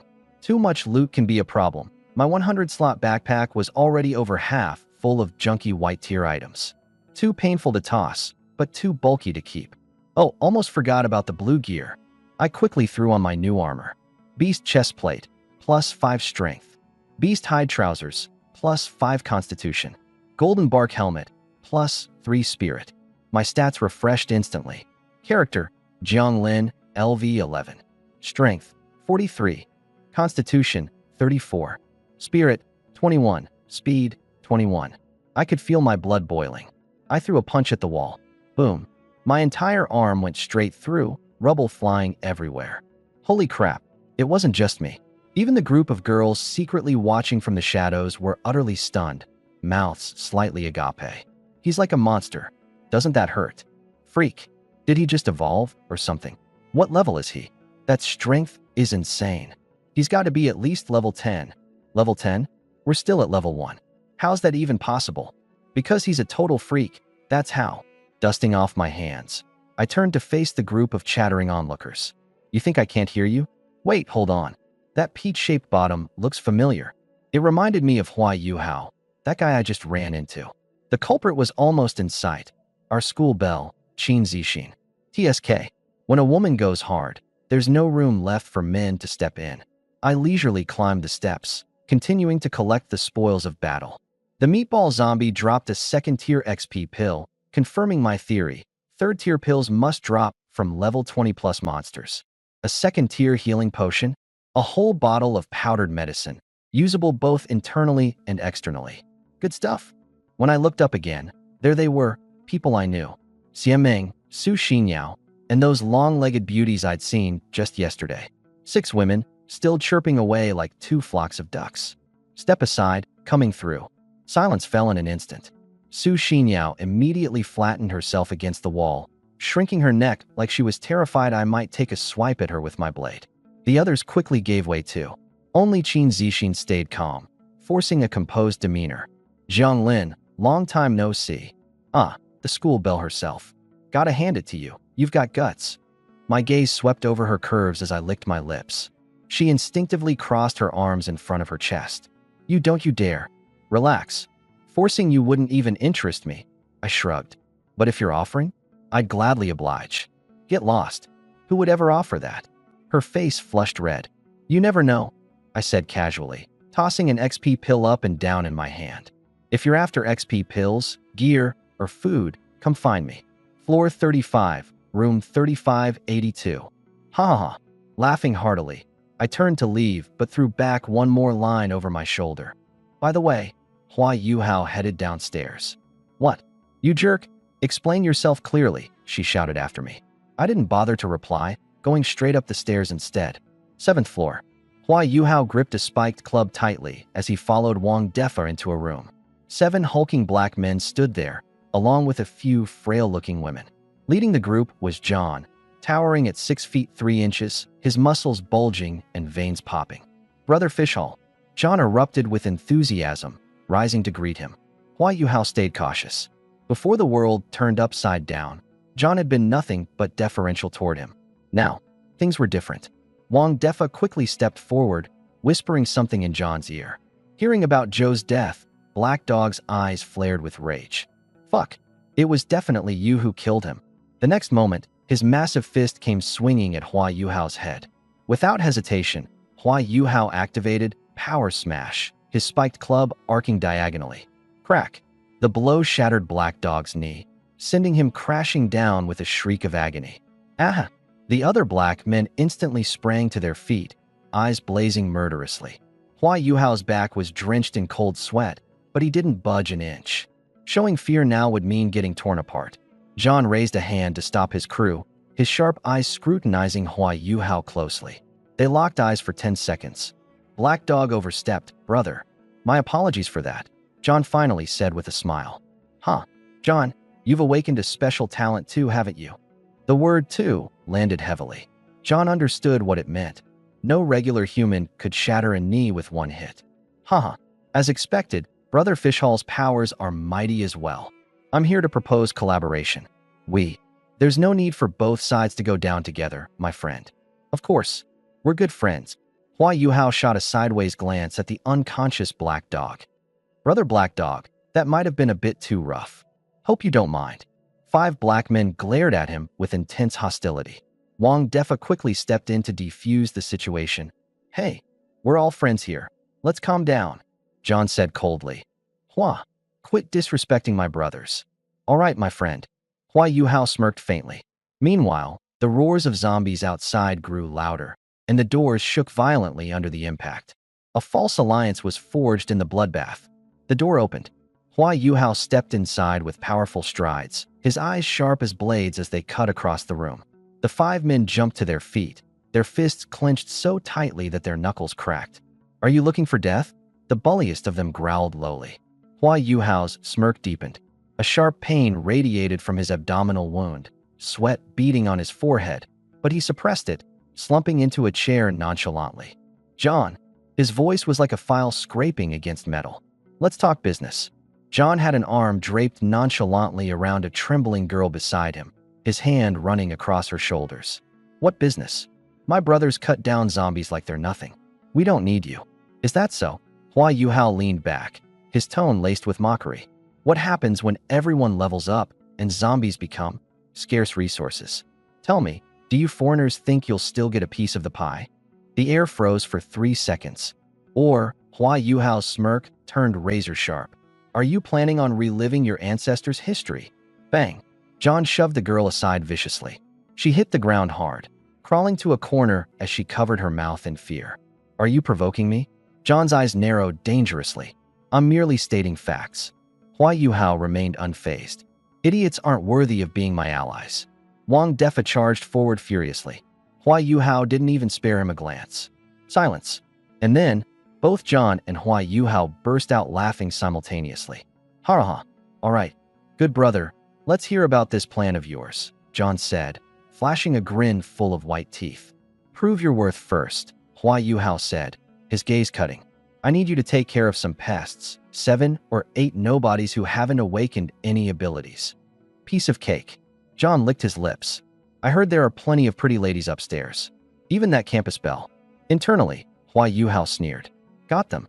Let them and Lu Zhishue's group rip each other apart. Then Jiang Lin can clean up the rest." 35th floor. Jiang Lin was on the balcony, swinging his blade. Blade mastery, 996/10,000. Each slash was faster, sharper, more precise than the last. Sweat flew, cascading like a waterfall alongside the flash of his blade. Knock, knock, knock. The sound interrupted his training. He opened the door, only to find Lu Zhixue. "Seriously? How the hell do you know I live here?" Jiang Lin frowned. "Don't sweat the details," Lu Zhixue replied dismissively, rubbing his hands. "Can I borrow some weapons? I swear I'll return them." Jiang Lin gave him a once-over. "How many?" 4. "I'll lend you white-grade gear. Bring me back blue-grade." "Then I want blue-grade." "You're really ambitious." "Fine. If you want blue-grade, then return with purple-grade." "Deal," Lu Zhixue replied with determination. Jiang Lin was taken aback. "Are you sure?" "Absolutely sure." Lu Zhishue's gaze was firm. "If I get purple-grade gear, I'll return it to you immediately. Unless, of course, I die. Don't die too early. Otherwise, I'll be at a huge loss." In the end, Jiang Lin gave him Killing Frenzy Chainsaw ×1, White-grade Tang, Swords ×3, White-grade Crossbow Bolts ×2, Beast Chestplate ×1 blue-grade, Beast Pants ×1 blue-grade. After seeing Lu Zhixue off, Jiang Lin resumed his training with the blade. 3,000 swings later, his body was drenched in sweat, like he'd just been fished out of water. He slapped on a cleansing charm, instantly feeling refreshed. Pulling out a roasted whole lamb, he tore off one of the legs and bit into it. The juicy fat burst in his mouth, filling the air with the aroma of freshly cooked meat. From the building across the way, "Holy, what's he eating?" Zhang Feng exclaimed, clutching his binoculars as saliva dripped from his mouth. "Roasted whole lamb. It's roasted whole lamb." "What?" Everyone scrambled like mad to get to the windows. They'd only gotten half a piece of a compressed biscuit each today, and that guy was actually gnawing on a roasted whole lamb? "No way," someone cried in anguish. "This is so unfair. I'd be happy with just one single bone." The hunger glowing in everyone's eyes turned feral. "Luck, huh? Huh," Zhang Feng muttered bitterly under his breath. No one even bothered with him. That guy was hopelessly hung up over a girl. The woman had long since moved on and aligned herself with a powerhouse, but Zhang Feng still refused to face reality. "He's looking over here," someone suddenly shouted. A few girls started losing their minds, dashing to the windows, jumping up and down, desperate to catch my attention. Tearing into the lamb leg, I glanced toward the opposite building. Those girls who were waving frantically quickly came into view. "What? Trying to seduce me from this far away? It's not like I can fly," I muttered, shaking my head. More importantly, they were just too plain. Average faces, average bodies. It did nothing to excite me. Definitely not as much as the school beauty. Now that girl with the long legs? She looked promising. As thoughts of Xian Ming's stunning legs entered my mind, a playful smirk tugged at my lips. No. I shook my head violently, banishing the distractions. Women are just dessert. Leveling up is the real main course. Refocusing, I scanned past the girls, setting my sights on the giant zombie out there. That fleshball zombie dropped purple-grade loot, so a giant zombie is likely to as well. Now's the perfect time for a first kill with enhanced drop rates. Missing this opportunity would be such a waste. With my current strength, I could take it down in one strike. If I can pop 1 or 2 high-end items. Purple gear? Now that'd make me truly unstoppable. The more I thought about it, the more excited I became as I widened my eyes and began scanning around. A few moments later, no sign of the giant zombie, but I had scarfed down more than half of a 20-pound roasted whole lamb. My appetite had become unbelievable, and the meat slid down my throat like water. Amazing. After a satisfied burp, I stowed the remaining roasted lamb and started practicing my blade swings while keeping an eye on my surroundings. Next door, Yu Dandan was grinding her teeth in frustration. She had put in so much effort, and Jiang Lin was stingy to the core, refusing to share anything. Yet as soon as Lu Zhixue showed up, Jiang Lin became generous like he was hosting a clearance sale. Especially that murderer's chainsaw, a blue-tier weapon that granted +5 strength. Her current strength was just 5, and with that chainsaw, she'd instantly hit the pinnacle of human limits. Hiss! She clutched her sore behind, sucking in air through her teeth. What a scumbag! Sin Shixian nervously scratched her nose, avoiding eye contact. This is your fault. Yu Dandan shot her a glare. Why didn't you step out earlier? If you had grabbed the chainsaw, cutting down zombies would have been a piece of cake. I was scared they'd hit me. Useless. Ugh, it still hurts. Look, you're in this state already. Stop trying to act tough. If you end up charging out there and get slapped to the ground by a zombie, that'd be even funnier. Are you asking for a beating? I go through hell to get you food, and I can't even complain a little? Fine, fine. Big hero, sit down before your wound tears open. Yu Dandan sulked on the sofa with a wincing pout. That jerk only gave me a Snickers bar and a bottle of water. Totally unacceptable. From now on, I'm counting on you. What? He wants Bothoff us. She snorted. Dream on. Sin Shishuan's face turned crimson as she lowered her head. She wanted to refuse outright, but her stomach betrayed her with a loud growl. Clenching her teeth, she threw her head back with a determined, ill-Justine kind of resolve. All right, leave it to me. Don't worry, just think of it as getting bitten by a dog. It won't hurt that much. Sin Shixian nearly stumbled flat on her face. You were literally howling in pain just a moment ago. Yu Dandan awkwardly started picking at her toes. Just close your eyes, count to 2, and it'll be over in no time. Sin Shixian knew exactly what she was thinking. Misery loves company. If she had to suffer, she wasn't going to do it alone. A true sisterly bond meant sharing everything, didn't it? So what? Like I chicken out now? After half an hour of hesitation and enduring Yu Dandan's increasingly judgmental looks, Sin Shixian finally bit the bullet and dashed out of the room. As soon as the door clicked shut, regret flooded her. The cold wind swept through the hallway, making her shiver to her core. Her legs nearly gave out on the spot. Not scared, not scared. If a zombie shows up, I'll just kill one, if 2 show up. OMG, someone save me. Knock, knock, knock. She knocked for ages, but Jiang Lin didn't open the door. Sin Shixian pressed her thighs together, her fear hitting its peak as she darted glances around. This was her first time standing alone in the dim, blood-stained hallway. She even held her breath, afraid that a single noise might draw attention. Zombies are coming. Finally, the door opened. She rushed into my arms like she'd just found her savior. I was bare-chested, instinctively wrapping my arms around her slim waist and casually shutting the door behind us. I thought it was Yu Dandan at first, but something felt different. She'd gotten way thinner. I glanced down, and sure enough, it was Sin Shixian. Her small face was flushed, and she froze for 2 seconds before starting to pull away. You're already here. No need to act shy. I laughed aloud. Wait. Let's set the terms first. She quickly lowered her head, clearly embarrassed to the core, like she was striking some sort of deal. I wasn't in a hurry. Leaning in near her ear, I teased in a low voice. First time? She stiffened like she'd been electrocuted, and after a long pause, She barely managed to let out a soft Perfect. I sat down on the couch, pulling her onto my lap. Her long legs, visible under her short skirt, had some black smudges on them, and she reeked of sweat and something sour. Pulling out a cleansing charm, I smacked it down on her thigh. Ah, she yelped. Then her eyes widened as a refreshing sensation overtook her body, and she looked positively delighted. That's amazing. Is this a cleansing charm? Her eyes sparkled with curiosity. Want more? She nodded eagerly. Hom. Hom. You know the price. My hand brushed lightly against her leg. Her face flushed red again as she pouted. You've become so bad. You were so generous giving gear to Lu Jishua. I'm a girl, soft and sweet. Shouldn't you treat me even better?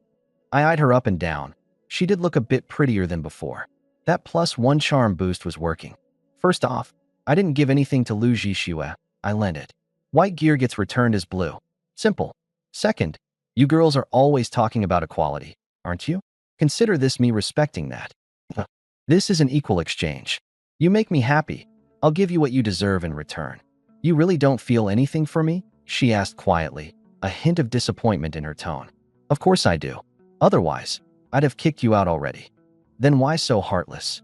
Feelings? Way too expensive. Ugh, scumbag. Better to be a scumbag than a nice guy. I don't want to hand over all my gear just because someone says I don't make them feel secure. I'm not that kind of girl. Remember Qin Zixin? Hua Yuhao got stabbed by her, remember? What? Really? Actresses are heartless, and women without loyalty are worse. I don't know which one you are. Of course, you might say Hua Yuhao deserved it, but then again, I'm not exactly a saint either. Xin Shixian was at a loss for words, forcing a bitter smile. You win. She gritted her teeth and said, I'll give you everything. Don't expect constant protection, but if I'm in real danger, you Havito step in. Relax. One-night stands earn 100-day courtesy. As long as it's in my power, I'll help. Ugh, you mean one-night stand, don't you? She rolled her eyes, then added, Also, I want food and water. We're all exhausted, and you're unhappy. Haha, just perfect. I saved something nice for you. She turned her head, only to see the treasures I'd left behind, and her nose nearly twisted with rage. They were nothing but gnawed bones. You think we're dogs? I leaned back on the couch, watching Xin Shixian dart toward the table, a trace of amusement tugging at the corner of my mouth. The distinct sound of a lamb leg bone hitting the table broke the silence. Her eyes lit up instantly. There were still strips of meat hanging from it. How pitiful. The once dazzling short video goddess, now ecstatic over a few scraps of meat clinging to some bones. The apocalypse barely started 3 days ago, and yet, people's bottom lines were already starting to crumble. With these, this should last 2 days. She muttered under her breath, hurriedly gathering up the bones with practiced efficiency.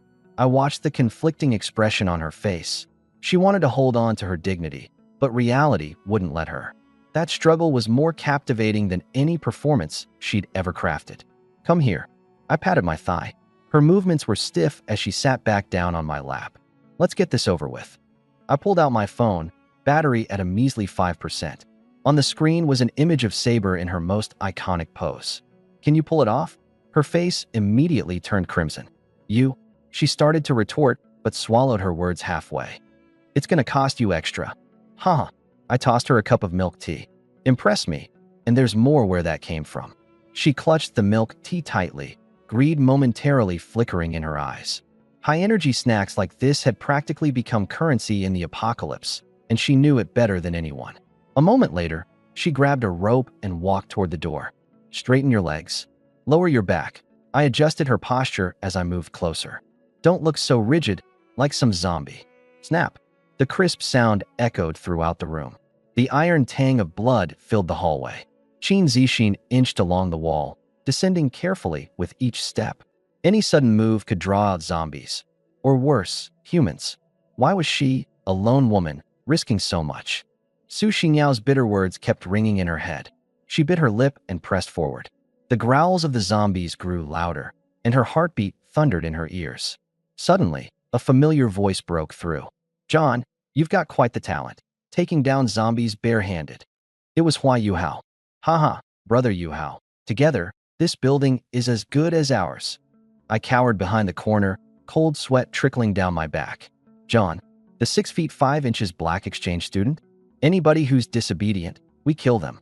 The cooperative ones, we keep as slaves. Hua Yuhao's tone was as frigid as the night. Those are your people, John reminded him. My people? Hua Yuhao sneered. Only the obedient are my people. The rest? Enemies. I pressed my hand over my mouth, desperate not to make a sound. Hua Yuhao was somehow healed from his injuries, and he'd gathered so many allies. Wait until they walked far enough away, then I activated stealth mode and sprinted upstairs like mad. I have to tell the others. I have to. Bam! I nearly crashed into Zhang Xuabin.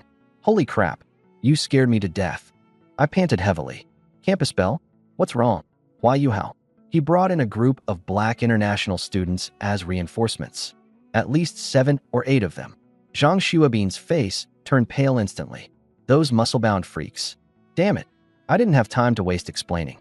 I continued running upstairs. Before I realized it, I was standing in front of room 3582, Jiang Lin's room. Qin Zixin, are you out of your mind? But between being caught by Hua Yuhao and his guys or... My hand trembled as I knocked on the door. Knock, knock, knock. No response. I froze. Should I feel relieved or disappointed? I'd finally made up my mind, and now nobody? Inside the room, I was leisurely enjoying Shun Shishuan's performance when I heard the knocking. Without much thought, I casually asked, "Who is it?" Shen Shishuan glanced through the peephole, and her expression shifted slightly. "It's Qin Zixin. Qin Zixin. Interesting. Let her wait," I said as I leisurely adjusted Shen Shishuan's pose. "You keep going." Shen Shishuan bit her lip as a surge of jealousy flickered in her eyes. She knew the moment I met Qin Zixin, she would be cast aside. After all, Qin Zixin was undeniably the most recognized beauty on campus. Damn scumbag. Shen Shishuan gritted her teeth, trying to suppress the wave of emotions, and made an intent noise to reclaim my attention, just as the knocking outside became more urgent. Yu Dandan peeked her head out first, and when she saw Qin Zixin, a flash of disdain flickered across her face. "Oh, the campus queen is here to gaslight people, huh?" She smirked inwardly. That woman must have discovered that I was on the rise and now wanted me in her collection of simps? In her dreams, Qin Zixin flinched a little, clutching her chest, trying to steady her breathing. "Dandan, you scared me." Puffed. Yu Dandan leaned lazily against the doorframe. "Still dreaming of growing old peacefully? Have you even looked at those zombies out there? Like they'll give you the chance." Qin Zixin was momentarily speechless. "Here to suck up to Jianglin, huh?" Yu Dandan shot straight to the point as if to pierce through her intentions. Qin Zixin blushed furiously and stammered, unable to form a proper answer. "Well, let me give you some advice. Give it up." Yu Dandan's tone took a sharper edge. "That scumbag's bad to the core. You have no idea. Look at me, almost got played to death by him. And all for a piece of chocolate. If the law still worked now, I'd have pressed charges against him for assault right away." Qin Zixin's jaw dropped in shock. "He's that terrible? You don't believe me? Then listen to what's happening inside." Yu Dandan sneered. Qin Zixin pressed her ear against the door. Within moments, her face turned crimson, flushing all the way down to her collarbone. "This bastard. He's an animal." Yu Dandan laughed coldly. "Shen Shishuan's in there, being... Well, it's not like we have a choice. To survive, we have to endure the humiliation." Qin Zixin stomped her foot. "Scumbag." She spun around, intending to. "Let's go," someone called out, then turned back around. "Dandan, you and Shishuan should come join us. Xiameng's team is all girls." Yu Dandan hesitated, tempted. Staying here might be safe, sure, but she'd never have a chance to get stronger. "We'll discuss it when Shishuan gets back," she said. "Besides, we need a few days to recover from our injuries." Qin Zixin ran off, her face flushed. Yu Dandan sneaked up to the door, pressed her ear against it to listen, then winced in pain and limped back to her room, muttering under her breath, "Bastard." Qin Zixin stormed upstairs, fuming. "If I ever talk to you again, I'm a dog." Meanwhile, upstairs, Lu Zhixue stood confidently gripping a massive chainsaw. At level 2, bolstered by his equipment, his strength stat had hit 14. He felt invincible. Thinking of me, he rubbed his nose. "Now that's a real beast," he muttered to himself. The team decided to strike preemptively, hit Hua Yuhao and his gang of shady international students before they made their move. "Play dirty," Lu Zhixue suggested. "They'd use the zombies to wear them down, block off escape routes and force them into a desperate battle. Hua Yuhao's skill had a 1-minute cooldown, a critical weakness. They'd just sit back and reap the rewards. In the living room, I continued practicing my self-taught chaotic whirlwind sword technique. Earlier, I'd gotten a little carried away and ripped my shirt off, so I gave Xin Xian one of my chest armor and leather pants sets, just clearing out my inventory. I still had over 30 pieces of gear in my backpack, which I chucked into the bedroom. After another wave of zombie slaying, I'd have dozens more to loot. If only I could sell these, I thought to myself. Give them away? I'd rather destroy them. Xin Xian lounged nearby, lazily watching me spar, her gaze cloudy. So cool, she murmured. Then suddenly, jerk, you have healing potions. Why didn't you give one to Dandan? They just dropped, I replied. Didn't have them earlier. Well then, can you let her use one? Tell her to come over. Xin Xian started to get up, then froze, realization hitting her like a brick. You pervert. What are you planning? Nice outfit, right? I smirked meaningfully. Don't even think about trying to bribe me. Aren't you afraid I'll take it back? She instantly backed down. I'm sorry. It was all she had left to wear. There are tons more in the room, including blue tier gear, I said casually. Blue gear. Xin Xian swallowed hard. With one piece, she could instantly rise to goddess status on campus. A few more pieces. What's your deal? She stammered, her voice dry. I kept spinning my blade in silence, offering no answer. She understood immediately. Still, her legs betrayed her, taking hesitant steps toward the bedroom door. I won't bow to evil forces, she told herself firmly. But her body disagreed. Peeking into the room, her jaw nearly hit the floor. The place sparkled with a bluish glow. Beast chest armor, leather pants, combat boots. Did this guy loot an entire zombie nest? Beast chest armor blue quality, strength +5. Beast leather pants blue quality, constitution +5. She glanced down sheepishly at her plain white gear. Equipment, stats at 0. Put this set on, and she could solo a mini-boss. Frantically, she pulled up the attribute panel. Xin Xian LV1. Strength, 5 constitution, 7 spirit, 7 speed, 5. Terrible stats. Except for constitution barely passing at average, the rest were downright dreadful. Glancing at the room full of gear, Xin Xian's breath quickened, her eyes reddened. The damn allure. I'm sorry, Dandan, she gritted her teeth.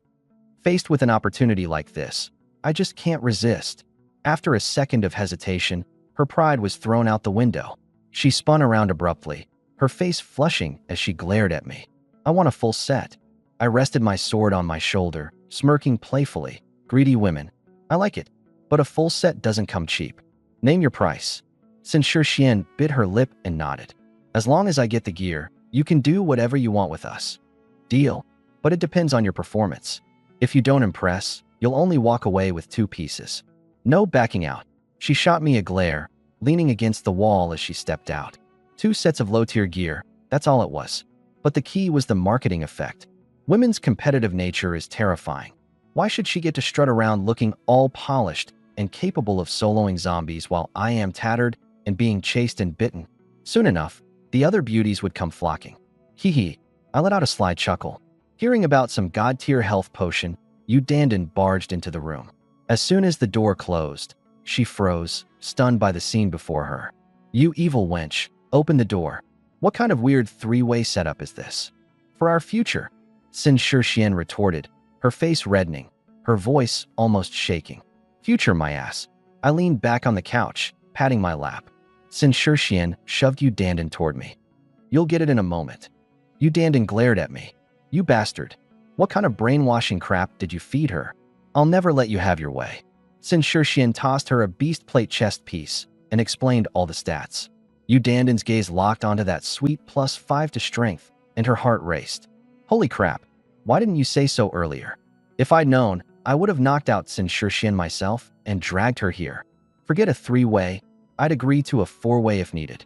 I went through hell for 2 days.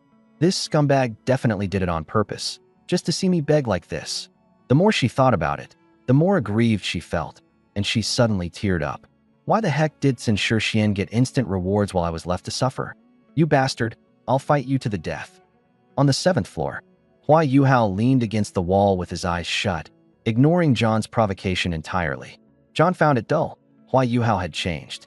There was now something snake-like and ruthless in his gaze, flashes of cruelty that made John's heart tighten. Hua, bro, what's the deal? John stepped closer. Hua Yuhao opened his eyes, smirking coldly. Your time is running out. Don't forget what happened to Joe. He was vicious, but that guy killed him off. While you're relishing your victories, they're getting stronger. Isn't this just waiting to die? John's heart skipped a beat. Ever since awakening his ability, he had indeed gotten cocky, thinking he was chosen by fate. Wayua's reminder snapped him back to reality. He was already surrounded with nowhere to run. Do we act now? Wayua's expression turned sinister. John, there's just the 7 of you. How many people from Dragon Country are upstairs? They're just in a daze right now. But back them into a corner, and even the women will fight like hellions.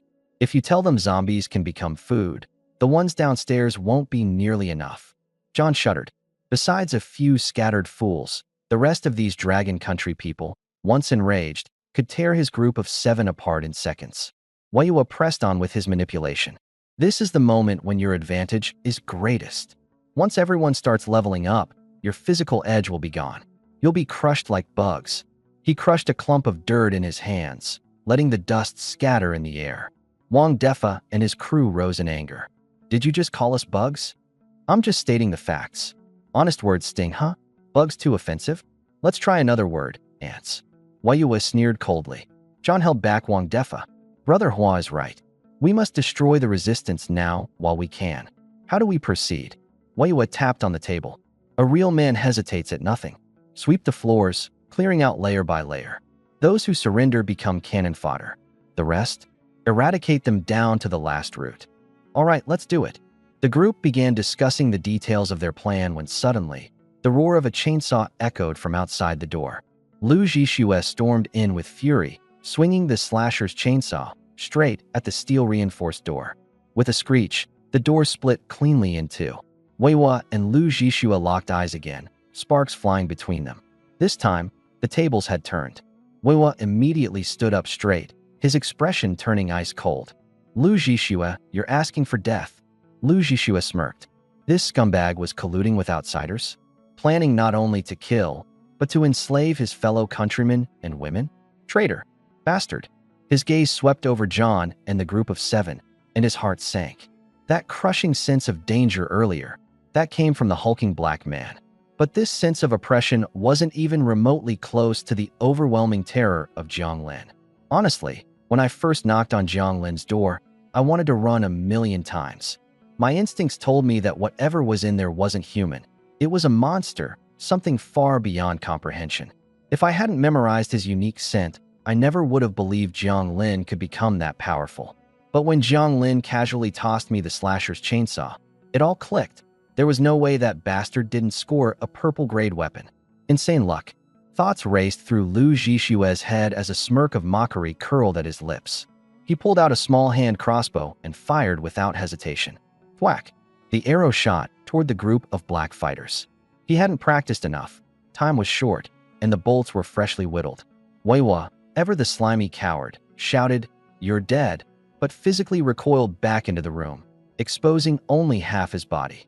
Typical spineless rat. Without waiting for impact, Lu Zhixue bolted out of there. Wayua froze in disbelief.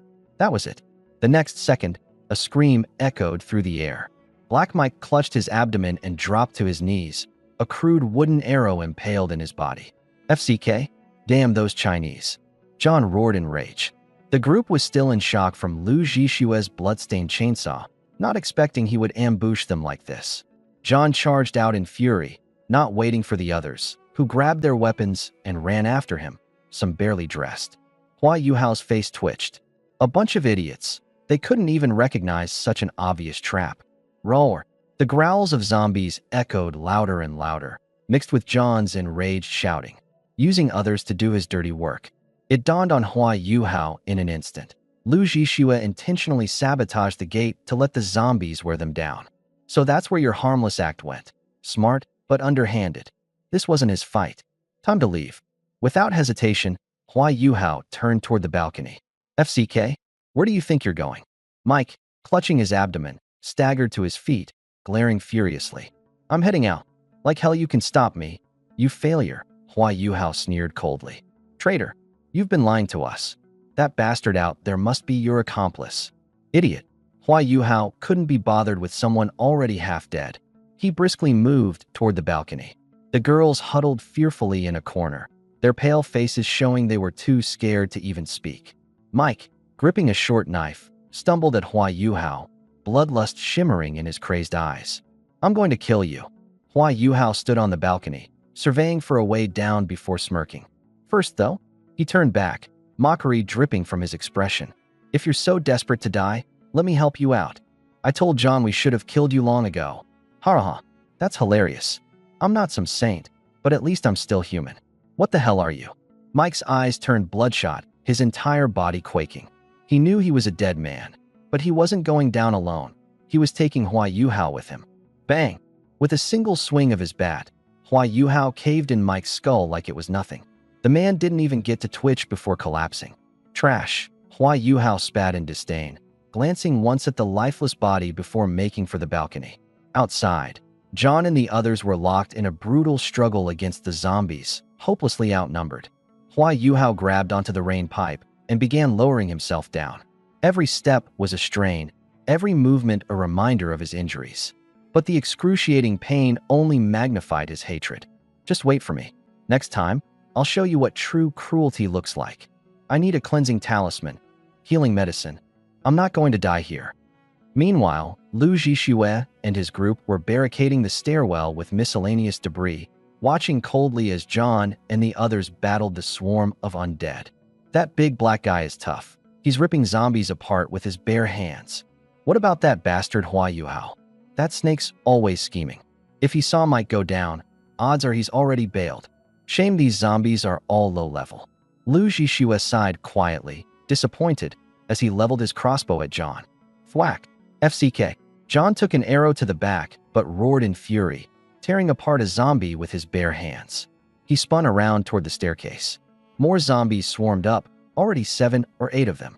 Another of his brothers went down, tackled, and ripped apart by the undead. FCK.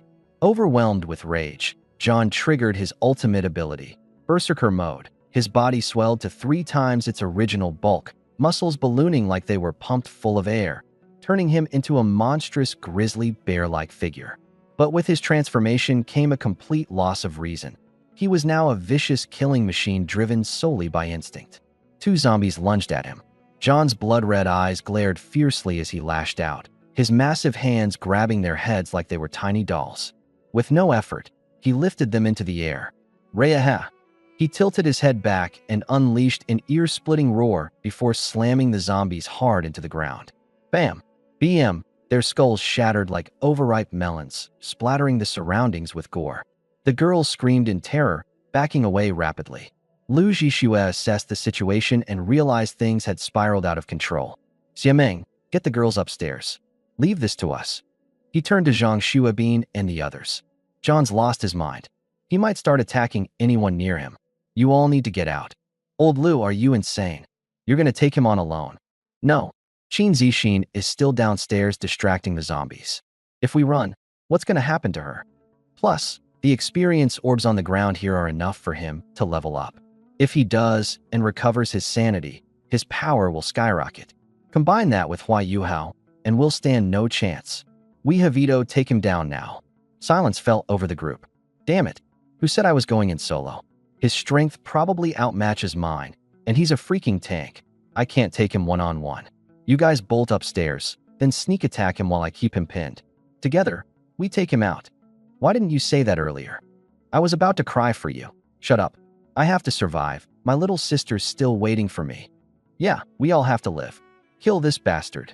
Xiameng tightened her grip on her katana. She spoke resolutely. Xian Yao, you take the others upstairs. I'm staying to help. Su Xinyao glanced at her own diminutive 4 feet 11 inches frame, then at the towering 7 feet 6 inches berserker that John had become.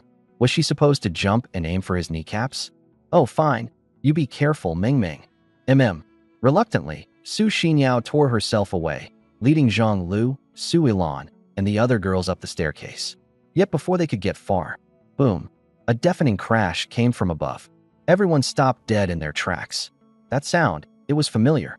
They'd heard it earlier when blocking the stairwell to slow the zombies. Su Xingyao's heart sank, and she bolted up the stairs as fast as her legs could carry her. Su Ilan and the others scrambled to keep up. The upper floors had long been cleared of zombies, so there was no immediate threat. Still, as they raced up 2 flights of stairs, they were met with a wall of debris completely blocking the way. Not even a cat could squeeze through. Worse yet, the crashing continued from above. Someone was still fortifying the barricade. Su Xingyao's face twisted into a shade of pale green. She snarled in frustration, kicking a cabinet wedged into the blockage with all her strength, and screamed at the top of her lungs. "You bleep, ING assholes. Don't let me find out who. Damn it, I'll catch you guys if it's the last thing I do. And when I do, you're going to regret messing with me. I'm so pissed off right now. You think you're the mantis hunting the cicada? Guess what? There's always a bird behind you ready to pounce. Those jerks played us like fools, pretending to be all meek and cowardly, acting like they didn't have the guts for anything, but all the while, they were planning to stab us in the back. Sure, they can stash stuff in their inventory, but only if they can carry it with one hand. Sofas, refrigerators, washing machines, stuff like this? There's no way a group of girls could manage it. What do we do?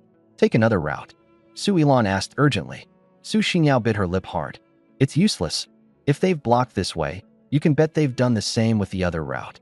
We have no choice now but to fight with everything we've got. First, we deal with the monster downstairs, and then we'll settle the score with those bastards upstairs. Damn it, we felt bad for them before, even gave them food. And this is how they repay us, with a knife in our backs. Zhang Lu and the others were silent, their heads lowered in shame. At this moment, they couldn't help but realize just how useless they really were. Can't kill zombies, can't assist properly, and now they can't even manage to escape. Bang! A deafening sound echoed from the floor below, making their legs go weak. Downstairs, only John and a man named Wang Defa, a black guy, were still alive. Wang Defa was barely clinging to life, covered head to toe in blood, with countless zombie bite wounds marring his body. Slumped against a corner of the wall, Wang Defa's eyes scanned the distant room. It was only now that he realized Hua Yuhao was suspiciously absent this entire time. Cough. Hua, you damn snake. He tried to stand up, wanting to confront him, but pain surged through every inch of his body, forcing him to collapse again, convulsing uncontrollably. He looked toward John, who was now utterly berserk, and his heart turned ice cold. Zombies were deadly, sure, but a crazed John? He was even worse, completely devoid of humanity in his rage. John had no hesitation killing zombies or humans alike. If Wang Defa hadn't been keeping his distance, he would have already ended up as dead as Jian and the others. The last zombie was torn clean in two by John's bare hands. Bathed in black blood, John turned his maniacal gaze toward Lu Zhixue and the others upstairs. Without any warning, he let loose a bone-chilling roar, like a gorilla gone mad, and hurled himself at the barricades. Crash! The frontmost obstacle shattered instantly, splintering into pieces. John's massive hands worked like excavators, ripping apart anything in his way with terrifying speed and strength. Lu Zhishua's pupils shrank. His palms were sweaty, his adrenaline spiking through the roof. He gripped his chainsaw tightly, locking his sights on the incoming John. When two foes collide, it's the braver one who prevails.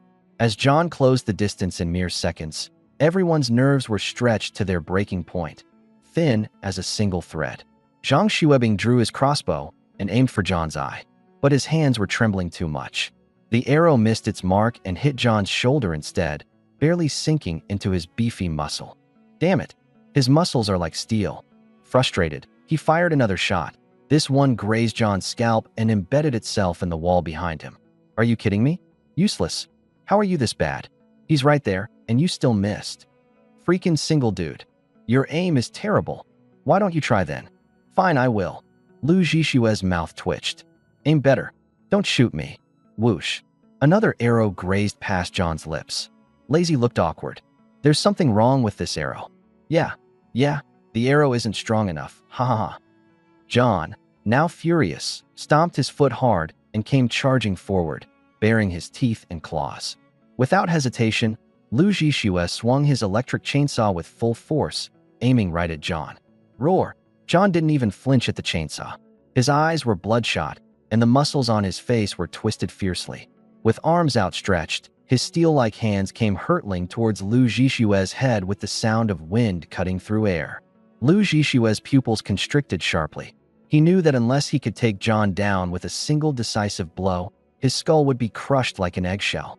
Even with a helmet on, the force would snap his neck in two from the sheer impact. I can't die here. Quickly making the split-second decision, he swung the chainsaw horizontally to block. Clang! The chainsaw clashed brutally against John's hands. The overwhelming impact sent Lu Zhishue staggering backward until he was trapped against the wall. Fueled by rage, John swung his massive fists like sledgehammers, raining them down on Lu Zhishue. Bang, bang, bang, bang. Each collision between the chainsaw and John's fists left Lu Zhishue's arms trembling and numb. Cornered in the tight space, with no room to maneuver around John's hulking frame, Lu Zhishue had no choice but to fend off the relentless blows with all his might. One wrong move, and it was game over. Lao Lu, Zhang Xuebin finally snapped out of his daze. Seeing Lu Zhishue on the brink of defeat, he grabbed a Tang sword and lunged at John's side, stabbing him directly in the kidney. Squish! The blade sunk in about 4 inches as blood gushed out. Arg! The searing pain sent John into a frenzy. He whipped his head around, his eyes bulging like copper bells, and swung one of his massive hands at Zhang Xuebin. Xuebin tried pulling the sword out, only to realize it was clamped tightly by John's thick muscles. In a last-ditch effort to evade the incoming blow, he threw himself sideways. He wasn't fast enough. Smack! John's colossal hand struck him like a wrecking ball, sending him flying into a wall. Zhang Xuebin hit it with a sickening thud, spat out a mouthful of blood, and passed out cold. Binzi! Lu Zhishue's eyes burned with fury. He roared, overwhelmed by a volcanic surge of rage. Seeing John turn to attack another teammate, Lu Zhishue raised the chainsaw and swung it down with all his strength, slamming it into John's back. The spinning teeth of the chainsaw tore a massive, gaping wound into John's flesh, sending blood and shredded meat flying. Error! John howled in agony, his massive frame stumbling from the blow. Lu Zhishue, eyes glowing crimson, threw his weight onto John, aiming to deal the final, lethal strike. Crack! The chainsaw blade snapped in half. Are you freaking kidding me? His prized blue-tier weapon broke down at the most critical moment. Even if it's broken, I'll end you myself. Gripping the jagged stump of the chainsaw, Lu Zhishue charged at John again, thrusting wildly. The farmers want to overthrow the landlords too. I shot a smug glance at the unconscious Udandan and Sin Xian before stepping out of the room. Originally, I planned to practice my blade techniques after finishing a round of landlord fight. But who could have predicted a giant zombie would show up? There's no way I can sleep tonight without getting rid of it first. If I could just get some purple tier gear, or even a skill book, that'd be awesome. Downstairs, bursts of chaotic chatter floated up. Are we sure about this? Isn't this going a bit too far? What's done is done. Don't act all righteous now. Lu Zhishue and his gang forced us out. That was basically sending us to our deaths. If we're dying, they're coming with us. Given those screams, they're probably done for. When the time comes, all their gear and supplies will belong to us. Ha! I think that's Zhang Xuebin yelling down there. Let's hope he barely clings to life. I'd love to take him out myself. But what if they're still alive? Alive? They're definitely crippled now. And we have way more people. You think we're losing to a bunch of half-dead losers? Hearing footsteps approach, everyone upstairs looked up. I stood at the staircase, running my eyes over the group. About 15 or 16 people, a mix of men and women. Some looked familiar, others were strangers. I glanced briefly at the blocked-off stairway and muttered in frustration. You guys are really making this tricky for me. If it's so tricky, then don't stick your nose in it. Go back to where you came from, or don't blame us for being rough. At the front of the pack, Chun Zijian boldly stepped forward. Clearly, he thought they had the upper hand. After all, it was just me against them, 17 in total. Even subtracting the 8 women, it was still 9 against 1. How could they possibly lose? What irked him even more was the fact that I was better looking than him. He couldn't let that go. Not bad, kid, he sneered. I glanced over Chun Zijian. Tall and skinny, not a shred of muscle on him. Who gave this guy the audacity? My gaze sharpened like a blade as it swept through the crowd. A few familiar faces from school quickly averted their eyes, unable to meet mine. The rest kept their focus on the autumn leaf blade in my hand. their eyes glinting with greed. The deep red hilt and glowing orange blade. It was leagues better than the rusty scraps they were holding. The more Qin Zijian stared at me, the more infuriated he became. My height, my build, even my face, they all made his jealousy boil over. Listen up, kid. The gear and supplies downstairs are ours. He puffed out his chest, trying to act like some kind of big shot. Trying to leech off us? Dream on. His gaze landed on my blade, and he licked his lips. Unless you hand me that knife. Then, maybe, I'll let you have a small share. I ignored him and turned my head towards the blocked-off stairway beneath me. Ah, so Lu Zhixue and his gang got played. Interesting, I chuckled softly. Looks like you've learned how to use your brains. You little. Qin Zijian's face turned crimson with rage. You've got some nerve, acting all high and mighty when you're outnumbered. Pathetic and weak, I retorted flatly. Before he could sputter out another insult, I moved. A flash of the blade. Fast as lightning, unstoppable as thunder. The orange-red gleam of the blade sliced through the air, ringing aloud as it tore through the tension. A sharp, crisp sound echoed as the blade hummed. I sheathed my sword. I can't stand anyone showing off in front of me. My voice came out cold as ice. Even less so someone cursing me. Qin Zijian's expression froze. His mouth opened, and a torrent of blood gushed out. A crimson line stretched from his right shoulder to his left abdomen. 2 seconds later, his upper body began to slide apart. Thud. The entire room fell into dead silence. In their eyes, I hadn't even moved. So how? How had Qin Zijian just split open? Zijian, Kai Qingqing shrieked, her cries cutting through the stillness. Her eyes were bloodshot as she glared at me. Why you killed him? He insulted me. I replied. For just a few words? Her voice was laced with disbelief. Of course. I shrugged. If you think it's unfair, feel free to call the cops. Kai Qingqing was on the verge of breakdown. In this desolate place, where could she even find police? You monster. What? Looking for revenge. My cold gaze locked onto hers, and she collapsed to the floor, trembling, shaking her head furiously. And no, I thought you two were inseparable. Wouldn't you want to join him? I know, please, Slash. The autumn leaf blade pierced through her heart. Don't worry. I'm very sentimental. I smirked darkly. Since you can't bear to part with him, I'll reunite you two. I curse. Blood spilled from her lips as she fell lifelessly to the ground, her eyes wide open in anger and disbelief. I turned to the rest of the group. Clean up the hallway before I get back. Got it. They all trembled in silence, too scared to make a sound. Just as I began to leave, a voice broke the tension. Why did you kill her? Everyone froze and turned to stare at Jin Chang in astonishment. At this moment, someone still dared to speak out? A brave soul indeed. The crowd immediately parted, leaving Jin Chang standing all by himself. What did you say? I halted and turned to face him. Jin Chang's face was filled with grief and anger. She begged you. Why did you still kill her? Oh, I chuckled coldly. Her boyfriend didn't protest. Why are you so upset? What? Were you two having an affair? Everyone exchanged glances. Qin Zijian was in two halves now, incapable of saying anything, let alone protesting.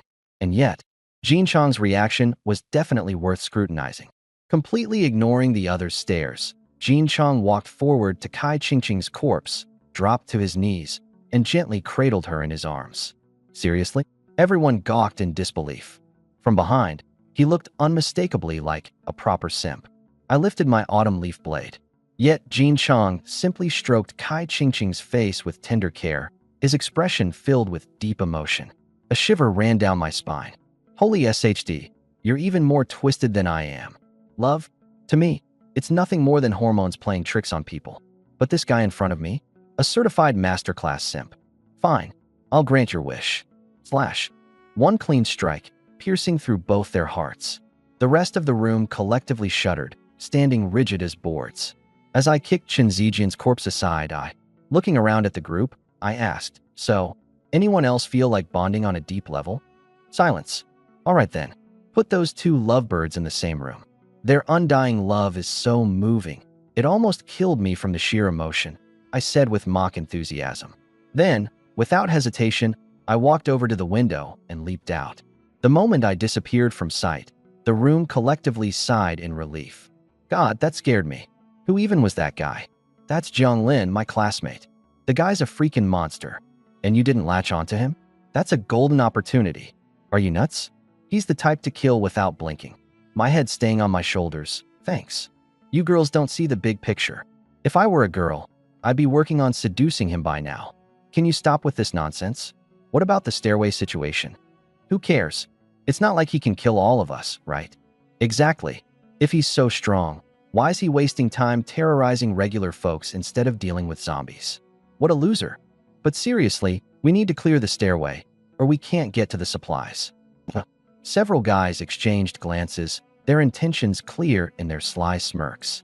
They dragged Jin Chong and Kai Qingqing into a room together. BM, the door slammed shut, and muffled laughter and playful jeers filtered through. The girls in the group frowned in obvious disgust. Animals. They can't even leave corpses alone. I clung to the 8th floor exterior wall with one hand, watching the scene unfold below me.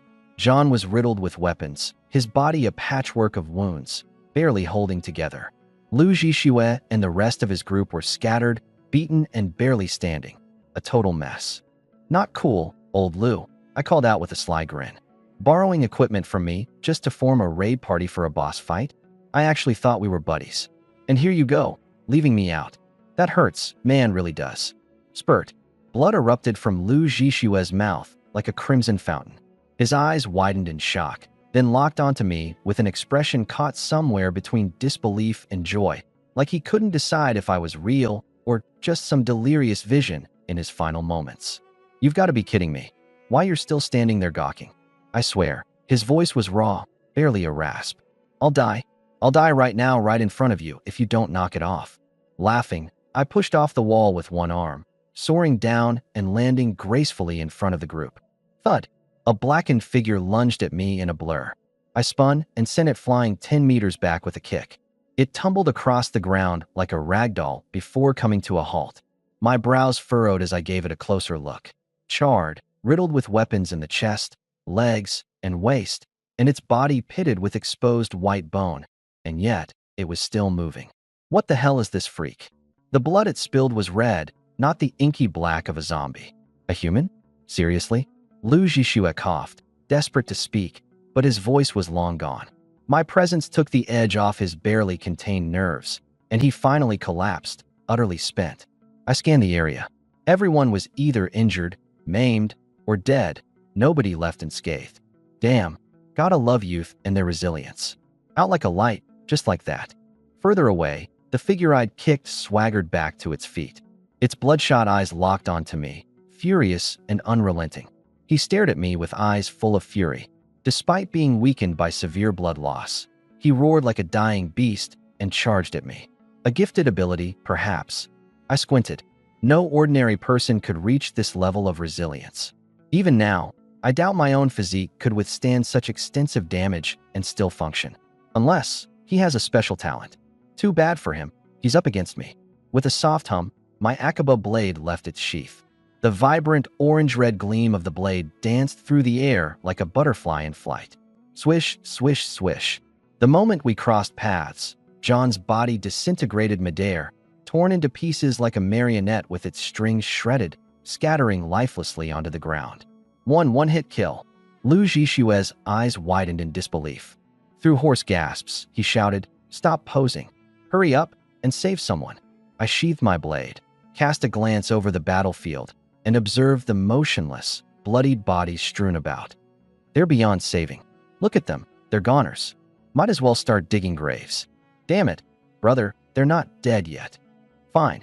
I sighed, crouching down to inspect the closest figure. This one's skull is caved in, body's gone cold. Nope, not savable. This one's shoulder is shattered, chest collapsed, ribs are broken. Lost count how many. Also unsalvageable. Just bury him. Jian. Brother Jian. Zhang Xuebin suddenly opened his eyes, blood trailing from his nose and mouth, his entire body trembling. I think. I can still be saved. Oh, such strong will to live. I raised a brow and pulled out a vial of advanced healing ointment. Binzi, you've got guts. I thought you were done for. We were classmates once, and if there's a shred of life left, I couldn't just leave him for dead. Besides, this was the perfect chance to test the efficiency of this second-tier healing potion. I pried his jaws open and carefully dripped some of the potion into his mouth. Crack, crack, crack. The sound of bones realigning echoed from within his body. Fractures mended, collapsed structures rebuilt, and flesh regenerated at a rapid pace. Fascinating. For a first-tier fighter, a second-tier potion seemed almost miraculous. Thank you. Thanks so much, Lu Zhixue exclaimed, overcome with emotion. Don't forget, you owe me 1 bottle of third-tier medicine in return. His face froze in shock. Third tier? You extortionist. He hadn't even seen a first-tier potion before. But fine, for a brother, third tier it is. Hold on, you're walking off? I haven't even had my turn yet. When he saw me crouching in front of Xiameng, Lu Zhixue immediately understood. Damn it, prioritizing a girl over your bros, huh? Morality? What's that? Does it come with thighs as flawless as hers? In an apocalypse, who cares about morality? A man needs nothing more than raw instinct and unyielding courage. Hey there, miss. Need help? Xiameng's pale face flushed. She recalled the lifeless expression of the Japanese girl the first time we met and instinctively swallowed hard. I don't know, she stammered. You don't know? I chuckled. Your leg's broken into 3 pieces and you don't know? Her face turned beet red as she buried her head into her chest. She couldn't feel her legs anymore. Meng Meng. Su Xinyao screamed as she ran over, only to see Xiameng's leg bent at 5 unnatural sections. She covered her mouth, tears streaming down her face. Your leg? Yeah, broken 5 places. Su Xinyao turned angry eyes on me, but they met my mocking gaze, and her legs gave out beneath her in fear. She collapsed on the spot. I caught her instinctively, then pushed her away with a look of disdain. Ugh, you stink. What is this about? She sputtered, her face turning bright red. She sniffed her collar and gagged. Her clothes were drenched in zombie blood. Of course, it reeked something awful. The other girls' faces turned pale. With no cleansing talismans and no water around, the idea of getting clean was pure fantasy. Meng Meng, does it hurt? This is all our fault. I'm sorry, we're just too weak. Xiameng forced a bitter smile. Actually, I can't feel my legs anymore. That's because your spinal nerves are damaged, I pointed out bluntly. You're paralyzed from the waist down. The group froze in shock. Xiameng took a shaky deep breath. Can you save me? I nodded toward Zhang Xuabin. If someone that close to death could be brought back to life, saving her was hardly a challenge. Big brother, please say you can save Meng Meng? Su Xinyao pleaded, staring at me with wide, hopeful eyes. Of course, I replied, holding up a bottle of advanced healing potion. This second-tier medicine, it's more than enough to save low-level scraps like you under level 10. Thank you, big brother. Don't thank me just yet, I said, narrowing my eyes. Nothing in this world is free, right? You know what I mean. Su Xinyao blinked in confusion. Not free. With money now meaningless, what even counted as a price? But then her gaze shifted to Xiameng's flushed face and the suggestive look in my eyes. The realization hit her in a flash. You're taking advantage of the situation. Or you could call it being a hero saving the damsel in distress. I smirked. This is blackmail. Are we playing idiom games now? I quipped, my eyes scanning Su Xinyao from head to toe. A delicate face, petite frame, curves in all the right places. Not bad. Aren't you two best friends? Right now, all it takes is a small sacrifice from you to save her life. What's the hesitation? Or is your so-called sisterhood nothing but shallow plastic? That's nonsense. I'd do anything for Meng Meng. Okay, it's settled then. Come to room 3582 tonight. Don't make me wait. Ignoring her mortified expression, I tilted Xiameng's head back and poured in the healing potion. And don't bother trying to double-cross me. I warned. You know what I'm capable of when I'm pissed off. Test me, and you'll regret it. Long-legged beauties or petite cuties, I like them all. Why choose, when I could have everything? I patted Su Xinyao's head and stood up, leaving the group of stunned girls in my wake. Dead silence. The air felt stifling, heavy with tension. Su Yilan and the others covered their mouths, wide-eyed, as they watched my swaggering figure disappear into the distance. All eyes suddenly focused on Su Xinyao, whose face was flushed beet red. Yao Yao, you're the best sister anyone could ever ask for. I'm so moved. This is what true sisterhood looks like. Sniff, sniff. To save Meng Meng, you're actually willing to throw yourself to the tiger. Zhang Lu wiped her tears. We'll make sure to collect your remains. You won't end up exposed to the wilderness. We promise. Su Yilan frowned. From her earlier interactions with Jiang Lin, although he was a bit of a womanizer, he didn't seem like the kind of person who'd take things that far. Su Xinyao's face turned from crimson to nearly purple, like pig liver. She clenched her teeth and glared at them furiously. I could kill all of you right now. Xiaming couldn't decide whether to laugh or cry. She'd been ready to agree. It's not like losing her chastity was worse than dying. After all, she didn't want to die. Perhaps somewhere in this world, her parents or family could still be waiting for her. She hadn't expected Su Xinyao to step in and argue on her behalf, only to end up digging herself into a corner. Hiss. A sharp, intense pain shot up from her lower body, making her legs feel tingly and weak, before turning into an unbearable, tearing agony. I can feel something again. Xiaming shouted in uncontrollable joy. The restorative medicine was actually working. Crack, crack, crack. Amid the sharp sounds of bone realignment, her once bent legs abruptly straightened out. Unbelievable. Su Xinyao pouted. Unbelievable. I might as well kiss my dignity goodbye right now. Xiaming burst into a carefree laugh. Weren't you all about pushing me into this? Serves you right. That's it. I'm going to fight you. Su Xinyao rushed at her, head first. Xiaming quickly hugged her. All right, I'll go. It's no big deal anyway. Just close your eyes, and when you open them, it'll all be over. Su Xinyao tilted her chin up. Meng, how do you even know about this? You're supposed to be the innocent one. Did you secretly study up? Get lost. But he specifically named me. What if he refuses to acknowledge the deal afterward? Fine, then you go. No, buy one, get one free nonsense. Wow, so this is the depth of our sisterly bond. My heart hurts. Let's just end it all now. Meanwhile, elsewhere, Zhang Xuabin and his group had taken the restorative medicine. Although they weren't fully healed, at least they could move around again. But even so, heartbreak was written across all their faces. Lei Zi, Xiao Wang, and Xiao Li were all dead. A bullet to the head, instant death. By the time Zhang Xuabin arrived, their bodies had already gone ice cold. No matter how miraculous the medicine was, it couldn't bring back the dead. Rest easy, brothers, Zhang Xuabin swore under his breath. I'll find your families, I promise. From now on, your parents are my parents. Same with me, echoed 5 voices in unison. Zhang Xuabin carefully stored the 3 bodies into his bag. Perhaps this game world had some sort of revival item? If it existed, how amazing that would be. The weight in his heart felt unbearable, like he was carrying a massive stone. I'm still too weak. Lu Zhixue appeared the most guilt-stricken of all. After his chainsaw, which granted him a 5-point strength boost, had been destroyed, he was utterly helpless against the frenzy of violence. John was in deep trouble. If it weren't for his brothers risking their lives to save him, he would have been long gone. This was all his fault. If only he were as strong as me. Would our brothers have had to sacrifice their lives? I'm sorry, Lu Zhixue said in a low voice. What are you talking about? We're brothers. This is the end of the world. Death is normal. Don't beat yourself up too much. If we had abilities, we would have taken down that dark bastard with a single punch. Lu Ji, you have to stay strong. Otherwise, our brothers would have died for nothing. Who knows? Maybe there really is a revival token out there. If you can't keep going, Lu Ji, maybe Zhang Xuabin should be the new leader. Piss off. Lu Zhixue shot Zhang Xuabin a glare. You? Worthy? Only if I'm dead. Amid everyone's banter, a glimmer of hope ignited in his heart.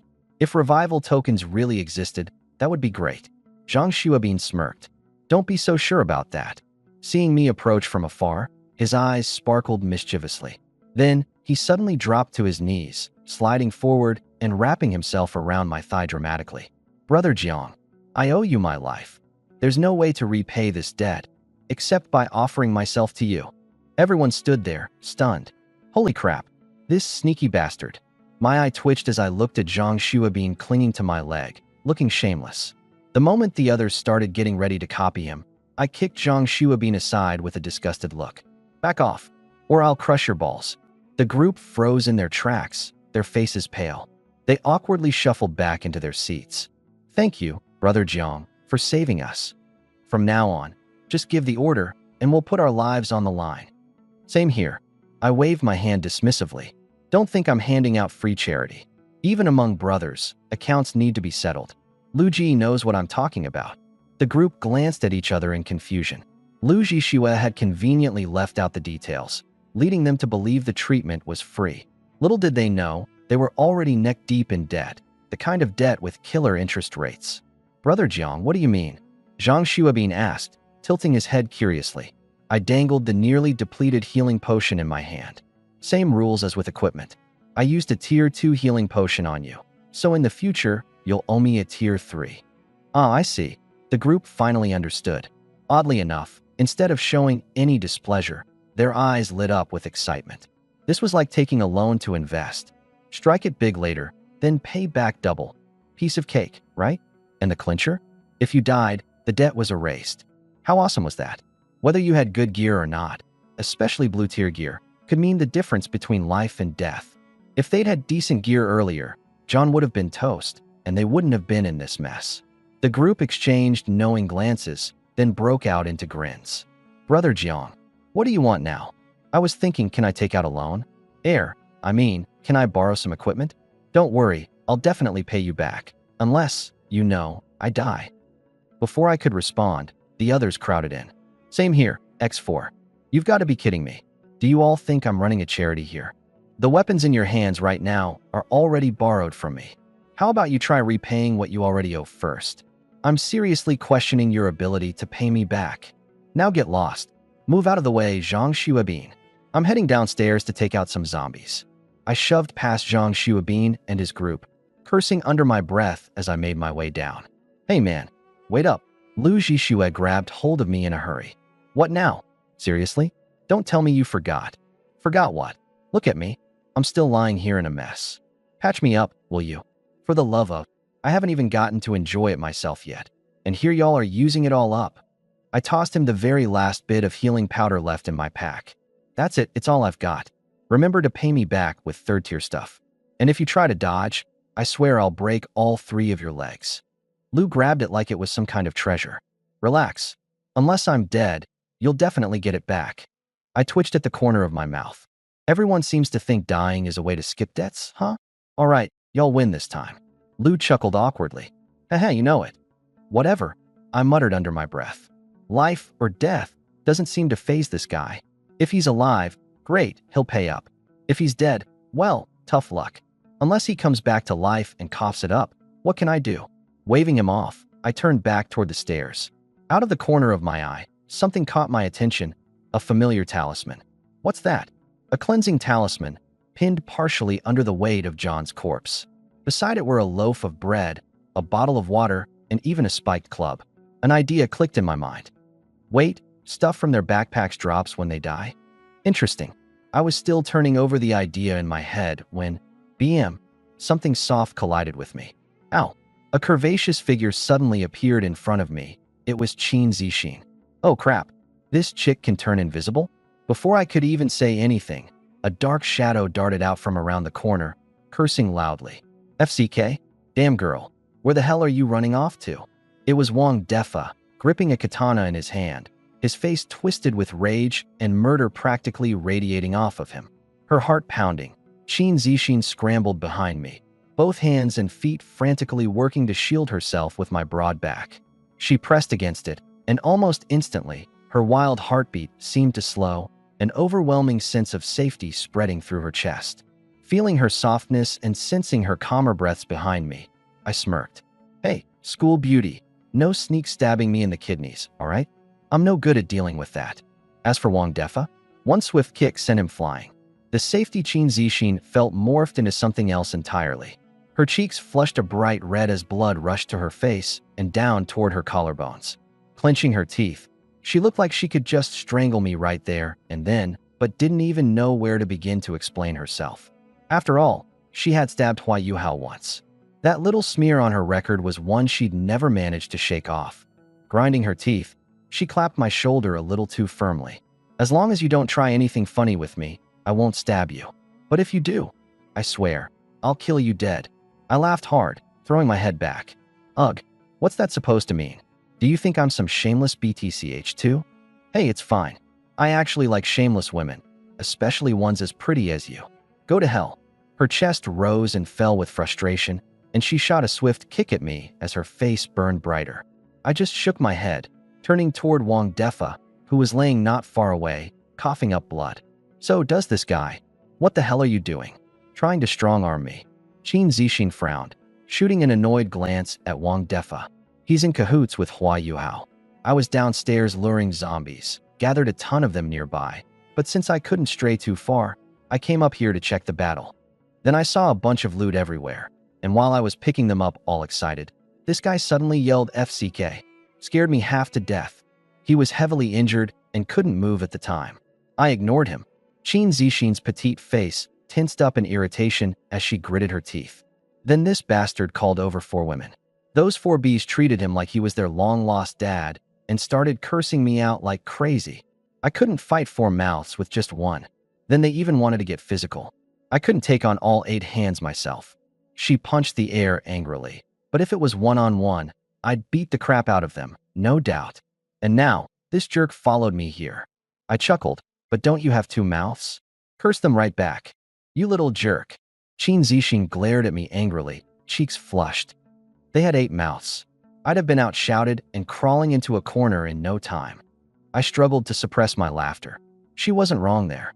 But then I spotted the flaw in this story. Wait a second. How are you taking so long to pick stuff up? No, I wasn't. She bristled. Those zombies weren't even killed by me. Loot dropped by someone else has a 5-minute protection timer. After that, you still have to pick them up piece by piece. I didn't see anyone nearby. How was I supposed to know this guy was just playing dead? Ah, got it. I nodded, tucking away this tidbit of info. All right, you head upstairs.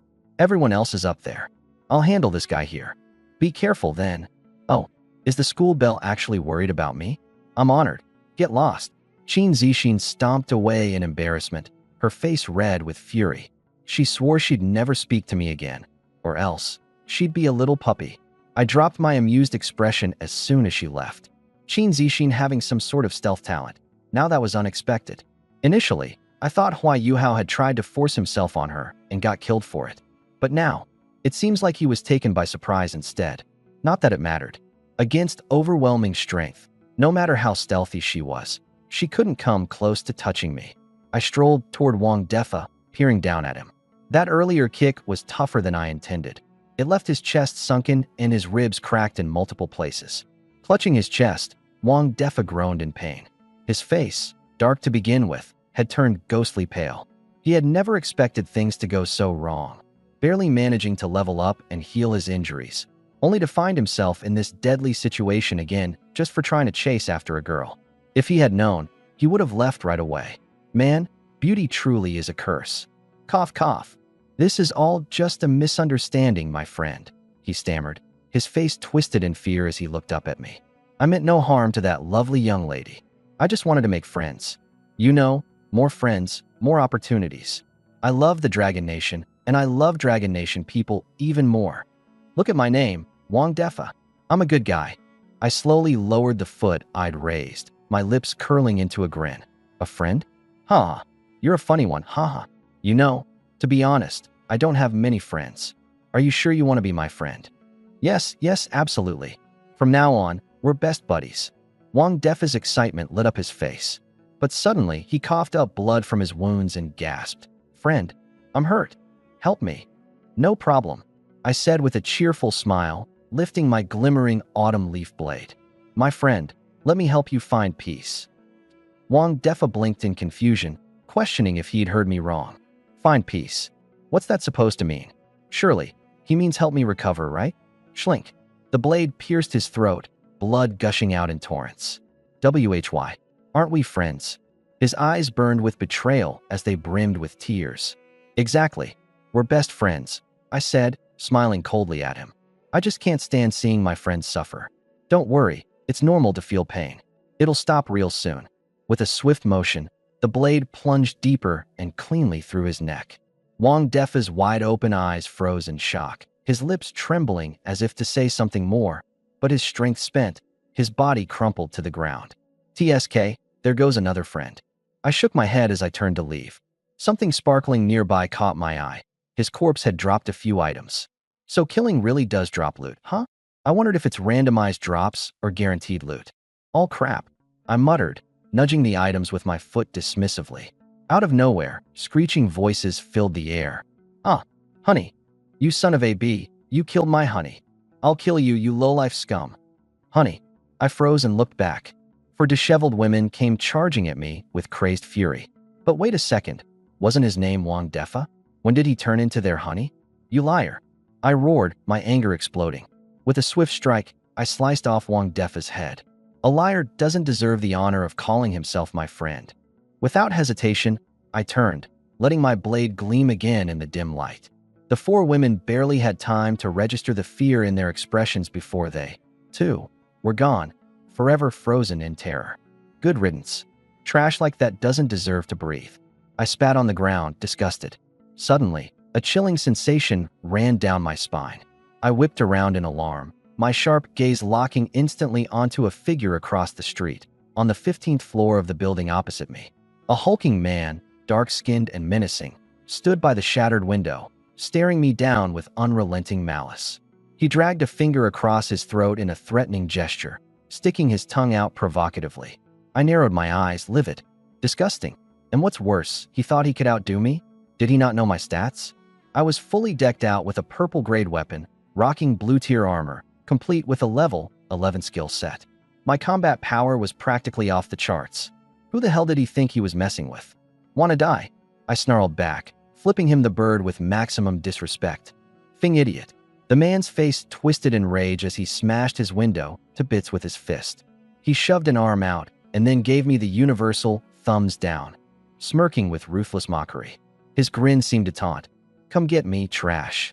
Just then, a shirtless white guy came into view, patting his shoulder like he had something to add. His shoulder rose in disdain as he gave me a scornful glance, his eyes looking at me like I was some kind of monkey. "Looking to die?" I glared fiercely, my eyes practically spitting fire. One after another, these idiots think they can act cocky in front of me? I initially planned to toy with them slowly until they met their end. But forget that. I've run out of patience. I'll end them right now. With a sudden stomp, I launched myself forward, straight out the 7th floor window. Boom. The tiles on the ground cracked and exploded upon impact, shards scattering everywhere. Thanks to my ridiculously strong physique, I landed completely unharmed, standing firm and tall amidst the debris. A wicked grin spread across my face, my eyes gleaming with ferocious intent. Without hesitation, I dashed forward like an arrow released from a bow, heading straight for the apartment building across the street.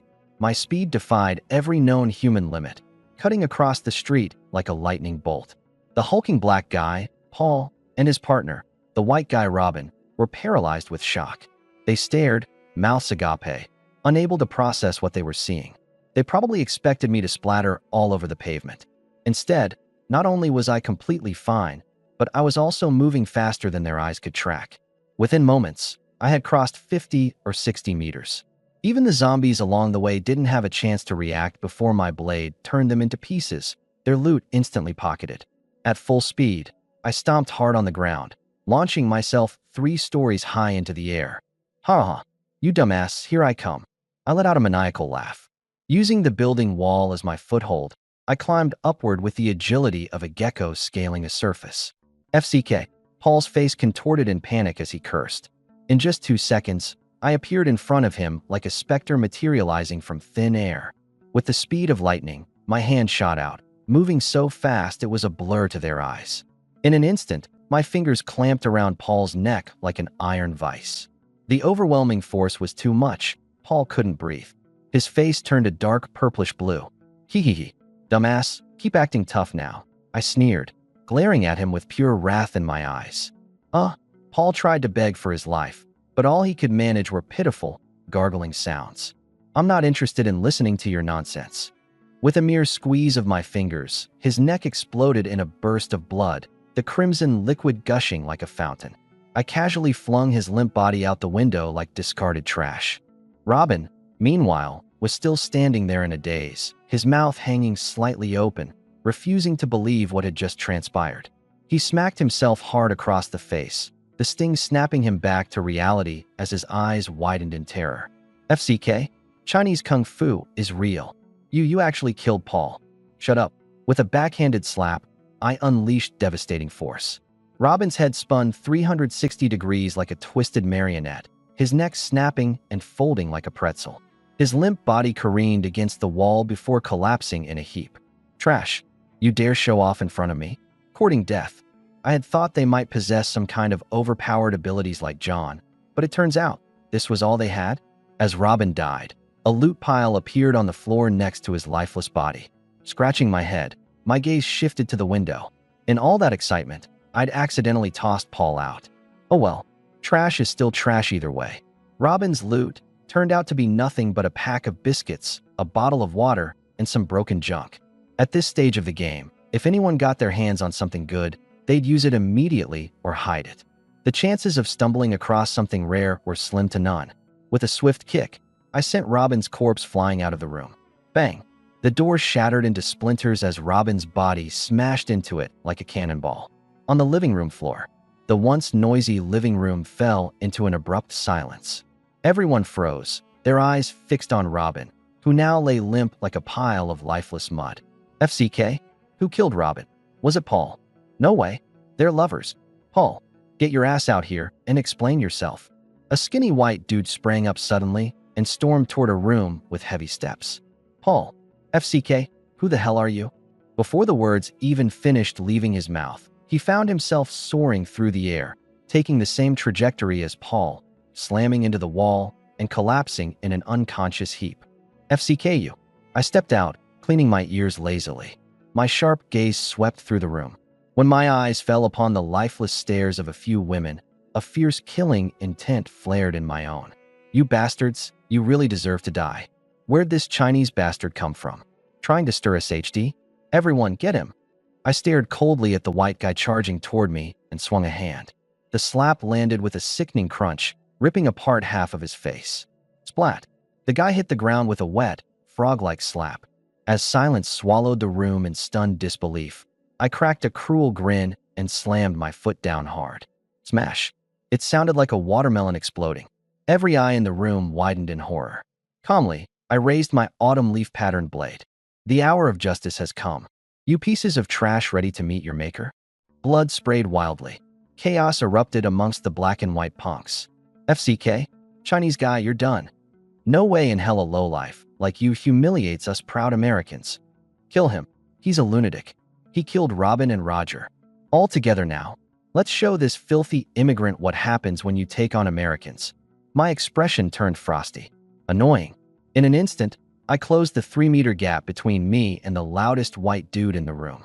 Seizing his head in one hand, I smashed it straight into the wall. Bang! The skull gave way like a crushed eggshell, blood splattering everywhere. I let go, watching his once solid body crumple lifelessly to the floor like a discarded rag doll.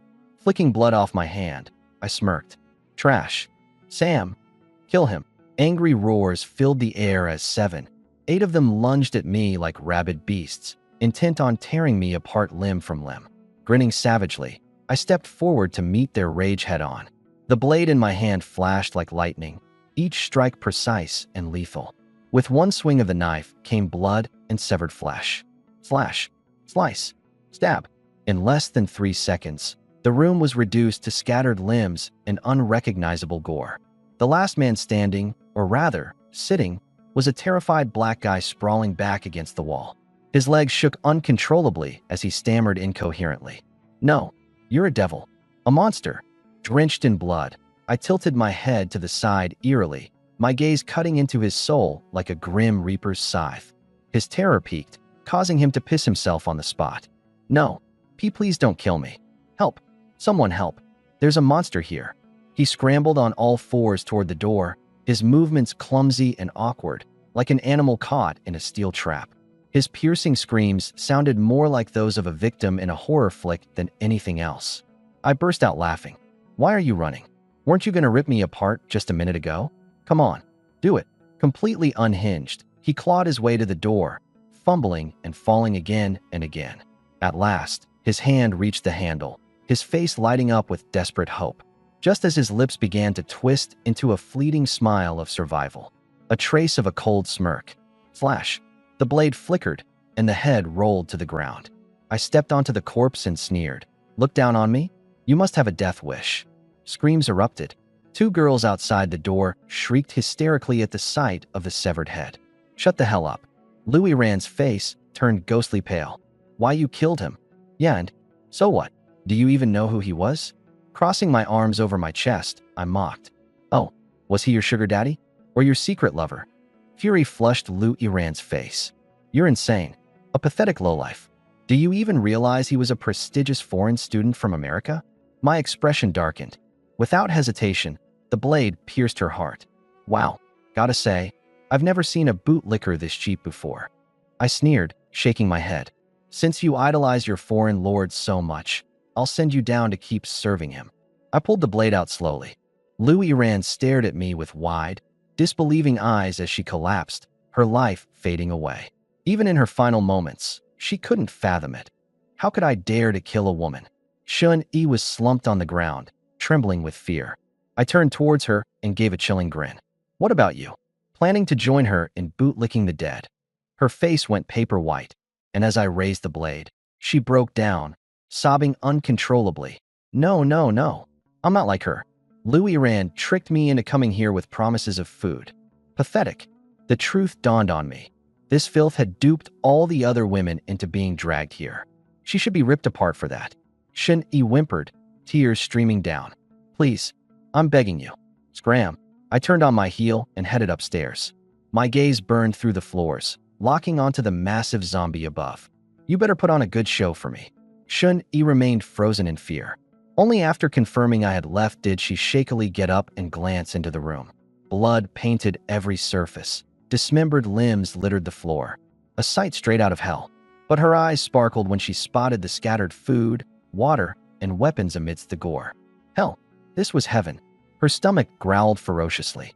Compared to hunger and the looming threat of death, what were severed body parts?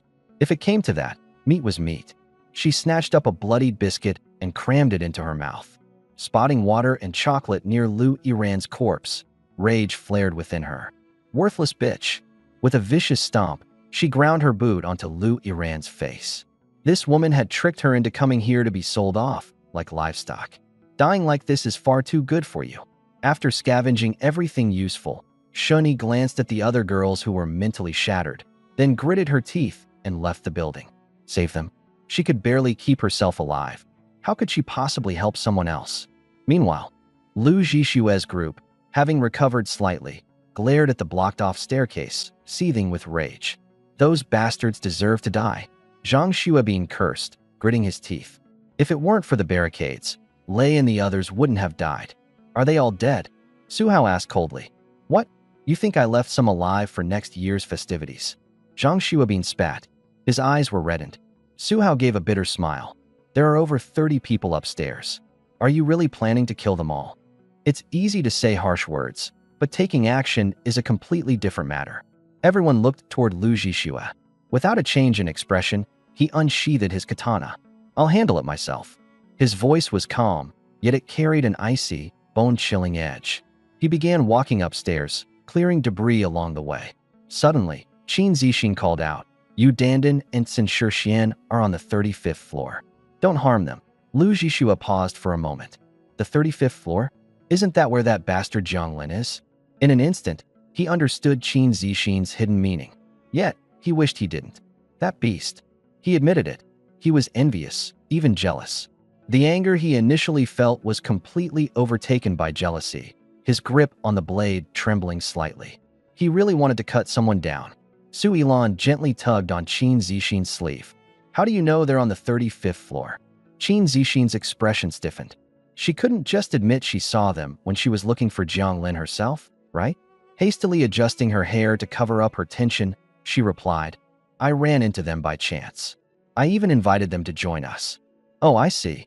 Su Yilan nodded without further questioning. Though more people might bring complications, courage tends to swell in numbers, especially for women. When facing monsters like zombies, most people are naturally gripped with fear. Forget direct confrontation. Even running into them around a corner could scare someone senseless. Of course, not everyone was welcome to join. At the very least, Yu Dandan and Xin Shixian were acquaintances, which was better than dealing with complete strangers. Seeing that Su Yilan had stopped probing, Qin Zixin subtly sighed in relief, quickly changing the subject. Xiameng, how are you feeling now? Much better. I can move freely again. Xiameng flexed her arm. The medicine's effect is still working. I should be fully recovered by tomorrow. That's a relief, Qin Zixin said with a sigh. If we had known that black guy was that strong, we should have begged Zhang Lin for help back then. Don't mention that jerk. Su Xinyao suddenly shrieked, her face red as an overripe apple. Qin Zixin was taken aback. Zhang Lin had just saved everyone. The medical supplies were his, too. Without him, they'd all be dead by now. With this kind of life-saving deed, why was she acting like she'd eaten gunpowder? What happened? Xiameng covered her mouth and giggled. Don't mind her. She's worked up because she has to spend the night with Zhang Lin. Qin Zixin. The other women burst into laughter.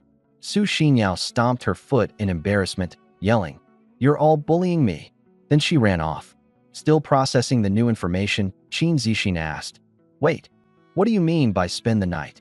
Su Yilan averted her eyes, her expression shifting slightly. Zhang Lin's medicine wasn't free. His condition was physical repayment. It was originally supposed to be Xiameng, but Su Xinyao jumped right into it on her own. Zhang Lin's strength gives him the ultimate say. Tonight, someone has to go. It's not Xiameng, it's Su Xinyao. Qin Zixin was utterly flustered. That scumbag is really something else. But what's with Su Yilan's jealous tone? Oh right, this woman has a serious case of admiration for the strong, and she's a sucker for good looks too. Zhang Lin is currently the strongest, and, to top it off, he's attractive. He's basically her dream guy. Suddenly, a scream erupted from upstairs. Qin Zixin's expression darkened. Lu Zhixue had made his move. The death of Lei Zi and their group had completely pushed him over the edge. I turned the corner and immediately ran into a massive zombie. But someone had already gotten there first. 5 people were engaged in a fierce battle with it. The tall, skinny guy leading the group seemed to have an ice-based ability. With a wave of his hand, frost formed all over the massive zombie's body, slowing it down significantly. The others seized the opportunity to attack, but their damage was pitiful, like scratching an itch. Zombies don't have health bars, and the only way to kill one is with a headshot. With the level of damage they were doing, they'd need an entire day to take it down. Leaning against the wall, I watched the show. Pretty amusing, actually. The massive zombie was running around in circles like a dog being teased. Hit once, and it'd cry out loudly. Hit again, and the cycle would repeat. Once I'd had enough fun spectating, I picked up my autumn leaf blade and started walking over. Stop right there. One of the young men at the edge of the group blocked my path. I glanced at him, saying lightly, "Good dogs don't block the road." His face darkened, though he forced a laugh. "Bro, we're fighting this boss. Can't you just—" "Nope." He was at a loss for words. "Come on, man, leave some room for future encounters. Not planning on meeting you again." "Why you? That's just not right." Wang Yifei was so flustered by my comeback, he couldn't even argue properly. He cursed me internally but didn't dare to voice it aloud. The cold sensation creeping along his neck warned him that if he really talked back, his head might not stay attached to his body much longer. He rubbed his neck nervously. "Bro, we've been fighting this thing for so long. Now you come to steal it? That's just wrong. I was born without morals. Come on, man, show me some respect." "Not happening," I sneered. "I've been reserving this boss for 2 days. Did you ask me before trying to take it? And now you want me to give you face? Where's my face supposed to go?" "What?" Wang Yifei was baffled. "Reserved? You can reserve a boss. So next time someone sees a boss, they can just claim, 'I reserved this thing a year ago.'" He wanted to argue, but then saw the look in my eyes and chickened out. "Move." "Okay."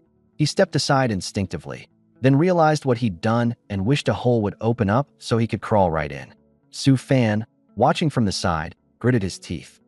"Everyone, fall back. Let him have the boss." The others bolted without a second thought. As they passed me, their expressions varied: mockery, intrigue, anticipation for a good show. 2 of them recognized me from before, the guys who were in the audience during my rooftop roasted lamb stunt. One of them turned pale and was dragged along by his companion, who urgently whispered, "Don't act impulsively. You have no idea how strong that freak is." "You serious?" All of us together beat on that thing for 2 hours and barely scratched it. "You really think he can take it down by himself? Just wait and watch him get turned into mincemeat." The frozen effect dissipated, and the massive zombie regained its mobility, roaring in anger. Its bloodthirsty eyes locked onto me. Everyone else's eyes followed suit, watching, waiting to see how I'd get torn apart. I stared back at the colossal zombie, my gaze burning like I had just stumbled upon a priceless treasure. All those eyes on me. Honestly, the spotlight felt incredible. Shame there weren't more people here. Otherwise, this could have been a true legendary moment. Time to make this badassery count. I extended my left hand, gesturing with my fingers at the massive zombie. Come on, kill me. Boom. The massive zombie hit the ground hard, the entire plaza trembling with the quake. I sheathed my blade, standing tall and looking down at the enormous behemoth I had just reduced to bones. 5 minutes of practice, and my swordsmanship had reached a new high. Thanks, buddy. I chuckled lightly, driving my autumn-hued blade straight through its eye socket. And now, time to say goodbye. Bzzzzz. A pink beam of light shot straight into the sky. The blinding glow forced everyone to instinctively shield their eyes. My heart pounded. Pink. What kind of artifact is this? As the light faded, a delicate blue ring lay quietly in the puddle of blood. Second-tier artifact, rock-solid insignia. Class, myths and legends, pink. Once unsealed, non-tradable, non-droppable. An artifact. I nearly burst into laughter. Put that down. An enraged voice barked from behind me. A tall, slim man with greed in his eyes lunged forward with his blade. Don't just stand there. It's an artifact. Kill him, and it's ours. The crowd instantly lost its sanity. Charge. Whoever gets it, keeps it. The artifact belongs to me. Among them, Su Fan's voice screeched above the chaos. Freeze him. He's been fighting the boss for ages. He's got to be tired. Frost quickly crept over my body as the chilling effect enveloped me. I felt the cold seep in, but instead of panic, a faint smirk tugged at my lips. Interesting skill, I said nonchalantly. Might come in handy to cool off in the summer. I swung my blade in a reverse grip. Slash. The tall, slim man was instantly split in half, blood misting the air. I turned, my blade flashing like lightning. Four heads hit the ground simultaneously, rolling lifelessly. This isn't possible. Su Fan shrieked. You're slowed down by my frost. How are you still this fast? My grin widened. You ever consider, maybe even slowed down? You guys are still nothing but snails to me? Please, we were wrong. Good. Glad you know that. I raised my blade. Now rest in peace. Just then, a crisp feminine voice cut through the chaos. Stop. We're all from the Dragon Nation. Why fight each other? You Dan. Dan stepped forward with a righteous look on his face. Sure, we wanted to kill you, but let's put the facts aside for a moment.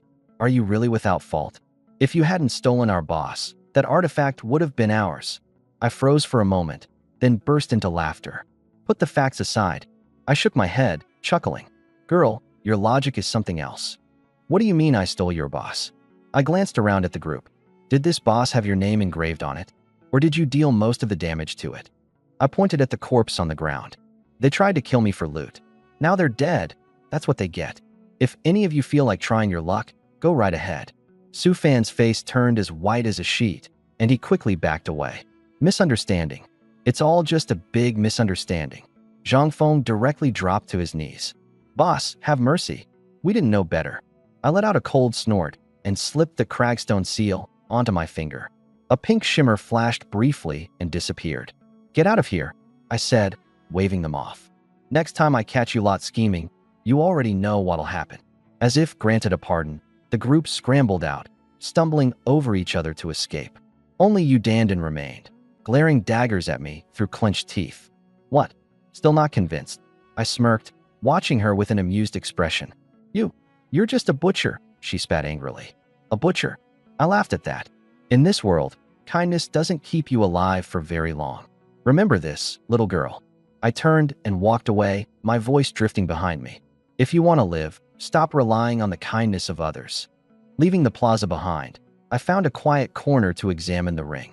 The attributes of the cragstone seal were still question marks, but I could feel the immense power sealed inside. It appeared to be locked by some sort of condition that needed to be fulfilled in order to unleash its true potential. What's the condition to unseal it? I muttered, turning the ring over in my hand and sinking into thought. Just then, a system notification chimed.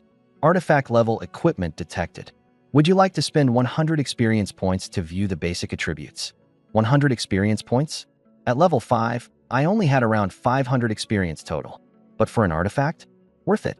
Confirm, I replied. Cragstone seal, sealed. Defense, plus 50. Constitution, plus 20. Special ability, Cragstone body, locked. Unseal condition, defeat 100 elite tier monsters, 0 out of 100. I sucked in a sharp breath. Even in its sealed state, it gave me 50 extra defense and 20 constitution. Fully unsealed, just how strong would it become? Elite tier monsters. Those would be a step above regular zombies, but weaker than bosses, right? 100 of them. It's going to be a grind, but definitely doable. I slipped the ring securely onto my finger, ready to take on whatever came next. Once I slipped on the ring, I felt an immediate transformation. My body became more resilient, tougher. I decided to test it out with a small cut on my arm using a blade. To my surprise, it left nothing but a faint white mark. Not bad, I muttered with a satisfied nod. The next steps were clear. Hunt down elite monsters, unseal the artifact, and then confront the mastermind behind everything. This world was dangerous, with treacherous depths, but I was more than ready to dive into its abyss. The night deepened, and the distant howls of zombies filled the air. I gripped my autumn blade tightly and disappeared into the shadows. It was hunting time. Boom.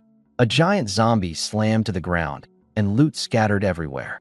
Before I could collect my rewards, I heard a confident female voice behind me. You should share some of that loot with us. What the? A bold one. Everyone turned to the girl who spoke, Ding Mimi. She was attractive, with big, gem-like eyes and a curvaceous figure.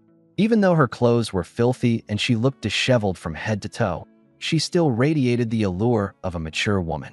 Unsurprisingly, she had at least 30 or 50 guys pining for her attention on a regular day. Maybe that's why her confidence was through the roof, especially when dealing with men.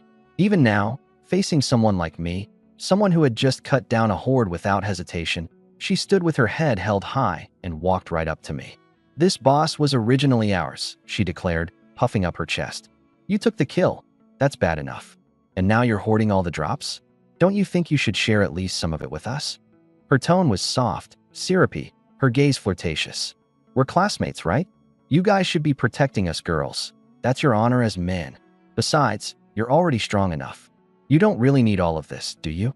Yeah, exactly. Another girl piped up, her voice even haughtier. The way you fight is so brutal. Killing without hesitation? Way too much. You owe us an apology right now. The third girl took it a step further, practically baring her fangs as she made her demand. Not just an apology. You need to hand over that artifact ring, or this won't end here. The scene fell deathly silent. I twitched slightly, a vein throbbing in my temple. Well then, aren't they confident? Ding Mimi still had some redeeming qualities, some charm, at least. But the other two? A prominent, square jawline on one. The other had crooked teeth, a gaping mouth, and rolls upon rolls like she hadn't stepped off a couch in years. Yet here they were, acting like queens and daring to talk about dividing up my hard-earned loot. 3 days without a bath, reeking of filth. Their makeup so heavy it looked like it was done in the dark, and they had the nerve to target my artifact? Were they suicidal? I made a wave to collect every last piece of loot into my inventory, and then turned sharply to look at Su Fan and the others. Anyone who takes these 3 idiots out for me, I'll let them live. The group exchanged uneasy glances, hesitating. No takers. I sneered coldly. Then you can all die together. Flash. I moved like a phantom.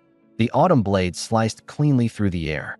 A head flew skyward, blood spraying like a fountain. Stop. Su Fan and the others screamed in panic. Too fast. Too strong. They had originally thought I might compromise, considering Ding Mimi's figure.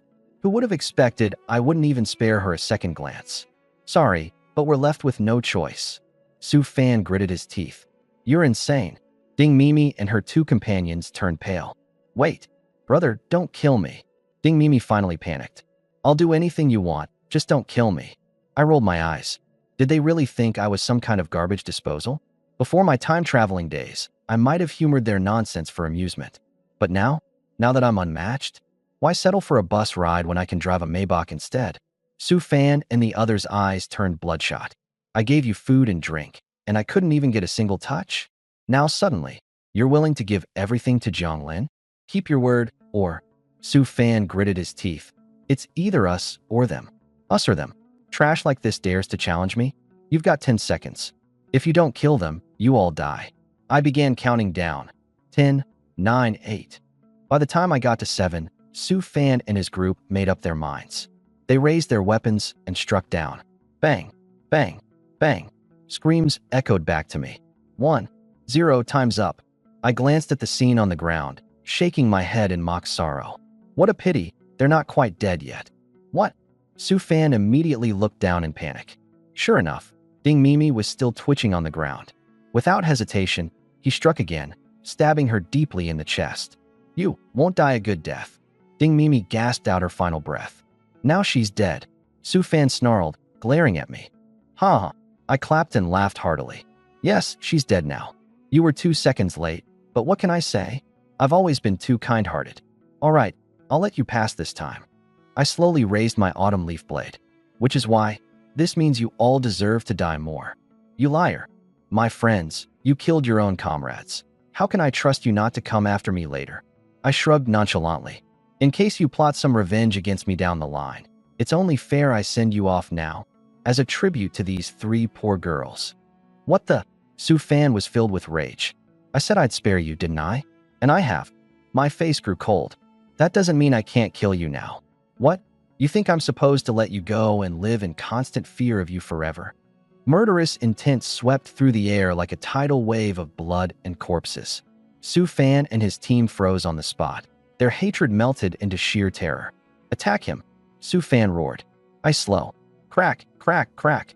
A freezing blue ice spread quickly over my body, slowing me by 30%. Not bad, I silently acknowledged. But precisely because of skills like his, people like this can never walk free. If a guy like Su Fan ambushed me someday during another fight, it'd be game over.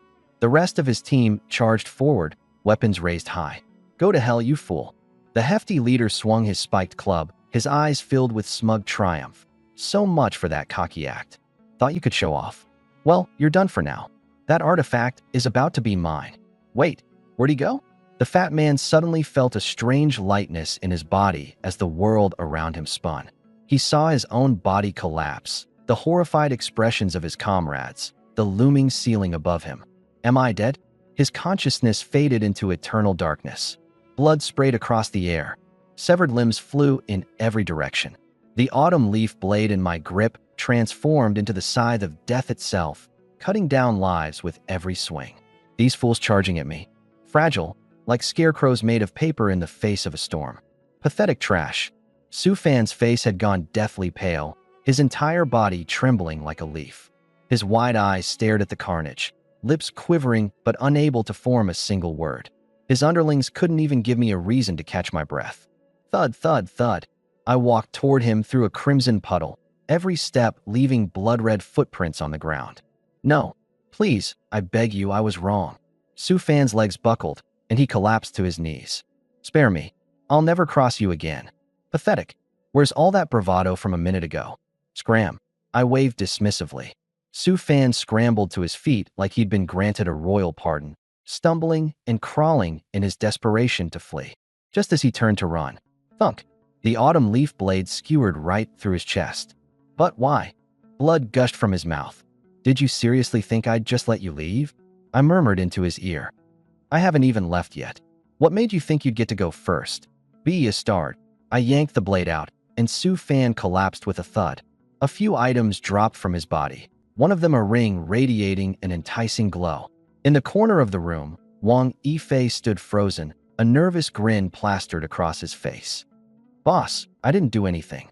I was just watching, like a good guy. Interesting. While the others nearly pissed themselves, this guy looks like he's enjoying the show. I pressed my blade against his neck. So many people just died. What if one of them was your friend, huh? What if one day, you start thinking about revenge? Sir, I swear to you, I wasn't close with any of them. Wang Yifei raised both hands in panic, his expression more pitiful than someone in tears. You were amazing back there. Seriously, a true man among men. I scrutinized him closely, this punk's acting. His heartbeat steady, not the slightest ounce of fear in him. A clone, maybe? Or some quirky life-saving skill. Whatever, I said finally. I'm in a good mood today. I'll let you off the hook. I fiddled with the stone mark in my possession, and a notification popped up in the system. Would you like to unbind and unlock it? Once unbound, the equipment will become non-tradable and non-droppable. Seriously? What a pointless question. Of course, I'm unlocking it. Stone mark has been. Tier 2 artifact. All attributes plus 30. Rock shield. Recovers 1 point per second with a maximum of 5,000 points. Blocks all attacks except true damage. The corners of my lips couldn't help but curl upward. 5,000 points of shield. Coupled with the terrifying boost to all attributes, I'm now standing at the apex of the food chain. Name, Jiang Lin LV 11. Strength, 73. Constitution, 64. Spirit, 51. Speed, 51. These stats are absolutely overpowered. Haha, I couldn't hold back as I burst into laughter, tilting my head back. The surge of power coursing through my body made every cell brim with exhilaration. Wang Yifei stood nearby, his jaw practically on the floor. I could sense the shock in his eyes. What had already been a pretty strong me had now grown so powerful it was suffocating. But I quickly reined myself in. No room for being reckless. Su Fan's Frost Slow debuff had already served as a stark warning. Who knows what twisted abilities are still lurking out there? And if I run into something with true damage? Well, 5,000 shield points would amount to nothing more than a decoration. Stay low-key. Gotta play it cool. Boss. Wang Yifei suddenly dropped to one knee. Little bro Wang Yifei is ready to charge through hellfire and high water for you. Cut that crap. I rolled my eyes. Hellfire and high water? You expect me to believe that? This guy clearly had secrets, but you know what? It doesn't matter. In the face of absolute power, tricks and schemes are nothing but paper tigers. Time to uncover more mysteries in this post-apocalyptic world. Just trying to spice things up and show loyalty in a formal way. Wang Yifei scratched his head with an embarrassed grin. Tisk, I snorted. If you're really loyal, spill the beans about your talent. Don't tell me you're just relying on sheer guts. Wang Yifei froze, rubbing his nose awkwardly. After a brief hesitation, he gritted his teeth and said, Boss, sharp as always. Yes, I do have a talent, cloning technique. I can produce one clone of my current level every day. Each clone shares my memories and is essentially another me. He paused and sighed. But the limitation is that the clone's strength is fixed. They can never level up. Cloning talent? My eyes narrowed slightly. That kind of ability is insane. The main body can just stay hidden while the clones go wild across the world. Lose a clone? No problem. There's plenty more where that came from. Wait a minute, thousands upon thousands of clones. So for his wife, wouldn't that mean? In some regards, his combat potential might actually surpass mine. Noticing my strange expression, Wang Yifei crossed his arms and stepped back defensively. Boss, I've put all my cards on the table here. Take me under your wing already. And what do I get out of taking you in? I raised an eyebrow. Wang Yifei scratched his head in frustration before his gaze landed on the massive zombie corpse nearby. Suddenly, he slapped his hands together as if having an epiphany. Got it. Boss, I'm not afraid of dying. I can roam far and wide seeking out bosses for you, and you'll get insane drops. Loaded with gear, ready to roll. That's true. Going solo is exhilarating, but the range is too limited. I need eyes and ears everywhere. Boss, with your strength, you can totally set up your own faction. Wang Yifei urged while striking the iron while it's hot. With more people, finding a boss would be a breeze. Plus, leave the small stuff to me. My clones can handle everything. I chuckled. Ha. Interesting. All right then, go for it. Let me see if you're just all talk, or if you've actually got the skills. Building a faction isn't that simple, though. People's hearts are complicated. Who would follow you without some form of benefit? Unless I stepped in personally, balancing kindness with authority, there's no way I'd gain total loyalty. But I don't have the time for that right now. Lu Zhixue did come to mind. He's already got the groundwork laid. But, unfortunately, he's too familiar with me, and it wouldn't be easy to play hardball with him. Wang Yifei, on the other hand, is perfect. A stranger. Not obedient. Kill. Talking back. Kill. Slacking off. Kill. They're strangers anyway. It wouldn't matter if they all died. And if others hesitate to join? Just spread the word that I'm handing out gear here. They'll all come running like stray dogs to a bone. I pointed to the pile of gear on the floor. This is your startup capital. I'll toss in 5 experience pills too. Within 2 days, I want this entire building's survivors under your command. Think you can do it? Wang Yifei grabbed the experience pills, a surge of determination flashing in his eyes. I can do it. I look forward to the good news. I waved him off and left. Wang Yifei sent the experience pills to his main body before strutting confidently down the corridor on patrol. Even though Su Fan and his team's gear was trash, they managed to scavenge a full set. Unfortunately, today's clone was already created, merely at LV2. If he had consumed the pills earlier, he could have spawned an LV3 clone instead. But with the equipment as backup, his confidence was solid. It wasn't long before he spotted someone. Shin-Yi. Hey, you over there. Little miss. Freeze. Shin-Yi froze in her tracks, then bolted. What the hell? You're running? Wang Yifei took off after her. Shin-Yi, having gone 2 days without food, was weak and wobbly. Wang Yifei's LV2 physique closed the gap in just 3 seconds, trapping her in a corner. Cackle, cackle, cackle. Run, huh? Why aren't you running anymore? Shin-Yi crouched down, trembling, her shoulders shaking uncontrollably. Wang Yifei scratched his nose awkwardly. Ahem, I don't mean any harm. I just wanna. Before the words left his mouth, Shin-Yi suddenly jumped up, gripping a rusty knife and stabbing at his gut with her eyes squeezed shut. Die already, you bastard. Clink. The knife hit the breastplate, leaving only a small dent. Wang Yifei's face turned green. What the hell? What are you doing? This is brand new armor. I haven't even had time to break it in. Shin-Yi collapsed back down, baffled. What kind of insane gear is this? So tough. But recalling what he'd just said, her anger ignited. Consider yourself lucky I didn't kill you. Do you have any idea how terrifying you were being? Bang! You. Wang Yifei's finger trembled with anger.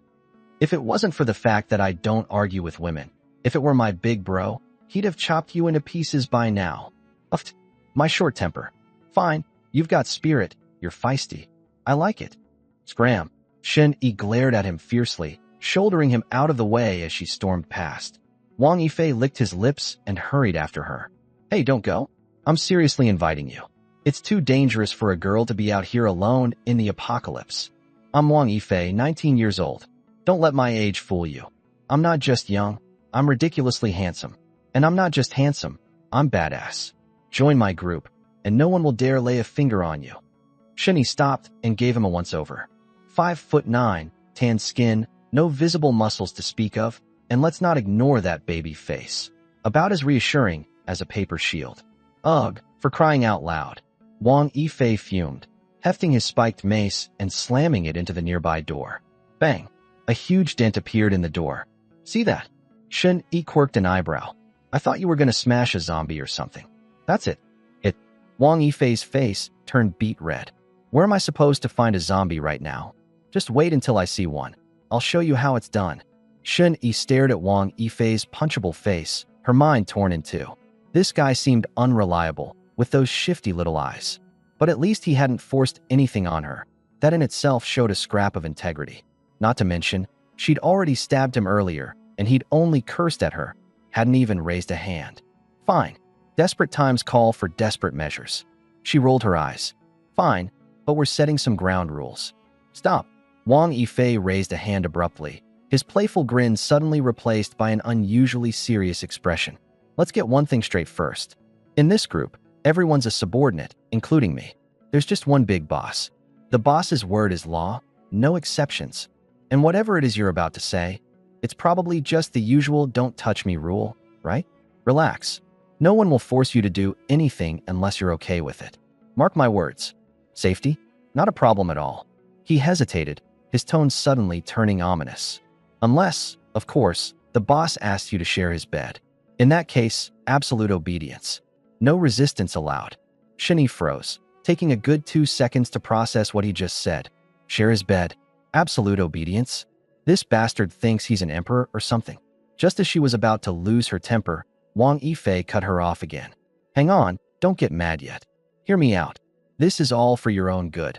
My boss is invincible. And I'm not exaggerating. He doesn't flinch when killing people, and he takes down anyone who dares cross him, with no mercy. You see that moron Su Fan? He rounded up, 10 guys to try to steal my boss's artifact earlier. Wang Yifei held up 2 fingers and pinched them together. Snap, like squashing a bug. Now there's pieces of them scattered everywhere. Good luck even trying to put them back together. If you think you can stir up trouble just because you're kinda pretty, well, there's only one outcome. Death. You know Ding Mimi, right? That woman, all high and mighty just because she was pretty and sexy. Well, guess what? She died, tragically too. Didn't even get to close her eyes. Shen Yi's mouth opened slightly in shock. She knew Ding Mimi, a stunning beauty, no less attractive than herself, with an even more enviable figure. Who would have thought she'd end up dead? Su Fan had met her as well. She'd even awakened some sort of superpower. He once tried to recruit her to join their crew. Dead too? Who was this mysterious boss? What kind of monster was he?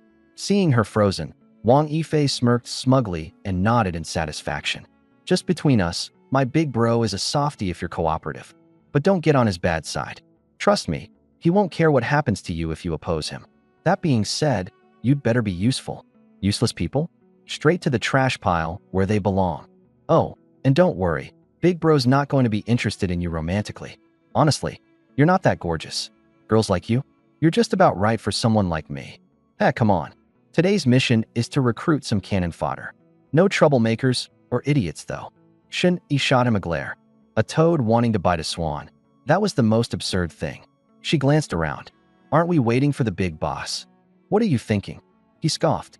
Would big bro waste time on something so small? That's our job.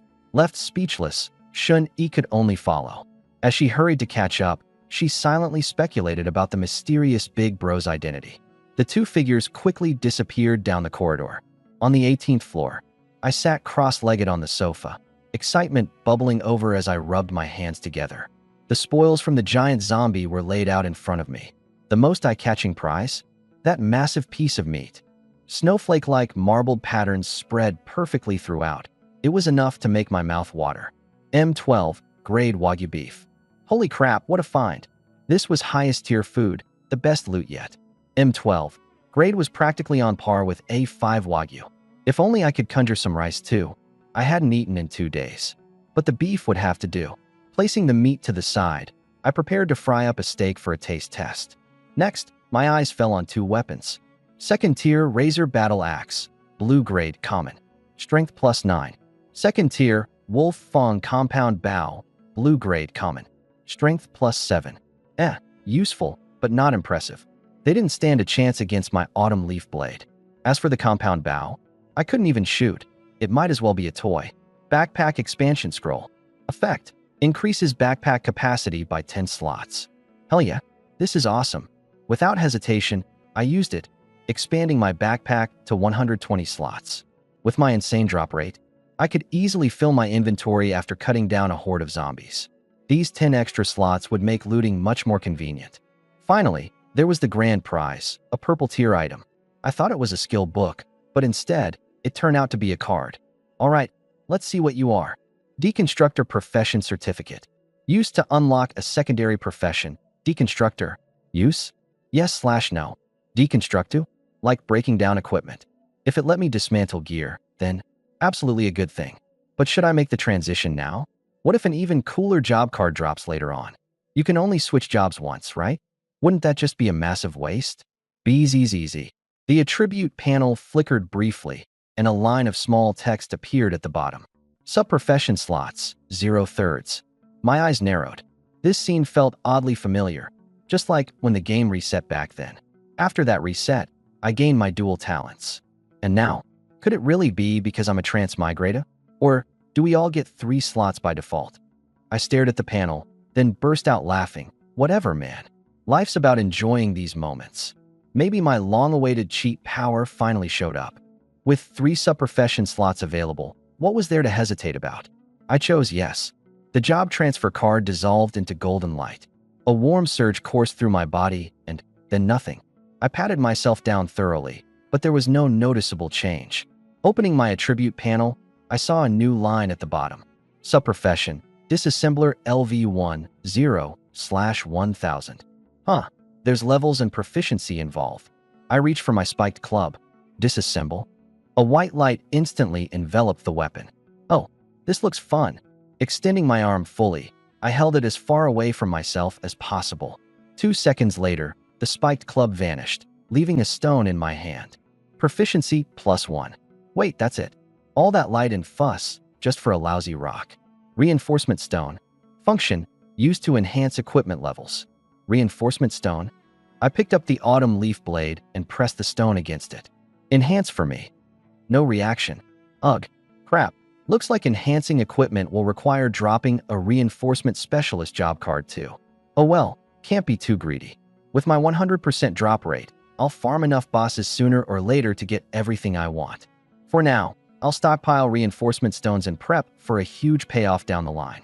Just praying that the enhancement success rates aren't miserably low. Dragging the table out to the balcony, I got ready to cook some M12 Wagyu beef.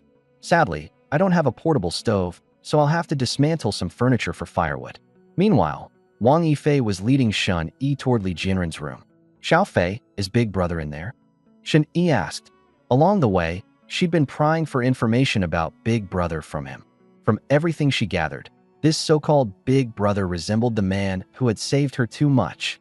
Hey, call me Fei Ji, Wang Yifei exclaimed, clearly irked. You think you can just meet Big Brother whenever you want? Our goal right now is to recruit cannon fodder. Otherwise, it's us who'll die out there. Shun Yi frowned. A little kid demanding respect as Fei Ji. Wang Yifei's face turned noticeably green. All right, Fei Ji, she rolled her eyes. So the person in there is the cannon fodder you're looking for. Only then did Wang Yifei seem satisfied. There's a problem. This building has a bunch of jocks, huge guys with tempers. We need to find some backup first, he said grimly. His face darkened. There are a lot of foreigners downstairs too. Those guys aren't easy to deal with. I mean, I'm a badass, but even I can't take on a whole crowd by myself. Shun Yi's expression turned cold, a faint smirk forming at the corner of her lips. No need. Those guys are already dead. What? All of them? Wang Yifei was stunned. Yeah, all dead. Scattered in pieces all over the place. There's not even enough left to piece them back together. Wang Yifei froze for a moment. Why did that sound so familiar?